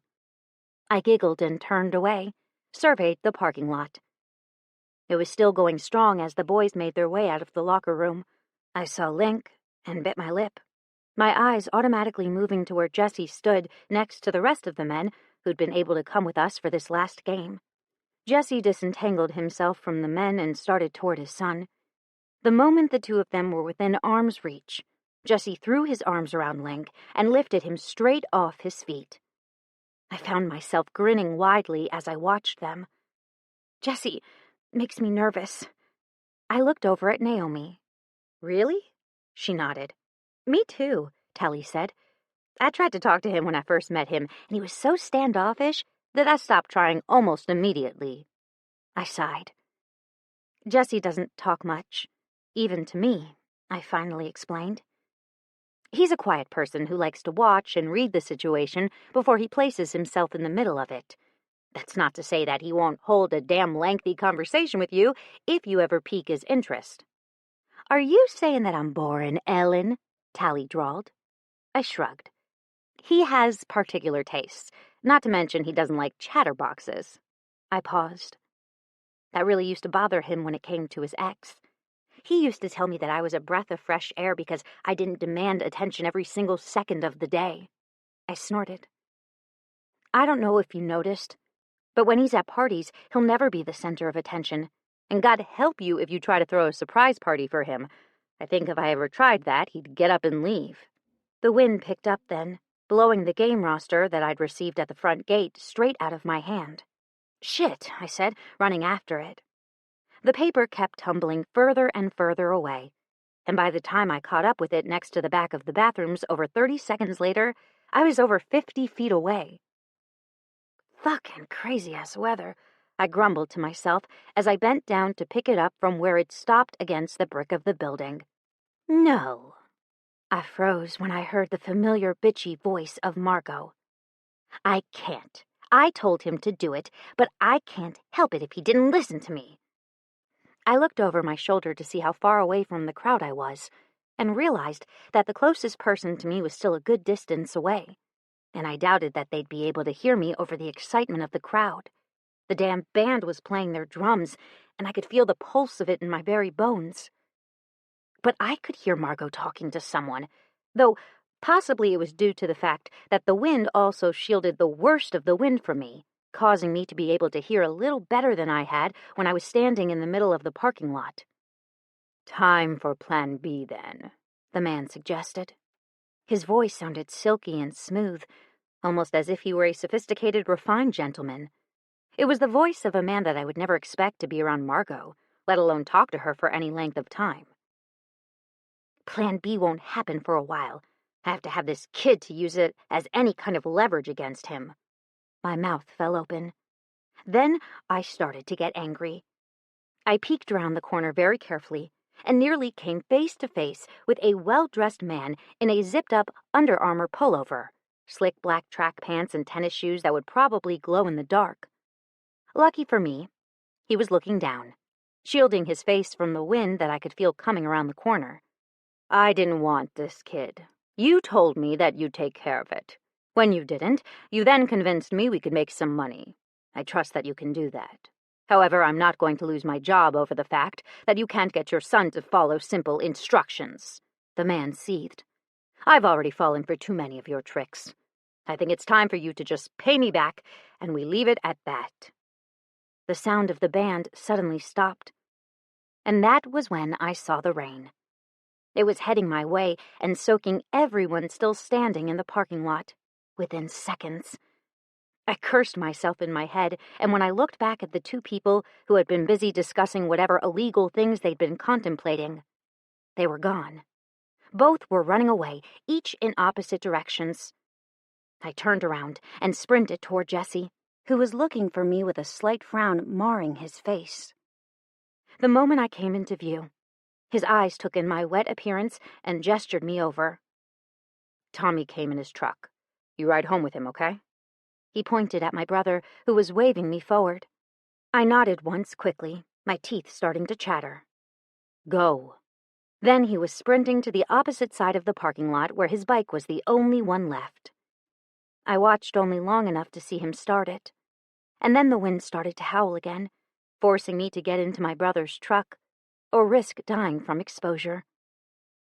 The entire drive home I worried about him, even when I saw him and the other 2 men with him pull off under an overpass to block themselves from the rain. The ride to Jessie's place was slow, and by the time Tommy dropped me off after having done the same thing for Imogen and Naomi, I was damn near exhausted. I trudged up to the front steps, and I was surprised to find the door already unlocked. "Hey," I said, startling when Link yanked the door open for me. He grinned. You look like a drowned cat, he informed me. I sidestepped him and bent down to pick up Achilles before turning to the child of the man I loved. Link read my expression, and the smile on his face dimmed. I'd been thinking for well over an hour, and I didn't know what to do. Didn't know what would be the right way to approach what was on my mind. Which was why I trudged right in, and I didn't beat around the bush. Jessie would have been proud of me. "I need you to do me a favor," I said to Link. "I'm going to ask you this, and I want you to tell me the complete, honest-to-God's truth. And if you're ready to share anything else with me, I'd be willing to listen." Link looked up at me in surprise, his eyes wary. Yeah? I licked my lips nervously. "Did your mom tell you to throw the game?" I'd surprised him. The look of shock written all over his face was enough to confirm the fact without him actually having to say the words. He didn't realize that anyone knew, that was for sure. How? Your mother made a comment," I said. "Would you like to explain it better to me before I tell your dad?" Link's jaw clenched. "Do you have to?" I nodded. I did. He knew it. I knew it. This relationship between me and Jessie was too new to not share something this important. "I have to," I murmured, taking a seat on the couch. "If I don't, then this will always be sitting between us." He looked away, absently staring at the window, while I assumed he tried to collect his thoughts. My mom's a bitch. I didn't say anything. There was nothing I could say to that. She was and always would be. I never wanted to see her. My brows rose at that, and I gestured to the couch. "Come sit down and tell me everything." "I'd need a beer to tell you everything," he muttered under his breath.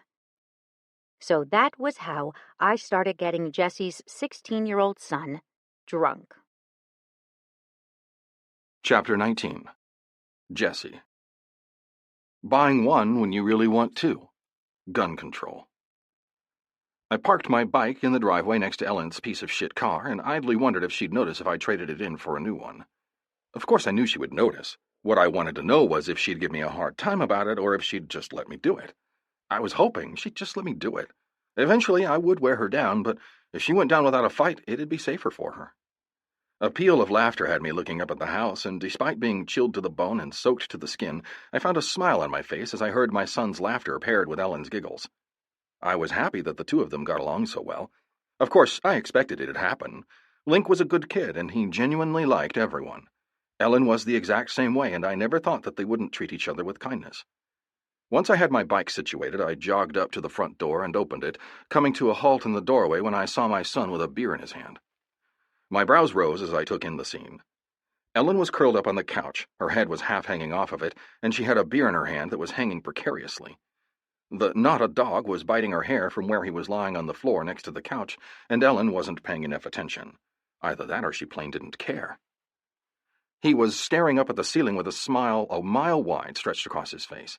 He was laughing deeply about something, and it was only when I heard Ellen say, "And she called me a selfish bitch when you were 2. She hated that I was feeding you cake, when you so obviously were allergic to cake. Your father," she wiped tears from her eyes with the bottom of the beer bottle, "he looked at her and told her she was fucking fucked in the head if she thought you were allergic to cake." My brows rose. I was surprised that Ellen remembered that. The very next day was the day that I'd left. I would have thought she'd have blocked that out purely to protect herself. That day was one of the best days of my life, and it was a precursor for what happened after it. Do you think Dad'll be mad about my mom?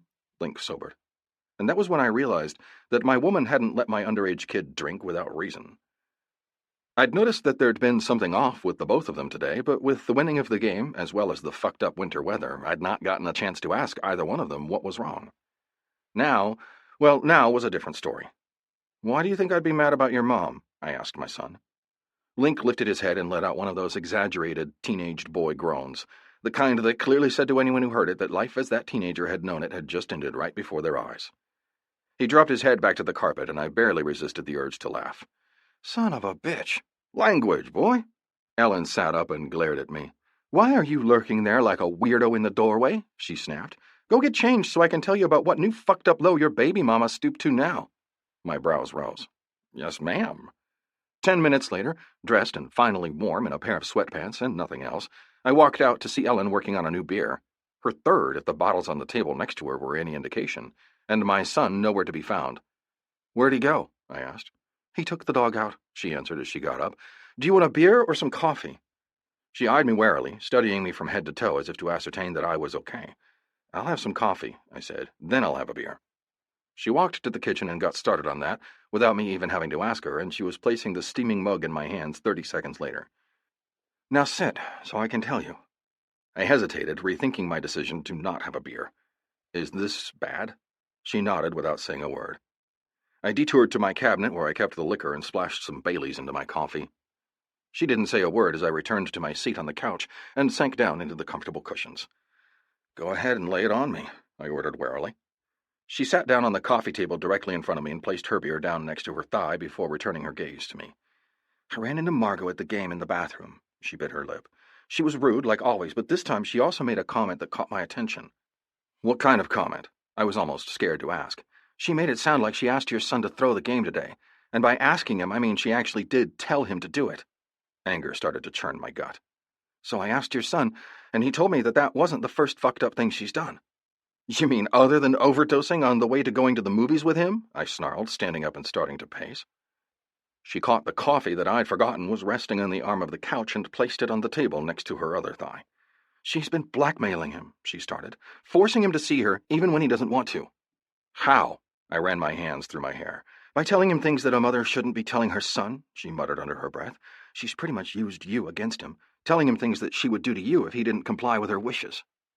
I snorted, unsurprised that she would sink to such low levels. She threatened to take you to court and have her rights given back to her, Ellen continued. Then, when that was no longer working, she forced him to go with her places, to act the devoted son, all so she could use him later on as a pawn in some new betting scheme she had going on with her dealer. How did she do that? I asked. By forcing him? He's not a small kid. He didn't have to do any of this. He could have come to me at any time. When he started to, she threatened to plant drugs and a gun in his car while he was at school and then turn him into the authorities.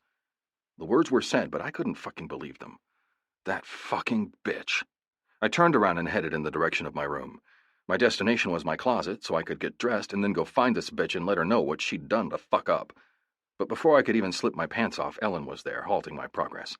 I think you need to call Big Papa, and then once you talk to him, call the school and let them know what's going on, she said. What I don't think you should do is go off half-cocked and make matters worse for either you or Link. I gritted my teeth. She messed with my kid, I growled through clenched teeth. She did, she said, and I think that you need to be very careful what you do right now. She was right. Of course she was right, but I couldn't wrap my brain around it all. Is there anything else? I asked very calmly. No, she hesitated. Well, yes, but no. I turned around and looked at her. She backed up until her knees hit the bed. I kept coming, forcing her to sit down. I went down with her, my hands going to either side of her chest as she fell backwards. What? I asked, my face inches from hers. I saw them when I ran after my flyer earlier. When you chased that paper after the game? I guessed. She nodded. What happened? Margot was there, talking with some man who was all decked out in Under Armour. He looked like a coach, actually. What did he look like exactly? He was about your height, skinnier, more of a runner's build. He had dark hair, more brown than black. His skin was tanned, and he had really dark eyes and a scar on his nose. I knew instantly who she was talking about. That's the special teams coach for Link's team, I grunted, and pushed myself up, standing by the bed and staring blankly at the wall. What did he say? I needed to know everything. This was bad. He was talking about throwing the game at first. He was pissed off that Link didn't do what he was supposed to do. I also think he's the baby's father. But when I mentioned some of this to Link, he didn't seem to know that the two of them had any connection at all. I rubbed my forehead thoughtfully with my hand. I've never heard about any problems on Link's end from him, I finally settled on. But this needs to be discussed tonight, and I need to hear it all from Link before I make any more moves on my end. I'm here. I looked over to find Link standing in the doorway. I never knew Coach Rhodes' new mom. He's never once approached me about her, or anything to do with throwing the game like Mom did to me yesterday, he said. He was staring at me like he used to do when he was in trouble, and he knew it. I gestured him forward. He came, and I threw my arm around his neck and pulled him to me. He may be nearly my height and just a few pounds short of me in weight, but the boy was still my baby. He always would be. We'll figure this out, son, I told him, but you did the right thing. You knew what was right, and you didn't fuck up anything too badly. That pass to the other team, that was by accident, but nobody will believe me when they find out that Mom blackmailed me into throwing the game, he whispered. I looked into eyes so like my own. What did she hold against you to get you to follow her orders? I asked carefully. She said either I'd throw the game or she'd kill the baby. I closed my eyes. She threatened to kill herself once a week when she was pregnant with you, I told him bluntly. But if she does that, then she fucks her leverage up, I explained. The one and only time I thought she was serious about what she said, I called the cops and told them what she threatened. They kept her in a psychiatric hold at the hospital for over a week. His eyes widened. So yes, I'm sure she was betting on you not saying a word to me about any of this. That way, I couldn't share what she used to do to me and the ways I used to handle her. His head hung. You're a kid, Link. You shouldn't have to deal with this kind of shit, or with a mother who's a dickhead. Unfortunately, we don't all get that lucky. But you, my son, were dealt a pretty shitty hand when it comes to mothers. You've got one of the worst, in my opinion. But from now on, I'll deal with her. We'll go up to the phone store in the morning and change your number. But, I held up my hand, she won't be able to call you. You can give all your friends your new number, and it'll be okay. He shrugged. And if you see your mother coming around, I want you to go in the other direction. Also, don't allow yourself to be alone with Coach Rhodes. I know you have practices, but walk away if he tries to talk to you by yourself. His eyes were hard as I said the last part, and he nodded. I was never near him much anyway, since he was the kickers coach. I'll also have to be around him in the spring, though, because the other coaches teach baseball and soccer, too, Link offered. I nodded in understanding. That's good, because if you see him, I want you to go the other direction. I'm not sure how long it will take to have this handled, but it may not be automatic. He may be free to work in the meantime. The holidays are here anyway, Dad. There won't be any need for me to see him until the beginning of January. I grunted in reply. Good. Now take that damn wolf and head to your room. I have some calls to make. I watched Ellen across my house, talking quietly with the woman Big Papa brought with him, and grinned. You better be careful. They'll bring the girl into the fold and you'll be forced to settle down, I told Big Papa. Big Papa grunted in reply. Yeah, fuck no. I snorted. You're never going to settle down? I asked him. The door banged open, and Ghost walked in, a scowl on his face that would have made him intimidating to just about anyone. I've done the wife thing before, Big Papa said as he watched Ghost stalk toward us. Got Sean out of it, but yeah, the act of allowing someone to have that power over me again is enough to give me hives. I've never found anyone like you have. Like my boy. Maybe that'll change if I find that, but right now, Lila makes my dick happy. Before I could reply to that announcement, Ghost walked right up to me and halted my words in their tracks. Dealer's dead. My head whipped around and I stared at him in shock. You're fucking kidding. I really hoped he was joking, but the look on Ghost's face was enough to cause me to start cursing. Motherfucker, I growled. How'd that happen? Gunshot wound to the head, he answered, but he was also found in his fucking car, which was stuffed with enough heroin and weed to supply the entire fucking state. So right now, it's looking like a vigilante crime. Except it wasn't. I knew it wasn't. My kid's in the middle of this shit, man. I need you to help me figure it out. I didn't know anything about being a cop, and I certainly didn't have the skills of one. I'd been a kid raised on the wrong side of the track. I had no special skills that would help me in this situation. I also didn't know anyone who could help me besides these men. You don't have to worry, Big Papa said. Ghost here's a wizard at finding shit out. He'll piece it together, and we'll get to the bottom of this. I was staggered by the relief I felt at the knowledge that these men were going to have my back. My son was right. Joining the Dixie Wardens was totally the right thing to do for us. We weren't alone anymore, and as I looked over at Ellen, hearing her laughter, I realized that I never would be again. Chapter 20. Jessie. How do you politely tell someone you want them naked on top of you? Asking for a friend. Text from Ellen to Jessie. He what? I snapped, turning to the man at my right. What did you say he was doing? The coach nodded. Saw her pull up here and try to pick him up from practice. When he wouldn't go with her, she freaked out and tried to force him to get in the car. Luckily, a couple of the other players were there, or she might have actually accomplished it. I gritted my teeth and stared at Link. It had been 2 weeks since I'd found out about Link's mother's attempts at blackmailing him to do things no 16-year-old should ever have to do. 2 weeks of searching for her, only for her to drive right on up to his school, where he was at his practice, and nearly force him away. The one good thing I could see in all of this was that Coach Rhodes, the drug dealer that had died with his $1 million worth of drugs on him, was no longer a problem I had to worry about. Essentially, while Link was at school, he was safe. Or at least I had thought he was. Go get in the car, I ordered him roughly. Link walked to his car and got in. Lucky enough for him, he got into his car and sat there, waiting for the inevitable on my end. If he hadn't, things would have ended a hell of a lot worse than they had. I can't file charges against her because they said she's not doing anything wrong. Yet. I'm trying to get a restraining order against her now, I told the coaches, who were watching me with wary eyes. She's a manipulative bitch who will do anything in her power to accomplish whatever it is that she's trying to do, even if she has to use my son's back to do it. I appreciate you calling me, but until I can figure this out, Link will be coming straight home after school and won't be attending off-season practices. Link wouldn't miss much. Off-season was really just a way for the coaches to keep the kids in shape and sharp. Link wouldn't have that problem. He never slacked. Both coaches nodded, their faces chapped due to the wind that was assaulting the open field around us. Coach King and Coach Martin would have likely come in hours ago due to the cold, but they'd waited for me to arrive from work. Unfortunately, I'd been over 2 hours away, and none of the other club members could get off from what they were doing to help me out. And Ellen was working, and no way in hell would I call her and insert her into a situation she might not be able to extract herself from. I couldn't feel the cold at all. I was numb from Margot's latest stunt. She had no fucking morals. Attacking my kid at school was something I never thought she'd do. Thank you for calling me and watching out for him, I told the two men, offering them each my hand. They shook it, and I nodded at them before heading to Link's car. He looked at me warily. Drive straight home, I ordered. I'll be right behind you. After receiving his nod, I angrily walked to my bike and started it up. When he pulled into traffic, I pulled right behind him, staying on his tail the entire way. When he pulled up to the house, I pulled up behind him, got off the bike, and held out my hand for his keys. She won't be needing those, I informed him. Anger at Link's mother made my voice come out sharper than I intended. I'll be taking you to school, and one of the boys from the club will be picking you up until I can figure out what in the fuck to do about her. Link was angry. Really angry. She's pregnant, Dad? What do you want me to do? I can't fucking deal with that when she holds a goddamn knife to her stomach and threatens to kill a baby. I looked at my son, really looked at him, and finally saw what he was trying to hide. You think she's going to do it? His head fell forward. I would have gone with her to stop her from doing that. She did that to me, too, when she was pregnant with you. Used me up and nearly hung me out to dry.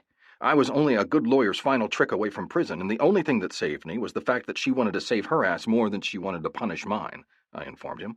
Called her bluff, finally. I'll never forgive myself for that, but I wasn't sure what else to do anymore. Nobody would fucking help me. I was a dumbass kid who wasn't well-liked. Nobody at my side to do anything about it but me. Link looked up at me. But you don't have that problem, I said fiercely. You'll always have me. Link nodded, and then, without another word, he turned around and walked away. He didn't even greet Ellen when he passed her as he made his way inside. What happened? The concern in Ellen's voice had my anger dissipating. Not all away, but enough that I could think clearly once again. Margot decided to try to force Link to go with her after school. When he wouldn't, she held a knife to her stomach and threatened to kill the baby she's carrying. He went to get in the car, and 2 of his coaches saw him. They stopped him, then called me, I growled. I got there, they explained the situation. I don't know what the fuck to do anymore. You may not, but I do. I flinched, not expecting to hear Ghost's voice coming from inside my house. What do you have? He handed me a paper. A court-ordered psych evaluation, Ghost said. That's probably why she got desperate enough to try to get your kid in her car after the warning you scared her with. I bit my lip, and Ellen's head turned toward me slowly. Warning? She asked carefully. Warning, I confirmed. She sighed and looked back toward Ghost. I don't even want to know. Ghost's lips twitched. That's good, darling, he said, because I'm sure he wouldn't tell you. I barely contained the urge to pinch the bridge of my nose. There are some things, Ghost, that you shouldn't tell a woman, I laughed under my breath. How about we go inside and have a beer? You can tell me what in the hell you did, and I can offer my thanks. 45 minutes later, I was finished reading the paperwork that Ghost had handed me, and I stared at him. These practically say that she's going into this with eyes wide open. She's openly admitting to trying to kill herself multiple times, and she's also admitted to taking drugs to try to quiet the voices that she hears in her head, I said, dumbfounded. Ghost nodded. And she's going to turn them in. I made sure of it. How? Ellen asked. By giving her no other choice, he said. I'm fucking tired of it. We all got problems of our own, and you don't need her adding to your shit. What did you say to her to get her to agree to this? His grin was evil. Better you don't know that. He stood up. She's got until tomorrow to do it, or I fuck up her life worse than she's ever done on her own. With that, he laughed, not waiting another minute for us to argue. I don't know what to say, Ellen whispered. I feel hope, but I also feel, I don't know, maybe a weird sort of pity that I can't quite make go away. I stood up and walked over to the back door, whistling for Achilles so he could go outside. He came barreling down the hall, and I assumed that he'd been outside Link's door, which was where he stayed if Link was in the house. Don't feel pity for her, I said softly. This is the best place for her, or at least the best place that doesn't actually involve a grave. Her brows rose. Not to mention that it'll give that kid of ours a chance to be born healthy if she's actually getting proper care to ensure that. I paused. And my kid's safe, you're safe, I'm safe. We're getting a break from dealing with her and her shit. I can't find a single fucking thing wrong with whatever he had to do to get her into that place. With that, I walked outside and didn't come back in until I was sure that Ellen had gone to bed. That night, as I laid beside her, I went through a riot of emotions. One thing I wasn't feeling, though, was pity or compassion for the woman whose sole purpose in life seemed to be to wreak as much havoc on mine as she could. It hit me then. What I was feeling so intensely was free. I was free, and the relief that came with that realization would have brought me to my knees had I not already been lying down. For the first time in 16 years, I was free to live my life without looking over my shoulder for her to ruin whatever good that I'd managed to make or find for myself. And in feeling it for the first time as an adult, I realized that I would be willing to do just about anything to ensure that I continued to have this feeling for the rest of my life, even if I had to go to hell to accomplish it. Chapter 21. Jessie. I'm a lady in the streets and asleep in the sheets. Meme. Life went pretty much back to normal once Margot was admitted, with Ghost's help, for psychiatric treatment. Of course, the doctors and nurses didn't know that she wasn't there of her own free will, but I didn't care. After all that she'd done to us, I was fine with it, and thought it was a perfect time for her to go away and not come back. I just wished that she didn't have a kid on the way, my son's half-sibling, that I was constantly worrying about. But since there was nothing I could do about that until the baby was born, I went about living my life. And I enjoyed the hell out of it. For 6 days. Life wasn't all roses and rainbows, but I was really hoping for a longer reprieve before the next problem came up. You're what? I repeated. I'm at Link's school. I need you to come down here, Ellen repeated for a third time. Why? I asked again. I'd asked why and you're what 3 times now, and her answer had been the same each time. If it had been something serious, they would have called me, right? I pulled the phone away from my face and flipped through the call log, quickly realizing with horror that they had called me. 5 times, in fact. When they weren't able to get me, they must have called Ellen, who'd been Link's emergency contact for the last month and a half. A blissful month and a half where nothing had happened. No near kidnappings, no problems of any fucking kind. Nada. Until this. Just come, Ellen growled out of the speaker, and try to do some meditation on your way. With that cryptic comment, she hung up, and I was left staring at my phone. Feisty, Big Papa said. I like it. I let my eyes trail over to him. Apparently I need one of those fancy Bluetooth helmets because I can't be missing calls like that, I grumbled. Big Papa grinned. I'll ride with you. I gotta split off when we get to the road for the school, though. My brows rose as I shoved the phone into my pocket. The woman again? I asked. He shrugged. She passes the time. I snorted. Whatever you say, boss, I laughed. His grin was hard. It is whatever I say, he snapped. I held my hands up and was about to say one thing more when a loud roar passed us. My eyes automatically went to where the biker had passed us, and my stomach started to do somersaults. Ghost, I murmured. Ghost was going so fast that I couldn't make out his license plate, and when he passed a cop, the cop did nothing more but let him pass because there was no way in hell he would catch him. Shit, Big Papa growled. The thought of going to see the girl was lovely while it lasted. I rolled my eyes at Big Papa's use of the word lovely. Let me know if you need anything, I told him as I started up my bike. In response, he gave me a half-assed salute and started his own bike. I rode away before he did, headed straight for the school and the inevitable anger that I knew I'd be feeling shortly. Ellen wouldn't tell me to check my anger if I wasn't going to be feeling it. I watched the video of my son getting slapped, punched, kicked, and beaten by a fucking girl and then looked up at the principal. Let me get this straight. I said carefully. You want to suspend my son for fighting, which will result in him forfeiting his chance to play in any spring scrimmages when he was the one who was assaulted, and he didn't lift a single finger in his own defense against this girl. The principal shifted in his seat. We have a zero-tolerance policy, he started to say. I held my hand up, stopping him before he could repeat the same thing he'd said over and over again for the last 15 minutes. Do you know what school district we live in? I asked him carefully. The principal looked startled. No, I grinned. Collierville, the next town over, actually, I said. We pay this district over $15,000 a year so he can come here, I told the principal. The reason for that is so he can graduate with an associate's degree in science. He wants a leg up when he starts his college career. He doesn't need to come here, though, like other kids do. I felt Ellen slip her hand into mine. Link and I had chosen this school when we'd first moved back here because of the school's excellent graduation rates and the college credits they offered. Not to mention that Link was very interested in science and technology, and this place offered advanced classes in both subjects. That has very little to do with what is going on here, he said. This fight was instigated in front of the entire football team, cheerleading squad, as well as some parents. I have no other choice but to— I held up my hand again. He did nothing wrong. You can see the entire video there, I pointed to the cell phone. Had my son fought back, she would be a fucking pancake on the ground. But he didn't. He let that girl hit him, let her slap, spit, and punch.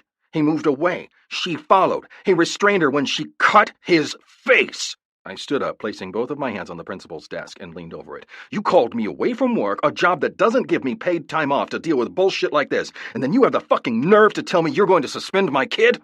The principal's jaw hardened. I have no control over— There's a zero-tolerance policy. I finally smiled, letting him see the top row of my teeth. Clearly, it wasn't a smile that anyone wanted to see aimed toward them. Would you like to explain to your school sponsors next semester why the state's fucking star quarterback, my son, is at a different school? I asked. Because if you suspend him for something that was not his fault, then I'll move him out of this shithole that I pay way too much for so fast that you won't even see me coming. Mr. James, the principal, the little weasel-eyed fuckwad, started to stand. No! I shook my head. I'm taking my kid home, and tomorrow, when I return him to school, if he's not welcome to walk through those doors, then I'll be getting his transcripts and enrolling him in Collierville before the sun finishes cresting in the sky. Do you understand that? I could tell that the principal didn't believe me, but with my words said, I gestured to my son, who still had a bleeding scratch on his face, and walked out the door. I was met with the coaches out in the parking lot. What's going on? They asked. What's going on is that they're suspending him, and that the principal doesn't believe me when I say I'll enroll him in Collierville tomorrow if he does, I snapped. The coach's eyes widened. I'll have a talk with him, Coach King promised. I nodded my head. Make him understand, I grunted. Ellen caught up with me as I stalked across the parking lot to the guard shack that housed the old geezer of a guard who wouldn't be able to do a damn thing if any of these kids wanted to leave. Yo, the old man looked up. I need the gates open so my son can leave. I gestured to where my kid was getting into his car. The student parking lot was blocked off so they couldn't leave during the school day, but it was likely that it would only hold them in as long as they wanted to be there. My kid wasn't leaving the wrong way, though, which would be to hop the curb and drive through the grass. I didn't want to give this fucking school another reason to keep him from attending classes tomorrow. Do you have a pass? I just stared. No. He shrugged, then hit a button on his desk that opened the automatic gates without another word. I grunted in thanks and turned around, only to come to a sudden halt when I saw Ellen standing behind me. Are you going to work? She asked, head tilting. I nodded. You want to grab some lunch first? She asked.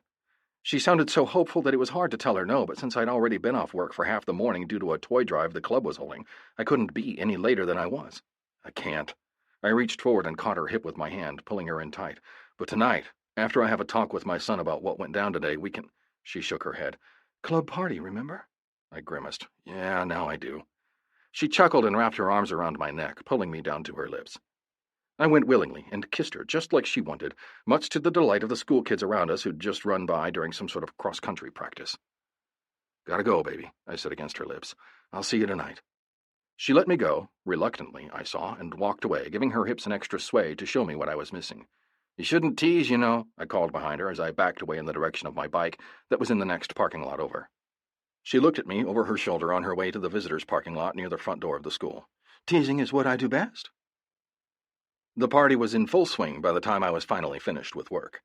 The toy drive we'd held earlier had been for a family in our community who'd been displaced due to a fire, and the party was in celebration of nothing specific. Every once in a while, the club decided to let their hair down and party, though this one would be tamer than most due to the children in attendance. Though, considering it was a Thursday night and not much would be happening besides light drinking since the majority of the club members and their wives had to go to work tomorrow. The moment I stepped through the door, all eyes turned to me. I paused, waiting for it, and shook my head when it did. Look who finally decided to play hooky, Sean crowed from his spot on the couch. His wife, Naomi, was sitting on the arm of the couch. His large arm was wrapped around her waist, and he was holding her there, not that she would leave, even if he hadn't had a hold of her. I gave him a chin lift. Not everyone has a cushy job like you that gives them off every other day, I shot back. Sean's job wasn't really cushy. He was a paramedic, and he worked hard while he was at work. He deserved the entire 48 hours off after some of the nights he had. Sean chuckled, and I started to scan the room for Link and Ellen. I found them in the corner of the kitchen. They were both talking and laughing over something. When Ellen pointed, I followed her finger to find the wolf dog on the floor eating a bone that looked like it was the size of its entire body. Shaking my head, I walked toward them. Ellen brought that wolf everywhere, literally everywhere. She treated it like it was a fucking toy poodle, despite the fact that we now knew it was a wolf. A week ago, Ellen had finally broken down and taken the dog to a vet. Not wanting to miss the news that the dog was, in fact, a wolf, I had gone with her. They'd taken one look at the animal and had said they couldn't treat a wild animal. When Ellen had said that she'd gotten the wolf from a breeder, they'd relented, though she straight up lied when she said that the dog was only half wolf. I'd given her shit about that when we left, but apparently she'd known it was going to happen. After I'd pointed out that it was a wolf, she'd done some research and had found out that in the city of Mooresville you weren't allowed to have wild animals as pets. Since she wasn't keen on giving up the wolf, she'd looked up breeders from out of state and had started blatantly lying to everyone who asked about him. Your old lady has a wolf in my house. I looked up at Aaron, trying to ignore the way thinking about Ellen as an old lady made me feel. She thought it was just a dog when she first got it, I told him. He snorted. I don't see how that's possible. The thing looks like a fucking wolf. I shrugged. She's telling everyone that it's a wolf dog. So let's go with that. He gave me a droll look. Yeah, let's, he said, 'cause then I don't have to report a wild fucking animal in my own home. I grinned. He grinned too, until Link started laughing and caught his attention. I saw the video today, he said. I winced. I'd seen it too. Twice more, because it had been posted all over social fucking media. I recommend filing a police report, Aaron said. I can help you out with that in the morning. I grunted in reply. I was thinking the same thing myself, but was waiting to hear what the deal was before I strongly suggested it to my kid, I informed the man at my side. I'm assuming that by strongly suggested you mean force, he chuckled, but I agree with you. That wasn't cool, and Link's lucky nothing worse happened. Apparently this is the new thing going on in the area, antagonizing the biggest guys to see who can get them to snap. A lot of times it doesn't always end like it did with Link. I highly suspect that that was what was going on there. I grimaced. Exactly what we fucking need, I grumbled to myself. Fucking teenagers being stupid. I'd been a stupid teenager once, but I'd never been that stupid. I'll ask him what it was about later tonight, I grumbled, and try to enjoy the rest of the party since y'all are already 2 hours into it. Aaron's grin was unrepentant. I only got here 15 minutes ago, and it's at my own house. That was obvious, since he was still in uniform. His dog, Tank, was soaking up the attention across the room and creeping closer and closer to Achilles. Your dog is about to meet a wolf, I pointed out. Aaron's eyes followed my gaze, and he grinned. Tank's a curious little shit. Plus, there's another dog in his territory. He won't hurt the pup, though. More like let it know who's boss in this place. Tank finally made it across the area and stopped with his face only inches away from the wolf pups. They looked at each other, sized each other up, and then started to bark, though Achilles's was more of a howl. The entire room froze at the noise, and I started to chuckle. Aaron had obviously found it funny as well. He's never met someone like him before. I'd bet he's trying to determine the smell and why he's different. Aaron was grinning wide.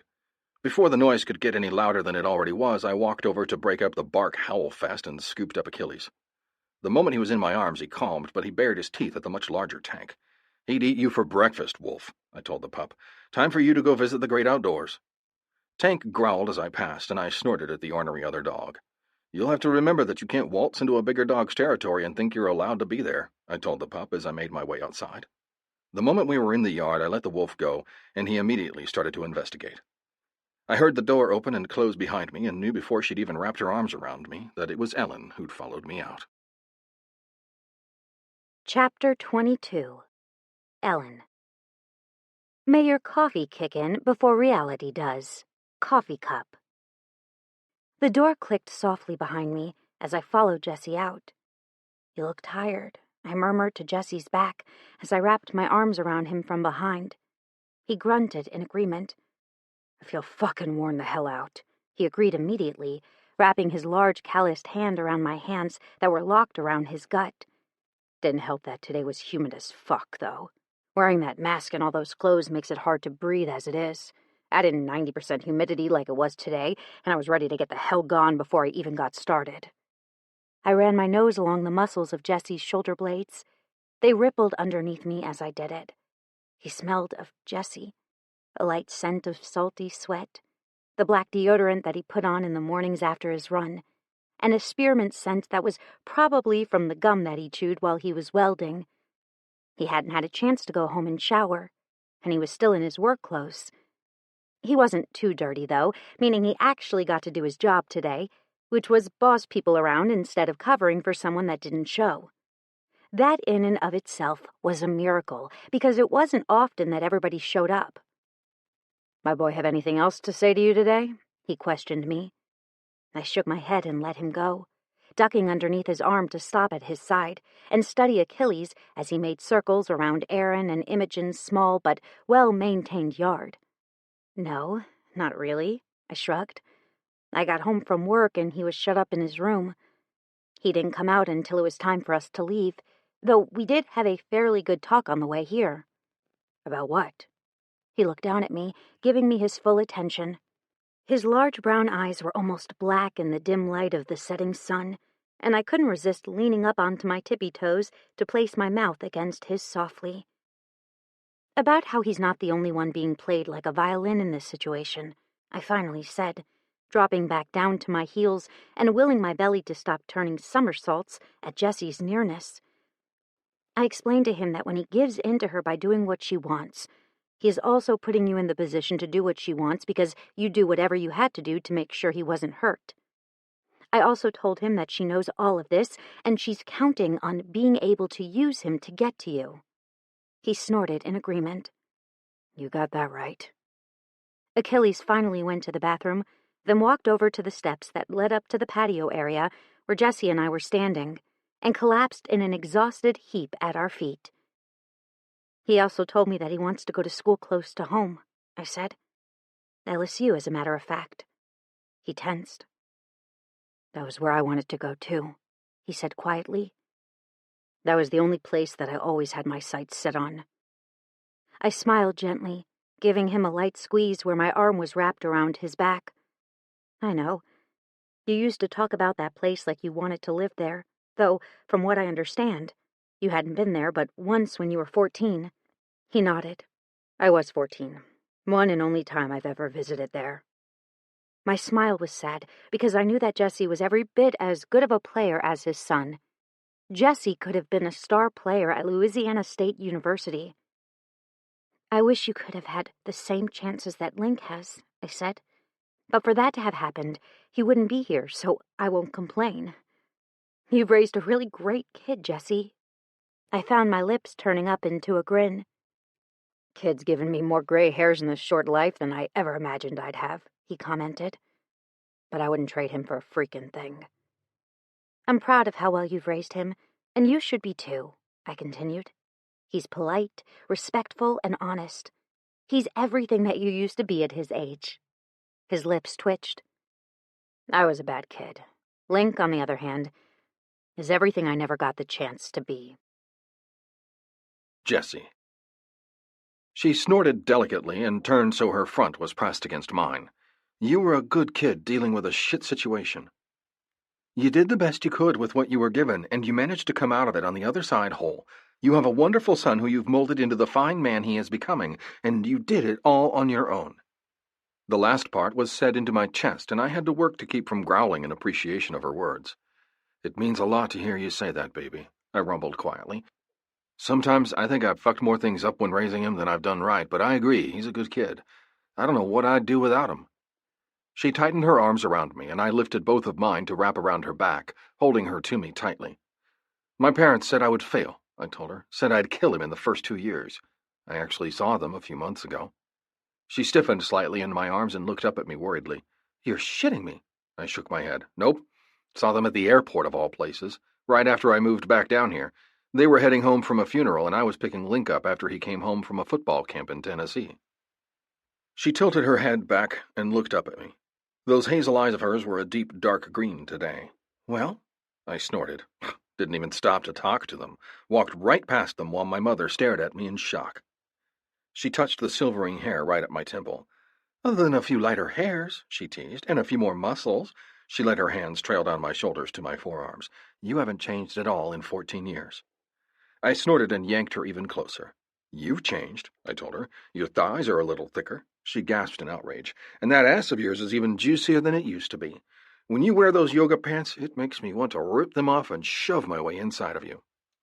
She shivered. That wouldn't bother me, to be honest, she teased, trailing her finger down the center of my chest. In fact, I'm ready and willing whenever you want me. So, like right now? I asked. If I asked you if you'd bend over and put your hands against the brick wall, you'd do it? She licked her lips. In a heartbeat. And if I unbuttoned those jeans and pushed them down to your ankles and slipped a finger inside of you, you'd let me? She buried her face into my neck. I'd let you do whatever you wanted to do. If you asked me to jump, I'd ask how high. The grin on my face was more of a leer rather than a smile. When I fisted her hair with one hand and let my other trail down the length of her backside, coming to a stop with my fingers, just barely brushing the seam of her pants, just over the heat of her, she started to shake.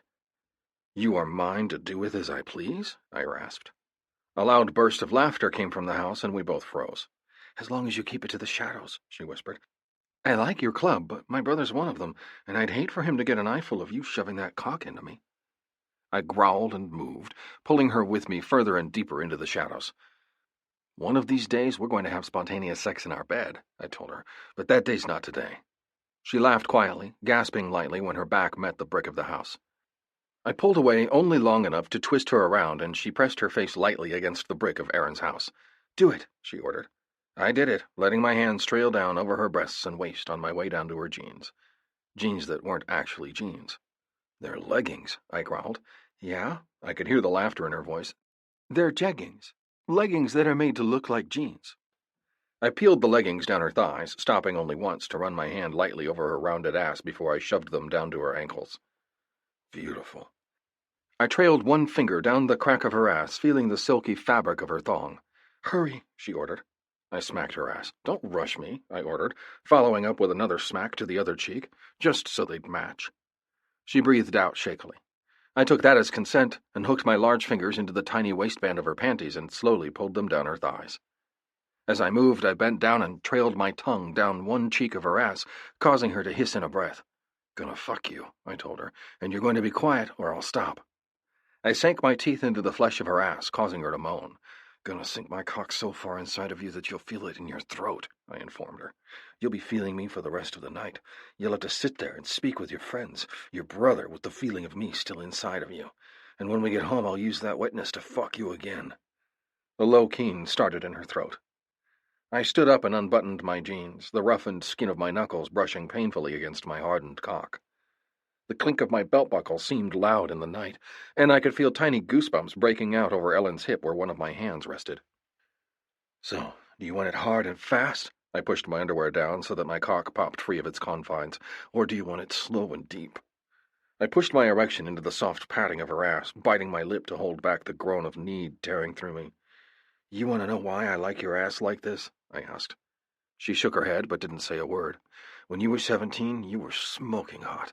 I trailed my lips down the side of her face, my beard causing her to breathe out shakily when it met her skin. But I was always afraid to take you too hard. I was scared to give you all of me because I didn't want you to break. Her shaky words were nothing less than what I expected. I won't break, then or now. I fisted my cock and started to draw a line up and down her ass, painting her flesh with the pre-cum that was leaking out of the tip. Then I lined my cock up with her entrance and slowly started to push inside. The position she was in had me entering her differently than I usually did, and my already widespread legs were pushed even further out to accommodate our height differences. But the moment her wet heat touched the tip of my cock, swallowing it little by little, I no longer cared. All I wanted was to be enveloped in her heat, to get lost in her and never find my way back out. I know you're on birth control, I told her, but when I'm inside of you, bare like this, I want my seed to take root. She pushed back against me, causing me to slip further inside of her. You like that idea too? I guessed. She made an uh-huh sound in her throat. When you marry me next year, I said, and she froze. Yeah, we're getting married. I pushed until I was fully inside of her, the curly mat of my pubic hairs pressing against the soft skin of her ass. My balls nestled between the globes of her ass. I don't have a ring, yet, but I will. And when all of this bullshit is over with in my life, we're going to make this right. You'll be mine the way you were always supposed to be. I pulled out and then shoved roughly back inside. You also never answered me about wanting it rough or slow, I pointed out. Rough. One word, filled with so much emotion, was enough to send my good intentions straight out the window. Some switch seemed to flip in me, and I began to buck feverishly into her, taking her so roughly that her arms collapsed under the strain. I saved her from face-planting into the brick, but only long enough that she could plant her elbows and brace herself. I hooked an arm around her waist to help, and then fisted my hand in her messy bun again, pulling her hair back so I could suck lightly on her neck. I want to fuck you like this every day for the rest of my life, I growled, nibbling lightly. Want to be buried inside of you when you wake up in the morning, see your eyes alight with pleasure as I take you so hard that you can't draw in a steady breath. I bucked my hips, pulling my cock in and out of her tight heat so fast and hard that she could only hold on. The tight walls of her pussy clung to me like a second skin, protesting when I withdrew and welcoming me when I pushed back inside. And when you're pregnant with my baby, I'll bend you over the bed and fuck you. Just thrust. Like thrust. This! She came. She came so hard that it was nearly painful on my end. Nearly. The only thing keeping me from coming within seconds of her was wanting to feel her orgasm rush over her. I loved the way her muscles clamped down tight, the way her skin broke out in goosebumps, and the way her breathing would hitch and momentarily stall in her chest. Then there was her heart, which always started to race, the way her head would fall backwards, exposing the cords of her neck. And when that long, low moan left her lips, I finally let go. Poured myself deep inside of her, where one day my seed would take. Ugh! God, I groaned as my ab muscles clenched. You're so fucking beautiful. The growl that left my lips moments later was enough to cause the wolf, which had been lying quietly in the middle of the yard, to perk up. Then he started to howl. Son of a bitch. I pulled out of her, causing her to curse and bend for her pants. The moment we got everything back into place, the back door opened and Tank rushed out, followed by Aaron, Tommy, and Big Papa. I emerged unrepentantly from the shadows and stopped beside Achilles. Tank was staring at the still howling pup like he was a nuisance that he wanted out of his yard, causing me to grin and bend to pick the beast up. Achilles nestled his head into the crook of my throat and went limp, much like a cat, and the boys that had followed Tank out started to chuckle. Looks like you'll have a lovely wolf for a lapdog once he's grown, Big Papa said. Good luck keeping him off of you. I snorted and turned to find Ellen, cheeks pink, standing on the edge of the shadows, a clearly uncomfortable expression on her face. I grinned, and the grin spread so wide that the men turned around and looked at her, causing her further embarrassment. You suck, she growled under her breath, then turned on her heel and stomped inside. The men turned and looked at me. Tommy's eyes narrowed quite a bit more than the rest of them. Could we make a promise now that neither one of us does that when the sibling is around, please? Tommy asked. I'd hate to walk in on that. I grinned. I don't know, I told him bluntly. I'm not sure if I'd be able to keep that promise. Tommy made a gagging sound. I gotta go back inside. I can't sit here and look at you right now knowing what you just did to my baby sister. It makes me want to beat you. I started laughing, and Tommy flipped me off. You'll push him too hard one day, son, Big Papa pointed out. Then I'll have to save your pretty face. I snorted. I don't have a pretty face. Big Papa snorted. My kid's birthday is tomorrow. Are we still allowed to have a party for him at the clubhouse? The change of subject didn't go unnoticed by the rest of the men, and Big Papa rolled with it. Anything you want, man, he said. Were you able to get him that computer? I shook my head. No, I was about $2,000 short. What computer? I looked up to find Ellen standing in the opened door leading inside, a phone in her hand. Link wants a computer that I can't afford to get him for his birthday, I told her. Who's on the phone? She held it out to me. A lawyer, I assume you contacted.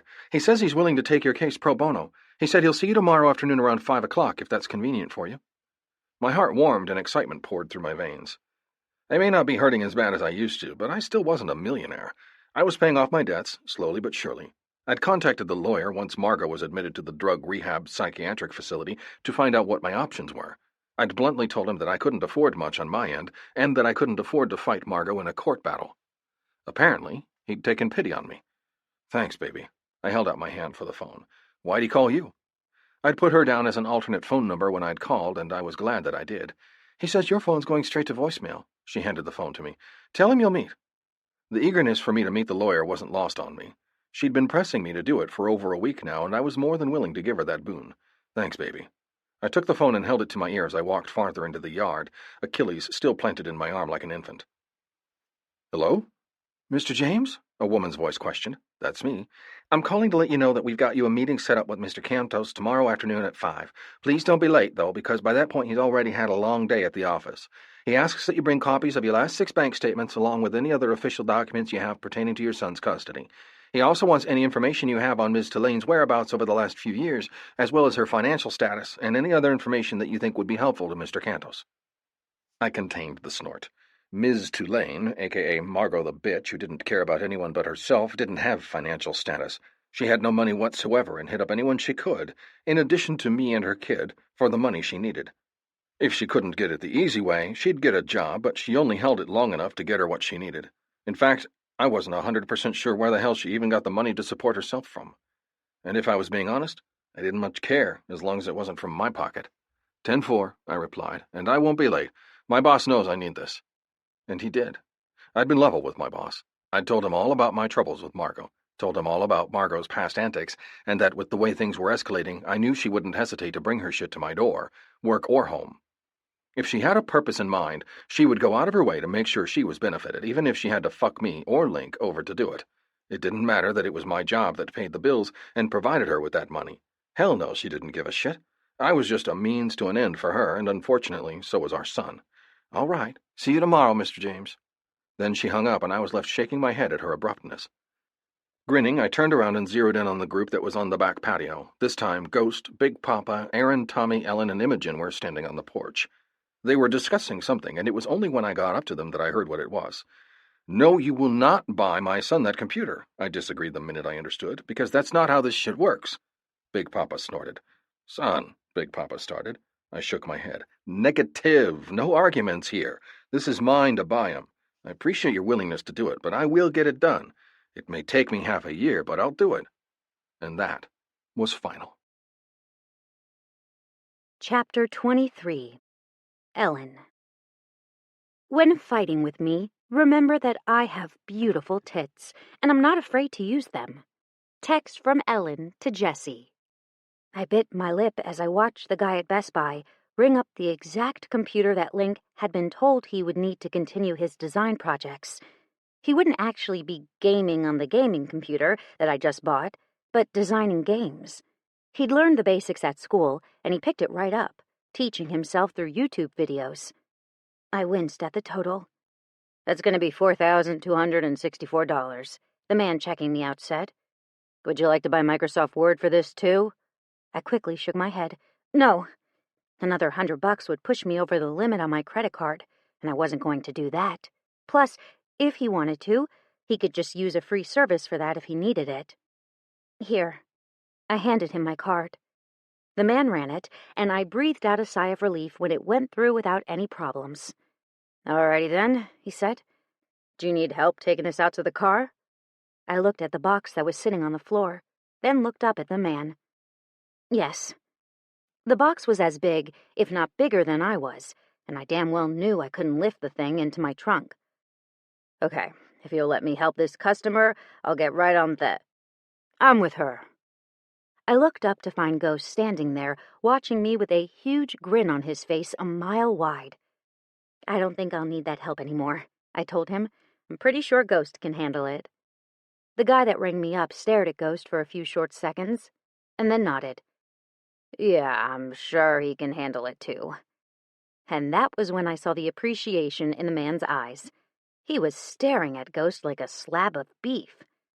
I kept my chortle inside as Ghost picked up the computer effortlessly, then started walking out without another word.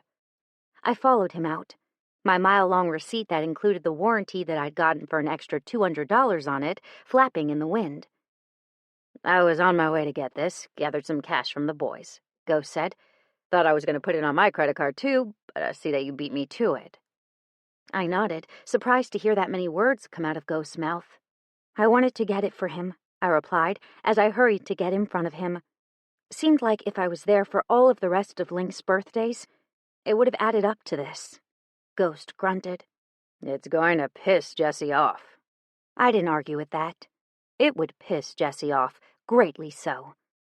I opened the door to my car and stepped away, allowing Ghost the room to maneuver the big box into my car.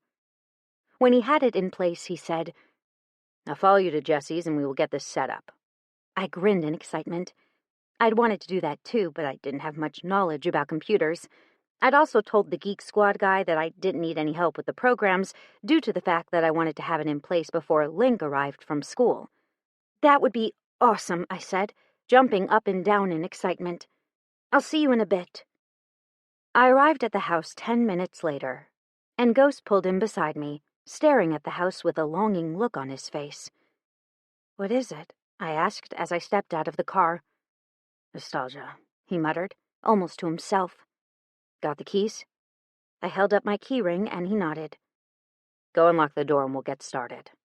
I did as directed and walked to the middle of the living room and stared. "I don't know where to put it," I said. I didn't think much about furniture when I was buying it. Ghost grinned. "It's a good thing the boys bought a desk. They'll be here in a little bit to get it set up. In the meantime, I'll use the tabletop to do what I need to do." And that was how I had nearly the entire club, sans Aaron, who was working at Jessie's house, getting his son's big birthday gift ready to go. We'd just gotten the computer settled on the desk in Link's room when I heard the front door open and close, signaling either Link's or Jessie's arrival. Since both were supposed to be home around the same time, I had no clue who to expect as I turned to face the door. Seeing them both walk in was a surprise, but still a good one. "Oh shit, Dad! You got it!" Link crowded. "Thank you!" Jessie took one look at what we'd done, then turned and stalked in the opposite direction. The back door slammed, and I looked at Ghost in concern. "Go. It'll be okay." I did, but I didn't have the same confidence that Ghost did, apparently. I was biting my lip when I pushed through the back door and looked at him. The moment he saw me, he opened his mouth to say something, and then closed it again. I could tell that Jessie was mad, so mad, in fact, that he couldn't even find the words to speak what he was feeling. "Jessie," I said, "it's not that big of a deal." Jessie's eyes narrowed, and I wonder if that pulsing vein in his forehead bothered him when he got like this. "Not a big deal," he murmured carefully, his voice so tight and controlled that I wondered if he would lose it. The door behind me opened and closed, and Link appeared at my side. "You helped Dad get it?" I ignored the words and focused on Jessie. "Exactly, not a big deal," I repeated. "Dad," Link tried to interrupt. "Dad." Jessie held his hand up, silencing Link so effectively that I would have applauded him had this not been such a volatile situation. "Go back in, son. I need to talk to Ellen." Link didn't go inside, but he backed away, torn. He apparently could sense the mood, too. "I've done it all by myself for 14 years now, sweetheart, and I'm doing just fine. Take it back. I was going to get it for him for Christmas." I refrained from saying that Christmas was just a little less than a year away. I crossed my arms over my chest. "No," I refused. "I'm not taking it back. You can kiss my ass, and Link can be happy with the stupid computer." "You will take it back. That's my kid in there. And if I say he can't have the computer, he can't have the computer." I gritted my teeth as irrational anger started to pour through me. Suddenly, I was mad. So mad, in fact, that I let him have it with both barrels.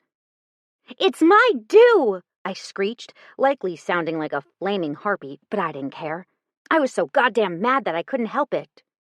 "It's my due!" I repeated. Jessie froze, his anger all but freezing in the realization that this was something that I was just as passionate about as he was.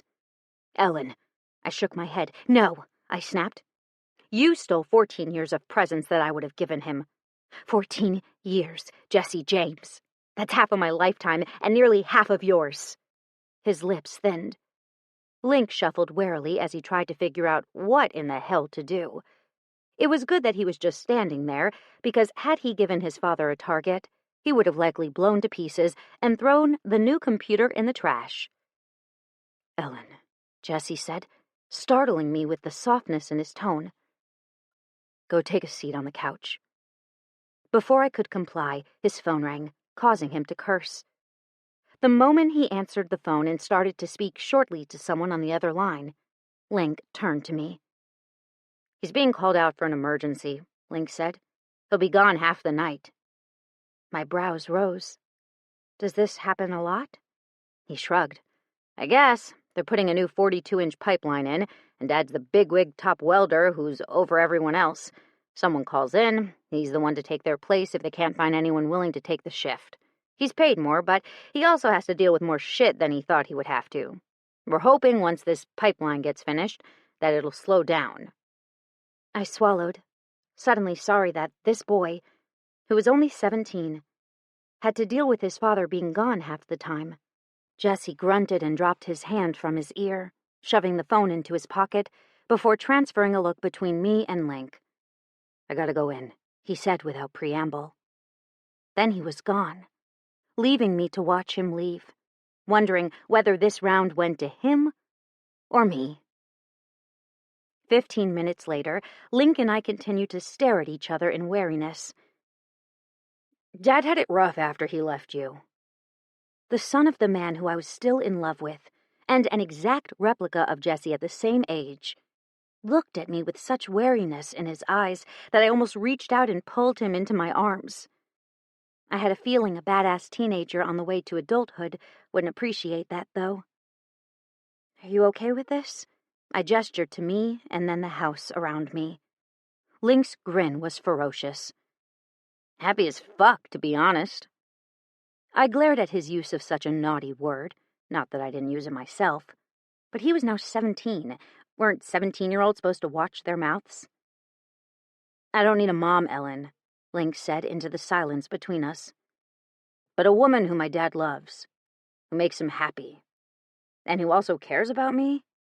He stopped, staring at me for a few long seconds, while I took my time to catch my breath and control my tears. "Yeah, I'd like one of those." My grin split into a full-out smile. "Thank you, Link." He threw one arm around my shoulders. "How about we order pizza, then play on my computer?" I snorted. "How about I order pizza and open a bottle of wine while I watch HGTV and you play on your computer?" He winked down at me. "Sounds like a deal." It was hours later when Jessie finally made it home. I was in bed, lying on the side that I'd used since the first night I'd slept in the same bed as Jessie, facing away from the door when he came in. He was quiet, so quiet that I knew he thought I was sleeping. He toed off his boots near the door, and then stripped his clothes off at the end of the bed. All the while he watched me. The light streaming in through the slightly open bathroom door gave just enough illumination so I could see almost everything, including the look in Jessie's eyes as he watched me sleeping in his bed. I also didn't miss the erection tenting the front of his boxer briefs as he let his jeans fall to the floor, nor the way he trailed his hand down the length of his tightly honed belly to dip underneath the waistband of said boxer briefs.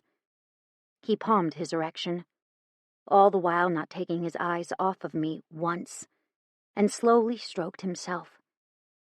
I resisted the urge to squirm, barely, and watched him. Wetness pooled between my thighs, and I had to restrain myself from rubbing my thighs together. I was bare underneath the covers, and just the top of my breast peeked out over the blanket covering me. He pushed his underwear down, giving me a good view of his firm erection, and what a fine erection it was. Long, thick, hard, and veiny, veins that I liked to trace with my tongue. I shifted unconsciously on the bed and rolled to my back, my bare leg poking out from beneath the blanket. The move, although rather innocent, didn't seem like it as I watched him watch me. I could tell that my breasts were exposed, and that if he cared to investigate any further up my leg, he'd find me naked as the day I was born. I bit my lip to keep from moaning as he slowly lifted the covers from my body, allowing him to see exactly what I'd wanted him to see when he came tonight. I wanted him to find me, naked and willing in his bed. I wanted him to forget all his problems and use me in the process. I wanted to be his girl. I wanted to be his old lady. I wanted to be his wife, his confidant, his person. I wanted him to be the Johnny to my June, my best friend. I just plain wanted him. The good, the bad, and the ugly. And as soon as he saw that I was completely naked underneath the comforter covering his bed, he no longer cared that he was waking me. He took what he needed, and I gave him everything that I had to give in return. He put his knees on the bed, dropping himself onto his belly as he settled between my splayed thighs. Then he took a slow, tentative lick, followed shortly by another. And I knew he knew I was awake. Maybe he had all along. The look in his eyes told me he wanted this, and badly. So I spread my legs further and gave it to him, allowed him to eat me, lick, suck, and nip to his heart's content. Not that it was a sacrifice or anything. Jessie Ryan James was a fucking god when it came to the art of cunnilingus. He was skilled and generous, and those two qualities gave a woman the perfect man who would see to her first before he saw to his own. And that was exactly what Jessie gave me. Twice. And by the time I was gasping in pleasure, he was ready for one thing. My pussy. He rolled me over to my stomach and then snatched a pillow from the top of the bed. He shoved it unceremoniously underneath my hips, and then knee-walked up the bed between my thighs. When I felt the hard knob of his cock press against the puffy, engorged entrance to my body, I was already on the verge of keening. "You're killing me," I gasped as he held himself still after he'd breached my entrance with the head of his cock. He moved his body over me, hovering on his knees, his fisted hands resting on either side of my head, and growled. I tried not to squirm and push for more of him when he clearly had a plan in mind, a plan that appeared to include me to squirming and pleading. Instead, he surprised me by saying the 3 words that I'd been longing to hear. "I love you." A smile overtook my face, and I lifted my arm, reaching back to rest my hand on his bearded face. "I love you more." He thrust fully inside of me, and I closed my eyes. Not intentionally, mind you. It was a reaction, and something that happened every time this man filled me. "You pissed me off today," he said, dropping down so that his mouth was only inches from my ear. I placed my hands over his, threading our fingers together, holding him to me. "I know. But you were right," he growled, bucking his hips into me. "Yeah?" I panted, too turned on to gloat. "Yeah," he rasped, letting his beard trail down the line of my neck. "But I think we both know that, don't we?" I nodded. He was right that I was right. I knew it. He knew it. The members of his MC knew it. It was just a hard pill to swallow when you couldn't provide something for your kid that they so desperately wanted. But we were a team now. Or at least I hoped we were. But with each thrust of my man's hips, those thoughts drifted away, leaving me to focus only on the feel of Jessie inside of me. By the time I was climaxing 6 strokes later, I was ready to do just about anything. Say just about anything. To get the man to finish me. And finish me he did. Thoroughly so. Chapter 24. Jessie.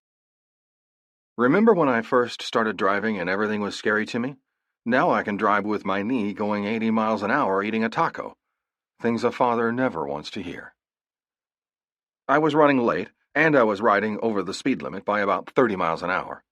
But remembering Mr. Cantos' secretary's instructions not to be late, I didn't care if I was riding like an idiot at this point. Mr. Cantos was doing me a favor, and I'd be damned if I showed up late when he was taking time out of his busy schedule to see me. I made it with 5 minutes to spare and hurried into the offices of Carson and Cantos Legal Services like the hounds of hell were on my ass. I was unsurprised to find Ellen already there. She'd asked me last night after I'd gotten home from work if I wanted her to be, and I'd immediately agreed. I needed her, I wanted her there, and there was no reason she shouldn't be, not at this point in our relationship. Very soon she would be my wife, and I wanted her to know now what she meant to me. Hence the reason for her being here, though she looked a hell of a lot more put together than I did. I still smelled like smoke and sweat from work. But the moment she saw me, not even my sweaty, dirty clothes deterred her from rushing into my arms. "I missed you," she informed me the moment her body met mine. I dropped a kiss to her lips, lifted her a few inches off the ground for a good hug, and reluctantly dropped her back to her feet moments later. "Missed you too," I said. "Are they ready for us?" "Yes," someone interrupted. "Mr. Cantos will see you now." The voice was familiar, and I immediately recognized her as the no-nonsense secretary from the phone. "Sweet," I grunted and walked up to her. She pointed to a conference room on the left, just across from her office. "If you'll both go take a seat in there, I'll have Mr. Cantos meet you there momentarily." I nodded and tugged on Ellen's arm. "Let's go." She went willingly and followed close to my side as we each took a seat at the large 18-person table that dominated the room. "Big table," Ellen surveyed the space. "They could use some new curtains and a lighter paint color, though." I grinned at the interior designer. "Why don't you suggest that to him?" She tossed me a look. "Yeah, and ruin your pro bono case?" she snorted. "I think not." I winked at her and pulled her closer to me. "How was work?" She shrugged. "Okay." I looked at her, studying her face, as I realized that she hated work but likely didn't want to talk about it. I wasn't one to dance around delicate subjects, though. "Is there a reason you can't go back to school?" I asked curiously. She bit her lip, then shook her head. She looked torn, as if she didn't want to think about it, because if she did, then her dream might slip through her fingers if she thought about it too hard. "No." She cleared her throat and looked away. "It's because I'm scared and I don't want to go back to school for that long." I knew that. I'd thought about going back to school multiple times over the last 14 years, but not once had I scrounged up enough courage to do it. "What about becoming a nurse? I hear that's only a 2-year program. 4 if you want to get your bachelor's. From there, you can go back to school at your leisure and get your nurse practitioner's license." Her brows rose as she listened to me explain what she could do to satisfy this need inside of her, a need to do a job that she loved and felt gave something back. "I've been thinking about it," she admitted, "but it might take something other than me wanting to go back to school to get me to go." "Like a nudge in the right direction?" I asked. "I think you won't have any problems once you decide to go. You'll love it, and if you're smart and diligent about it, you'll get done before you're pregnant with our first child." She started to laugh. "What if I wanted your babies inside of me now?" "Then I'd say that's fine," I explained. "We'd just need to find a bathroom first." She struck me on the arm with her open palm. "We can't do that here," she gasped in outrage. I grinned unrepentantly. "We could." "Hello," came a deep elderly voice. "I apologize for not getting here sooner. I was reading over some letters provided by someone pertaining to your case." I didn't bother to ask who that was. It was likely Ghost, but the man wouldn't know him by that name. Ghost went by something different with the club than he did in his day-to-day life, though I hadn't figured out what it was. The one and only time I'd actually tried to figure it out, I'd been foiled at every possible turn by Ghost. "All right, let's get this started. Who wants to start first about when this all began?" Ellen. Jessie seemed to hesitate. "How about you begin the day you met Margot?" And that was how I'd learned every little detail that had happened over the last 17-some-odd years of Jessie's life, and what he had to endure in dealing with this woman who was clearly off her rocker. 2 hours passed as Jessie explained, Mr. Cantos interrupting him every few minutes to ask questions pertaining to what Jessie had just said. It continued on like that until a little past 8, and by that point, I was sick to my stomach and barely able to keep my tears at bay. Jessie had endured so much, gone through so much, put up with so much. This man had literally thrown his life away just so his son could live a good life. It hadn't always been glamorous, but Jessie had made it work the best he knew how. "Well, Mr. James," Mr. Cantos said, as he sat back in his seat and looking at us both. "It seems to me like you've done everything you could to make sure she was happy. When that didn't work, you distanced yourself. Yet she continued to pursue when it was evident that she was nothing but a nuisance who didn't have your child's best interest at heart." He paused and studied his notes for a long moment. "The things she's done more recently are going to help our case the most, with her overdosing in the car on the way to the movies with your son, as well as the other tidbits of information you've helped me with. I feel that we have a strong case. There's not a judge in the county that will turn down your charges, as well as your desire to have a restraining order." I breathed a sigh of relief and moved my hand to rest over Jessie's still clenched one. He dropped his head and stretched his neck left and right. All the while he continued to stay silent. "Jessie," I looked at him. "Did you hear what Mr. Cantos said?" He cleared his throat. Yes, but I just feel like even getting the restraining order against her and stopping her visitation won't be enough. She's not going to be happy about that once she gets out. I digested that for a moment. No, I said, but right now Link is 17. Maybe when she does finally get out, he'll be 18 and an adult, and this will all be a moot point. Mr. Cantos grunted, his bushy eyebrows lowering in concentration. That's true. He's 17 now, and from what I've been able to find out, she's voluntarily admitted herself to this program that she's currently in. She won't be let out for at least 3 months as they process everything, and by that point I should have all of this taken care of and ready to go. The day she walks out, she'll walk straight back into the courthouse and be served with a restraining order, as well as the visitation cessation order. She'll be allowed a lawyer, but this is open and closed in my opinion. They won't give anything to a woman that so recently left a psychiatric hold. I tried not to squeal with happiness, knowing that that woman wouldn't be able to sink her claws into Link or Jessie any longer. But before my excitement could be expressed, Jessie's phone rang. He pulled it out of his pocket and pressed ignore. But the moment it settled down, it started ringing again. He muttered something under his breath. I have to take this, he apologized as he stood. Whatever you need from me, let's go ahead and get started. In the meantime, if you need any other answers to any questions, Ellen has full recourse to make any decisions on my behalf that she needs to. Pride at his words swelled in my body. He trusted me with his kid. That was enough to make my throat tighten. Mr. Cantos nodded at Jessie, who disappeared not even a moment later as he answered the phone. I tried not to listen in, and likely would have managed to accomplish that had Jessie's voice not rose.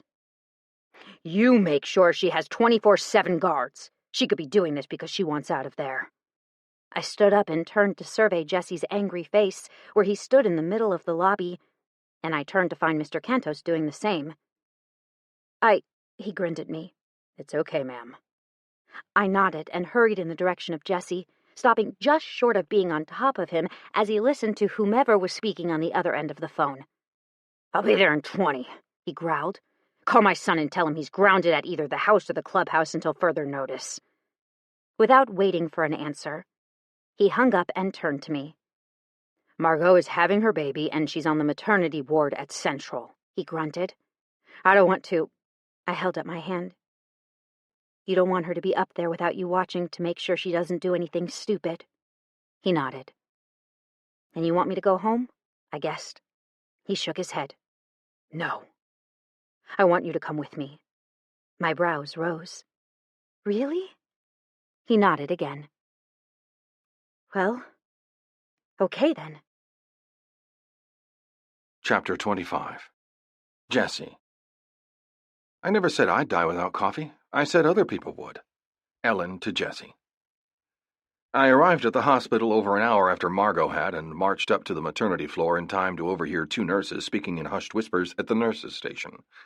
They're going to have the NICU team on hand. Not only is the baby over 8 weeks early, but they suspect that the baby will be addicted to drugs. Heroin. Wasn't she in a psych ward at Clemens? Clemens was the private facility that was detaining Margot and was also a highly sought program. They believed someone was supplying her with the drugs while she was there. They tested her blood and found it. I walked past the 2 women toward where I heard the cursing. It wasn't hard to find her. She was screaming so loudly and angrily that the entire maternity ward could probably hear her. I rounded the corner and strode into the room that she was in just in time to see her throw a cup of ice chips across the room. Don't touch me, she screamed. I barely dodged the ice in time, so I wasn't wearing it. Margot, I said, please behave and allow these people to do their jobs. Get out, she screeched. I looked up at the ceiling. The baby is yours and you're supposed to protect me. Why won't you help me? Margot hissed. Was this woman stuck in the past or something? That baby wasn't mine. I hadn't allowed my cock anywhere near that woman in 17 years. Since the first and only night I'd been stupid enough to get it anywhere near her. I opened my mouth to deny her accusations when she went fucking crazy. Again. She ripped the IV out of her arm and started to stand up, but again a nurse was there to thwart her. Get off me, Margot screeched. She needs to be sedated, another nurse yelled. Can't sedate her, the doctor who'd been between Margot's legs when I came in said. She's crowning, and whatever we give her at this point will affect the baby. My stomach knotted. Then I left the room. They had things in hand. There was no reason I needed to be there at all. But when I came out of the room, it was to find a wall of Dixie wardens standing there waiting for me. "How'd you find out about her?" I asked Ghost. He shrugged. "Contact at Crazy Central called me and told me she tried to kill herself. Took some drugs that weren't hers, so they were monitoring her, and then she went into labor." I winced. "That's Margot," I grunted. "Destructive. She doesn't give a shit who she harms in the process." That was always Margot's motto. Fuck everyone and everything but her. She was stupid to get pregnant again. She should have had her tubes tied a long damn time ago. Margot screamed again, something so vulgar and acidic that I couldn't stand it. "Let's go to the waiting room," I mumbled. "I don't want to hear that anymore." They followed me out. Aaron, Ghost, Fender, Tommy Tom, Truth, and Big Papa. All of my family was there, and I wasn't alone. Then why did I feel so alone? Even seeing Ellen where she was sitting in the waiting room speaking with the other old ladies wasn't enough to bring me out of this funk. I couldn't stop thinking about the innocent life that was just entering this world. Blink was almost done, but this baby, he or she, didn't even stand a chance. Ellen. I sat in my little corner of the waiting room and watched down the length of hallway. I didn't know what I was looking for, why I was still there. I should go home. Everyone else had. Jessie had. I'd even started to leave with him. I'd gone as far as to get in my car and start to head out behind him, only to come to a stop in the exit of the hospital parking lot, staring blankly at the road in front of me. After a few long moments, I'd backed up and returned to my previous parking spot.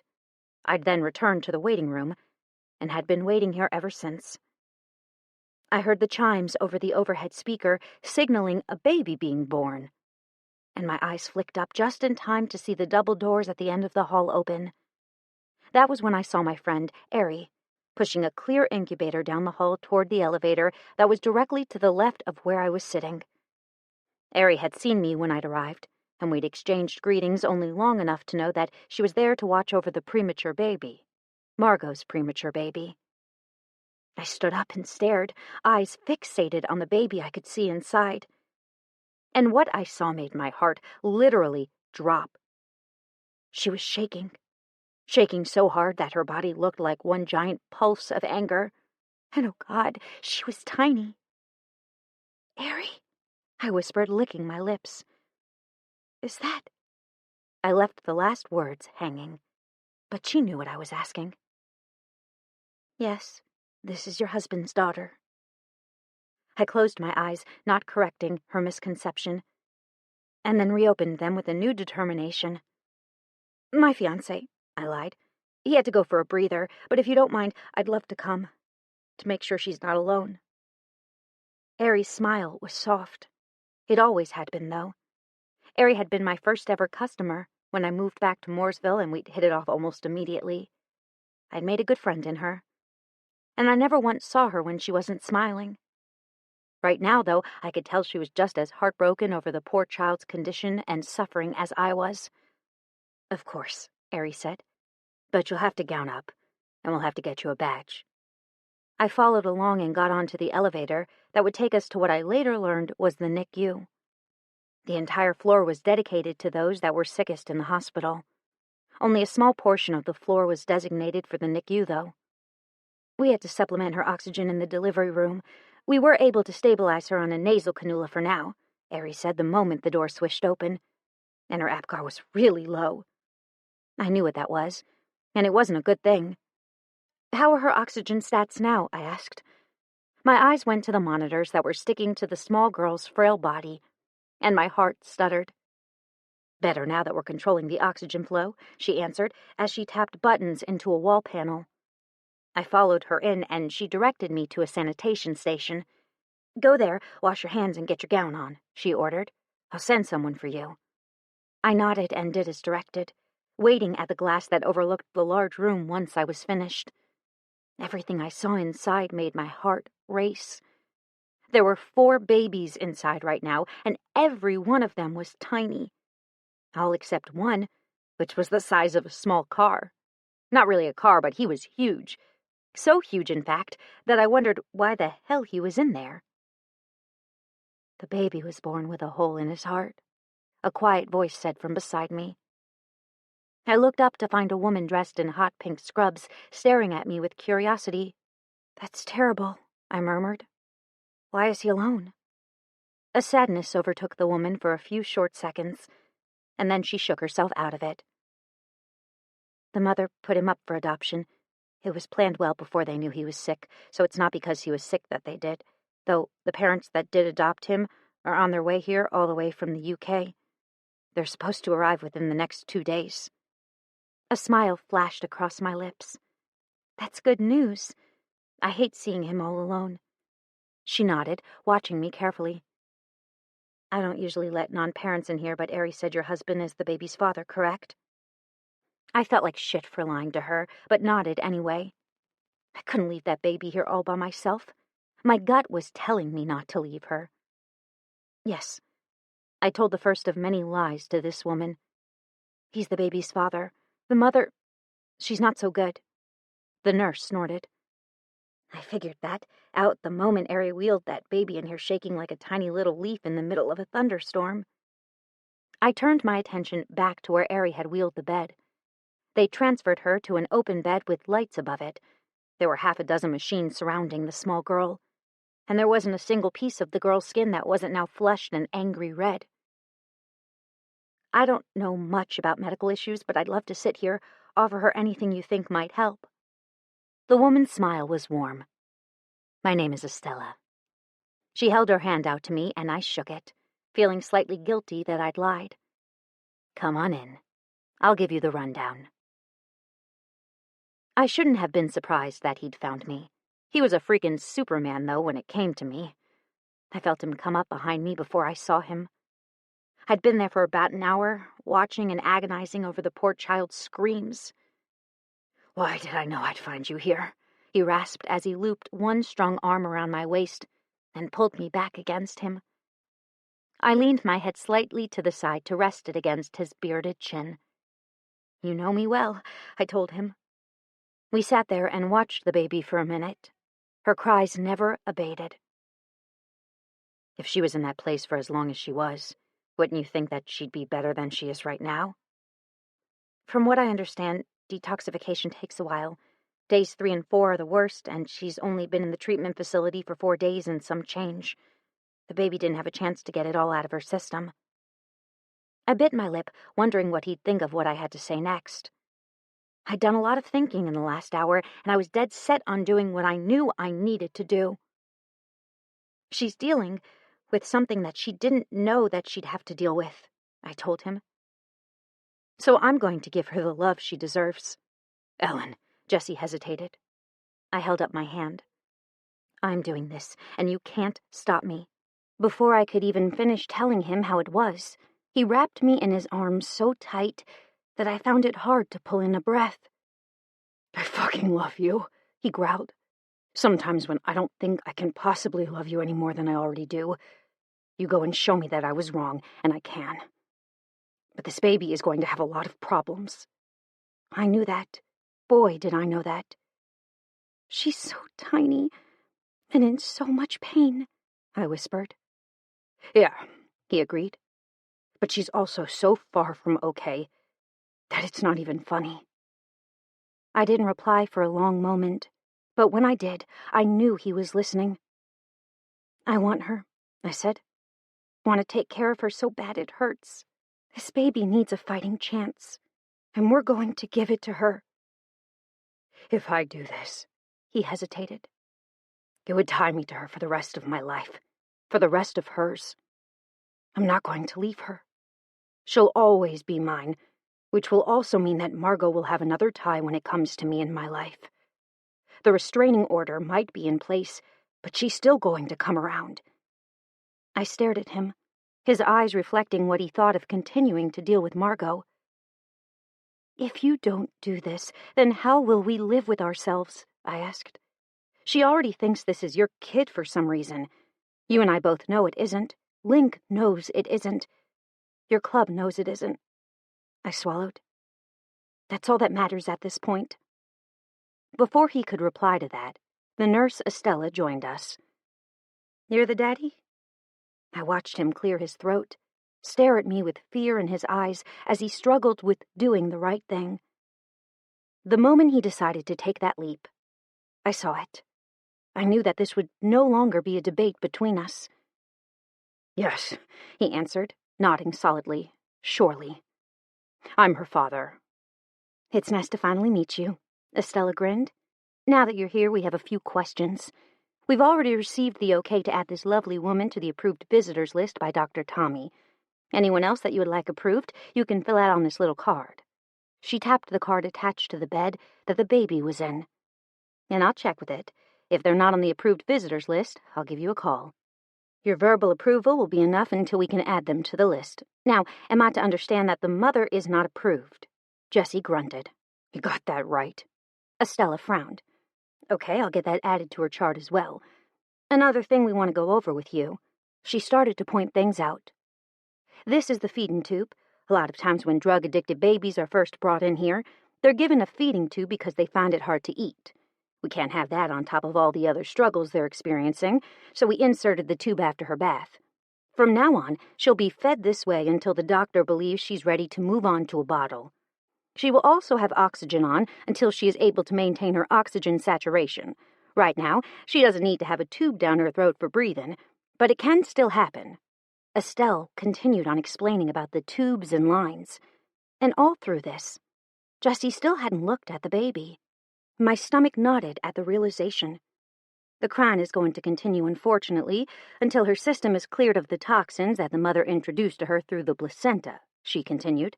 "So don't be alarmed. It's scary and she's in pain, but we're monitoring her levels. And if anything is needed, we will provide it for her immediately. We want her to be as comfortable as possible." I agreed with that assessment. I'd spent the last hour trying to sing to her, but it hadn't helped the slightest bit. "Feel free to ask us if you have any questions." And with that, Estella was gone, leaving me with Jessie, who I might add was staring blankly at the wheels at the bottom of the baby's bed. "Why won't you look at her?" I asked him quietly, the words so low that they were barely audible even to my own ears. "Because thinking about everything she's been through, while hearing her cries, makes me want to go down to Florida where Margot is and kill her with my bare hands. Just wrap my thick fingers around her throat and squeeze the life out of her."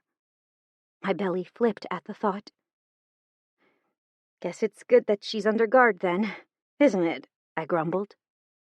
That was when he took a deep breath and finally turned his eyes toward the tiny little baby. The little girl who weighed less than a 5-pound sack of potatoes.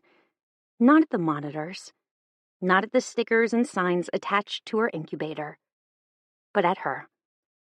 At the little girl he'd just agreed to take under his wing for the rest of her life. And I saw him deflate.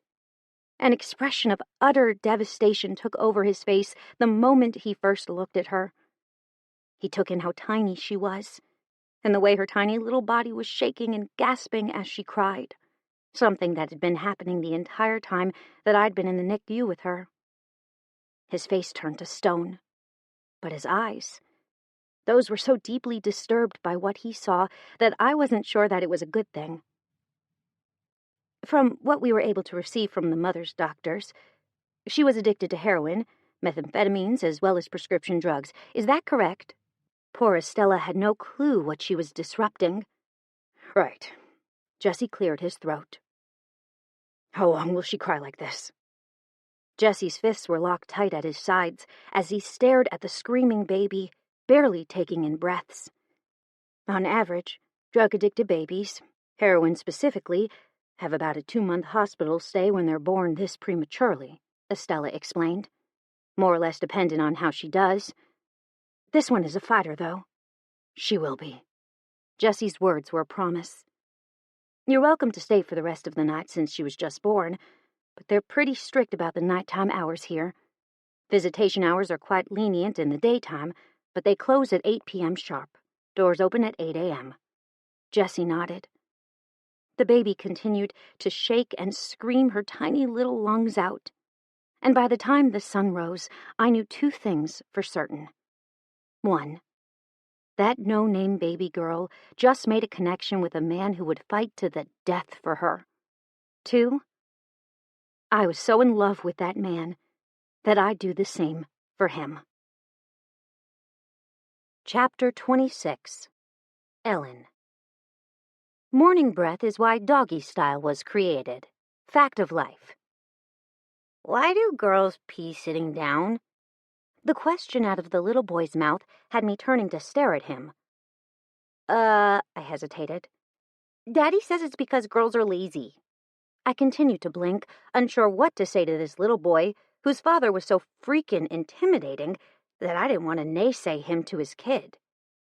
Jessie caught my hand and pulled me to him, stopping in front of the large wooden doors leading into the judge's chamber, who was going to give us a ruling on Margot's mental health, as well as issuing the restraining order. Oh, and let's not forget the matter of custody of our little fighter. Why is it that I can't leave you alone for 2 seconds before you have men hitting on you? He questioned me. I looked at him skeptically. You're just a barrel full of laughs today, aren't you? He read my body, the tension that never seemed to go away as I waited for the other shoe to drop, and cursed low under his breath. He pulled me to the side of the big wooden doors and pushed me into an alcove that was as private as we could get in the middle of a crowded courthouse. Talk to me. His eyes were intense as they stared at me, waiting for me to explain my misgivings. And I just couldn't hold it in anymore. What if she comes to her senses and tells everyone that Lydia isn't your kid? What if she takes her away after we've just gotten to know her? I started to panic. I love her, Jessie. I love her. I can't lose her. His grin was wide at hearing my words, and I wanted to smack him for not taking my worries seriously. That's all he did was tell me not to worry. It'll be okay, Elle. Don't worry, Elle. I have it covered, Elle. Well, I wanted freaking answers. I was going to tell you this later, once we got the judge's decision, which I have no doubt will be in our favor. But when we leave here, we're getting married. My mouth fell open. Jessie, I hesitated. Everyone that matters is waiting outside, waiting for us to get finished here so they can witness it. My parents? I asked, trying not to be too hopeful. Though I never saw eye to eye with them, they were still my parents. They'd gotten better with age and had even had various conversations with Jessie and Link over the past months that we'd been together. We weren't all the way there yet, and they still thought that I was destined for greatness, even though I had everything I wanted to have. But we'd get there. I had no doubt about it. Your parents are here. Your brother and sister. The rest of the Dixie Warden's MC. They're all here, just waiting for the verdict. I looked away. And how do you know that we'll get what we want? I asked carefully. What makes you think that she won't come back? Figure out that we've lied about all of this? I wasn't happy about lying. In fact, I felt downright awful about it. But then I watched Lydia struggle to do something that she should have been able to do at her age. And all my misgivings about the wrong I was doing were no longer there. Margot fucked up. She ruined something that could have been beautiful with her selfish need to get her next fix, to get whatever she wanted despite what she had to do to get it. And I wasn't feeling sorry for her anymore. If I had to lie, cheat, or steal to keep Lydia from ever having to see that bitch again, then I'd do it. Honey. Jessie leaned in until I could only see his eyes. The Dixie Wardens own this town. Just leave it at that. So I did. All the tension that I felt in my body slipped away, and I was left with a feeling of calm. Okay, I said. Let's do this. Jessie leaned back, and his smile was beautiful. That's what I want to hear. 30 minutes later, Jessie and I left with a trio of restraining orders. One for me, one for Link, and one for Jessie. They would only last for 5 years, but it was enough. In 5 years, I'd renew it and continue to do it until either I died or Margot died. We also left with full custody of Lydia. My heart was so full. Now all I needed was Lydia to get out of the hospital. Chapter 27. Ellen. Chocolate doesn't ask silly questions. Chocolate understands. Ellen's secret thoughts. My father hugged me tightly on one side, while my mother smoothed back my hair. "If you don't mind, I'd like to have a few minutes for a conversation with you and Jessie before y'all go through with this," my mother said softly. My insides turned to jelly. "That's fine." It didn't matter what they said at this point, even if it was to tell me that Jessie wasn't good enough for me. I knew in my heart that he was, and they weren't going to change my decision. We were 5 minutes away from our appointment when I was still reeling over to get married, and my parents stopped and bombarded me. I hadn't seen them much since I moved back to our hometown. They were both excited to see me, as I was them. But I was also wary, especially now that they said they needed to speak with us. "Sure," Jessie said. I looked over at him to see him smiling softly. Not a trace of annoyance or anger was in his face at all. It was as if he didn't care that the people who broke us up 14 years ago were here. He was that secure in our relationship that he believed nothing could change it. And he was right. "Good," my father said. "Let's go over there. I don't want anyone to hear me groveling." Tommy, who was standing next to us but speaking with his wife, snorted. My father shot him a look. Tommy's grin went even wider. "Shut up, boy." My father walked away while Tommy's shoulders shook, and I found my first real smile since my parents walked up 2 minutes before. I loved Tommy. He always took care of me by finding a way to de-escalate the situation before it got too hot.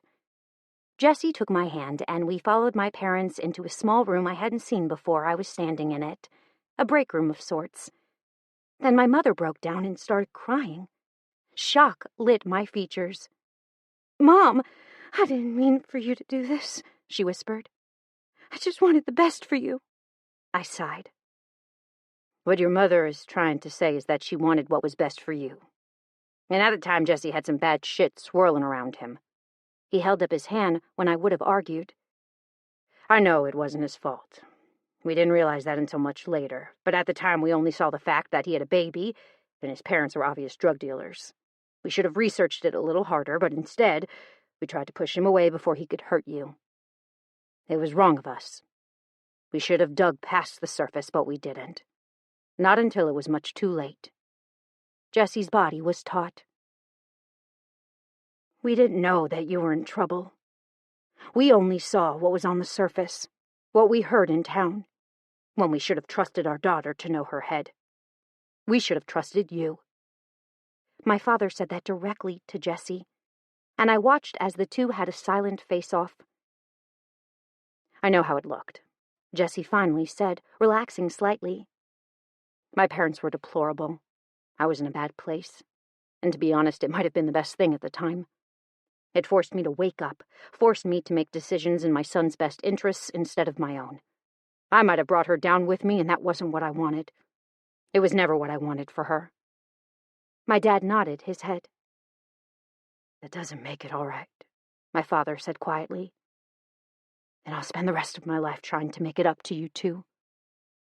My mother was crying silent tears, and it took everything I had not to throw my arms around her and tell her it was okay. Because it wasn't okay. Not even close. Eventually, I would forgive them. But Jessie and my relationship was too new to forgive them yet. But Jessie was a better person than me, and offered my father his hand. "I'd like your permission to marry your daughter." Jessie's words sent a silent sob through my system. "You have it," my dad said. Then he looked at me. "I'm not sure there's much of an aisle, but I'd love to walk you down to where Jessie is waiting for you." My mouth formed a small smile. "I'd love for you to do that, too." And that was how I got married in front of my family and new friends. To my best friend. I darted behind some people when I saw Sean heading my way, and headed with my head down to Jessie, who stood across the clubhouse speaking quietly to my father and Tommy. He was facing away from me, so he obviously didn't see my discomfort. Otherwise, he would have saved me.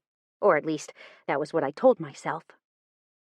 I looked over my shoulder and realized that no longer was Sean so far away. He was directly behind me, and I had nowhere to go. He cornered me and I started to panic. I'm not gonna hurt you, honey, Sean said, reading my dread. I eyed him warily, turned around, and stared at him. I know, but the last time you cornered me, you yelled in my face. I winced. I'm still really sorry, Sean. I never meant anything bad to happen to your family. Sean's face showed pain at my words, but he surprised me when he apologized. To me. I've tried to do this 100 times, but either it's not the right time, or you look so scared of me that I don't want to freak you out. Now that you're married, I want you to know a few things. I bit my lip and nodded. I never should have yelled at you in the hospital, he said. I never should have done that, and I regret it every day. I was scared, and you were a convenient target. My shoulders sagged. I know you didn't mean it, I lied. He snorted. You were always a shit liar, but thank you for trying to make me feel better about it. I smiled.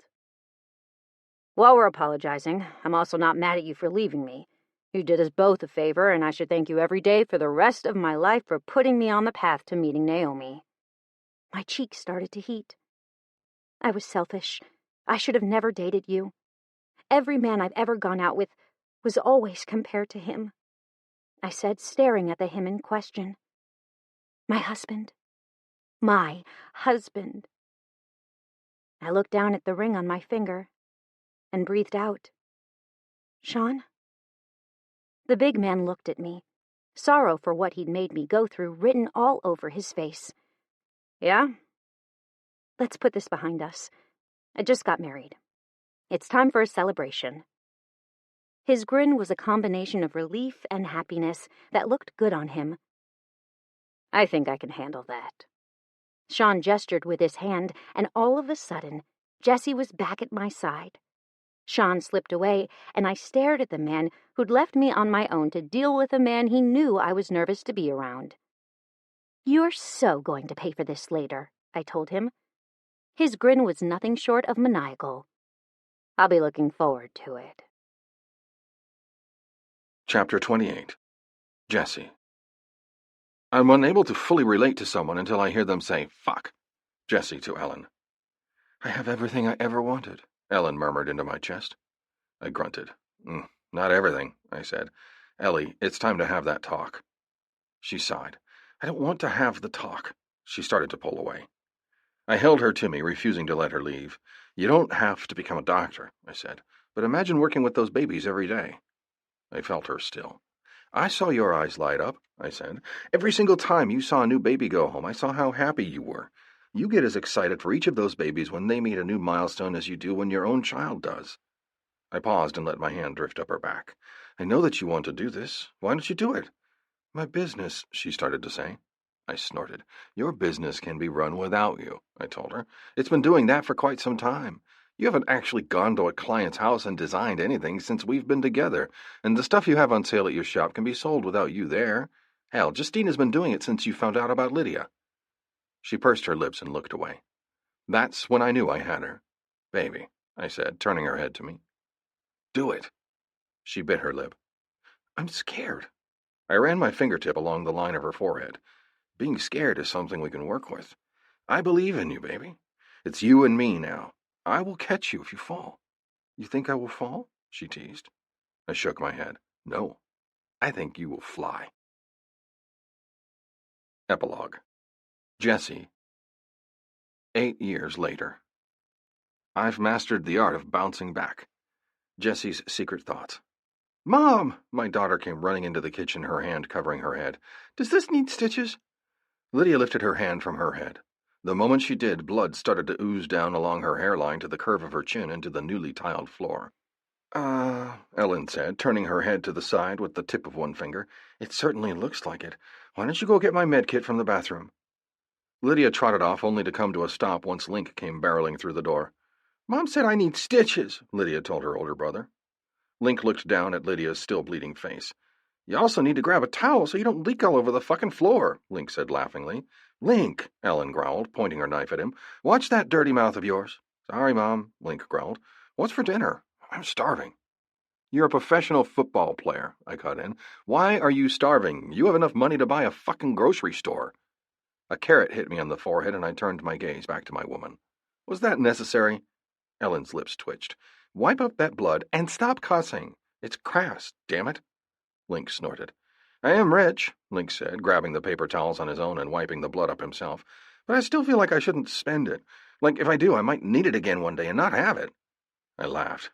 Your financial advisor has you fixed up well into your 90s with only what you made this year, I told him, then stood up from the kitchen table to grab the bag that Lydia was hauling by one handle, dragging it along the floor and smearing the blood into the grout lines of the kitchen tile. Maybe, if you stopped giving it to us, you'd feel like you had more money. Link grinned. You didn't think I'd be able to do it, did you? He challenged me. I knew you'd be able to do it, I countered, but I didn't think you'd think I was stupid enough not to give it back to you in some way. Link's eyes narrowed just as Ellen threw all of her cut-up veggies into the pot that she was about to start cooking the stew in. You better not have given it back. I grinned. I didn't. I started a college fund for your children. I don't have any children, Link countered.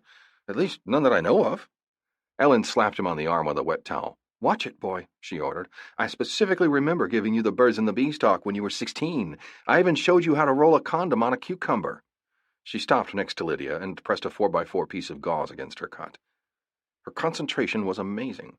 I was so proud of her for finishing nursing school and going on to become a licensed nurse practitioner. Why did you use a cucumber and not a banana? I asked her, leaning my hips casually against the counter and crossing my arms over my chest. Ellen's lips twitched. Her eyes flicked from me to Link and back again. Because a banana wouldn't be proportional to what he has to work with, she explained. My brows rose. Why would you know what my 16-year-old son was working with? Her lips twitched as she continued to disinfect the cut. I didn't know. I was only assuming the apple didn't fall far from the tree. She looked at my dick. Or eggplant from the vine. I snorted.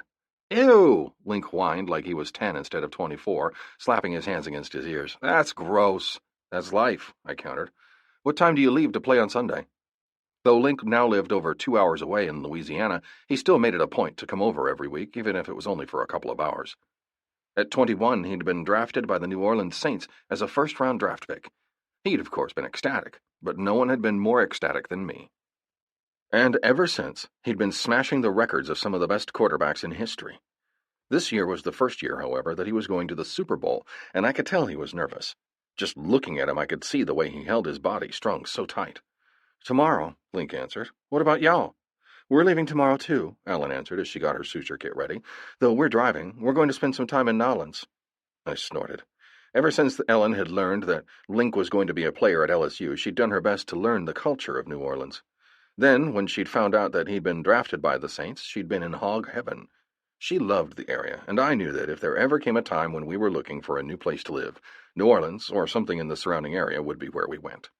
And not even because Link now lived there, but because she loved the culture so much. It had been where we got married, for a second time.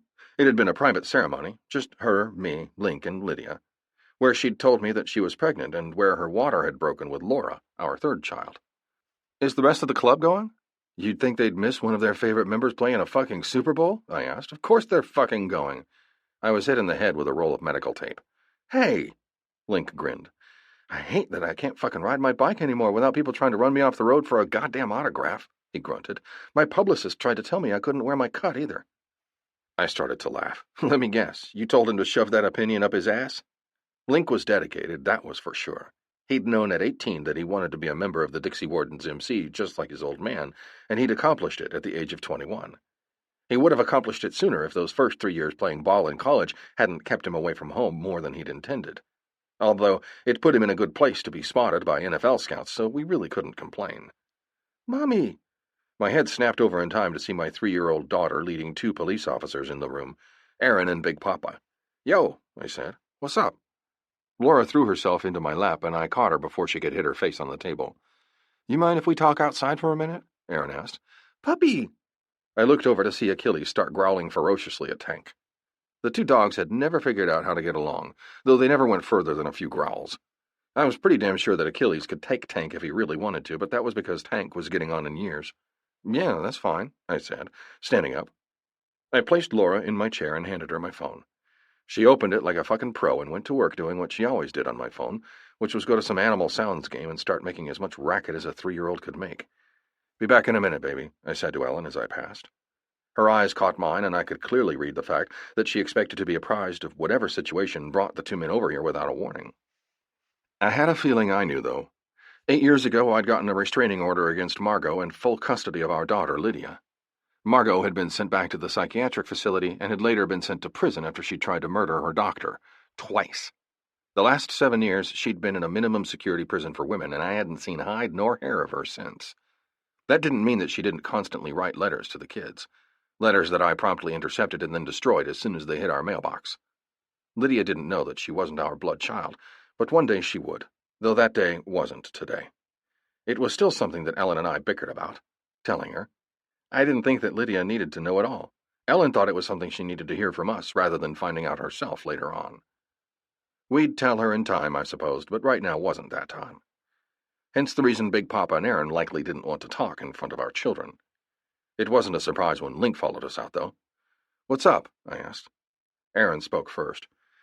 "Margot was shot to death outside of a halfway house when she tried to rob a woman. The woman, who had a license to carry concealed, feared for the safety of her children and herself. She pulled out her gun and shot her dead center in the chest." I blew out a breath. Shit. I can't say that I was upset about her death, but I could say I definitely felt some relief at the news. It was freeing, in a way, to know that that chapter of our lives was over. No longer having to worry about that woman and what she'd do next was an enormous weight lifted off my shoulders. It was enough to make me want to yell out in relief. "That sucks," Link grumbled under his breath. "Guess we won't have to renew the restraining orders after all." I slapped my hand down on my son's back. "I'd offer to go for a ride with you, but I don't want your coach to kill me if you fall off and break a nail before Sunday's game." My kid flipped me the finger. "Fuck off," I snorted. "Language!" We all looked at the closed door. "How the hell does she do that?" Link asked. "You'll eventually find out, son, that women have eyes in the backs of their heads. And apparently ears like a goddamn wolf's." Ellen. I walked tiredly up the stairs that would lead us to the box seats that Link had reserved for us to use for the game today. I stared at the stairs and wondered idly what the hell I was doing. I had no clue why I'd taken the stairs. But when I took a seat beside the man that was sitting at the top waiting for me, I realized that I wasn't the only one nervous. "Have they kicked off yet?" I asked hopefully, taking a seat beside my man. Jessie looked up at me. "No," he sighed. "I feel like I'm going to throw up." I couldn't help it. I threw myself into Jesse's arms and buried my face into his neck. His beard tickled my skin, but I didn't pull back from the death grip I had on him. "It'll be okay." "Yeah?" I challenged him. "Then why the heck are you in here instead of the box thingy?" Jesse pushed me back so he could look at me. "Because this is where you are." "Mom!"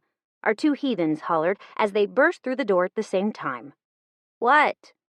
I looked over Jesse's shoulder at my two girls, my eyes lingering longer on Lydia as I studied her features. Unless you knew about it, you couldn't tell that 8 years ago she'd been born prematurely with a drug addiction. Now she was a normal, healthy 8-year-old who played soccer and ran so fast sometimes that I was scared she'd hurt herself. Laura threw her hot dog down into the bleachers, and she ate mine while I was using the bathroom. I dropped my forehead down onto Jesse's shoulder. "They're your kids," I said. "You deal with it. I'm going to sit right here and try not to freak the hell out." He started a rumbling chuckle, and then I found myself moving through the air despite my desire to stay exactly where I was. "I don't want to go," I moaned. Jesse ignored me. "You'd be devastated if you didn't get to watch Link win his first ever Super Bowl," Jesse countered. I sighed. "You're right." And I would have been. Approximately 4 hours later, I was staring at Link's face on the Jumbotron as he accepted the Vince Lombardi trophy with a wide smile on his face. "Who do you want to thank for all of your success, Link?" Link looked up at the box. Though he couldn't see us, he knew we were there. "My dad, for throwing me hundreds and hundreds of passes so I could hone my skills. And my mom, for pushing me to always be a better person, even when I didn't want to be. I don't know if I'd be here right now if they didn't believe in me." A sob caught in my throat.